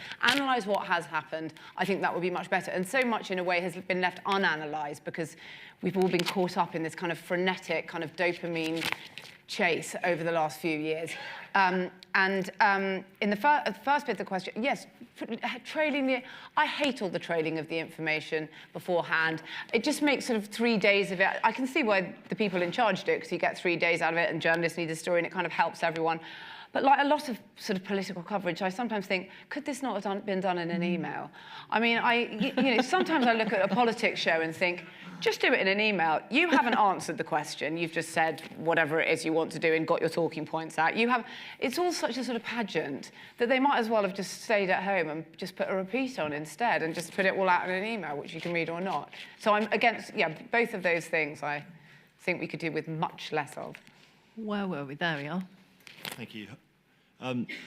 Despite Gianni Infantino's plea to keep politics out of sport, do we think sport can get any more political than the current World Cup? It's not possible. It's a geopolitical manoeuvre. No, sport is always political from the people who are, those mega events in particular, where they are, I mean, the worst sporting, the race to be the worst sporting body in the world is the most tightly fought sporting contest in my lifetime. FIFA versus the IOC. There's been nothing like it. There's never been a rivalry like it. But so where you put those events is obviously a huge political decision. The way they behave, the sort of dignitaries and the people involved in it, it's all political. So the idea that the person at, I don't want to say the bottom of the food chain because it's the only reason we're watching, but the idea that you then say the athlete, you can't do anything, is so preposterous to me, and it always has been. And I think it's ridiculous to try and, manage it. Nothing is more political than these things. I mean, when Putin had the Winter Games, he used them as a sort of curtain raiser for invading Crimea. I mean, sorry, I think once you've got, that ship has sailed at that point.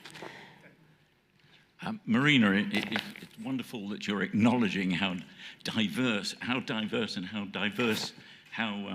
the adversary politics that we have to live with is so destructive. And also acknowledgement of the areas of common ground between the parties. Do you think proportional representation would help? So many people have been asking me this over the last few weeks on my tour. It's like a question that everyone's... I feel like it's not going to happen. I want to go back to the arguments because the last time when we had the last referendum, it was a very long time ago, and I'd love to see it sort sort of litigated in terms of the arguments again for now. I don't think it's going to happen. I mean, if once anyone wins with a big majority, you never hear of it again until they feel there's no other way they can win. So, but I think it would be definitely good to talk about different ways of doing things. I'm for all, sensible public debates about different ways of doing things, because I don't think all sorts of things we're doing in the present are not working. Is that what you'd be in favour of, Richard? PR? I'd be in favour. I'd be in favour of anything that brings people together to tackle the big issues. And I find it so frustrating to see areas of common interest. I mean, the health service, education, there's a huge amount of common ground, and yet you can't get politicians to agree from the different sides. It's just so pointless, and it's obviously totally sort of counterproductive. And but it's so easy to do. It's become a very easy way of doing politics to sort of, that adversarial, particularly, that, as I was saying, that thing of, riling your base. It's a small amount of people, and it's by no means a majority, but to have a small amount of people desperately on your side is clearly a lot easier than doing the hard work of making a majority of people come near to your side. And that seems to me where we've been stuck for quite a long time. Do we have any more questions? One here. It's not about a dog getting on a bus, is it? Last question, thank you. So obviously, as a satirist, do you feel it's a motivation that you provide entertainment to people in such dark times, or do you feel it as a burden that you are constantly expected to keep people interested in this extremely toxic environment? Like, for example, comedians like Jon Stewart are now expected to be more sensible than politicians themselves, which is what's happening. So is it a burden or is it a motivation for you as a satirist or a comedian, if I would like to say? That's very kind of you. It's a good question.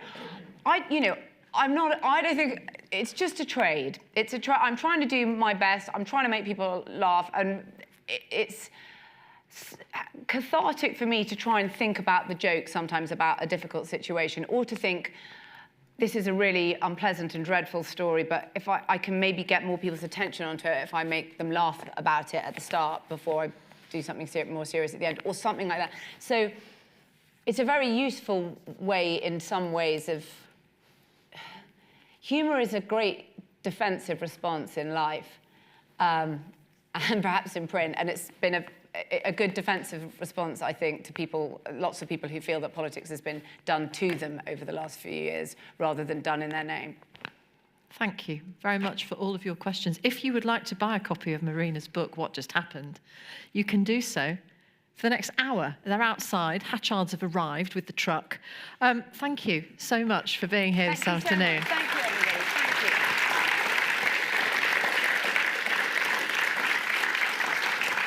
And indeed, thank you very much to all of our speakers and contributors that we've heard from today.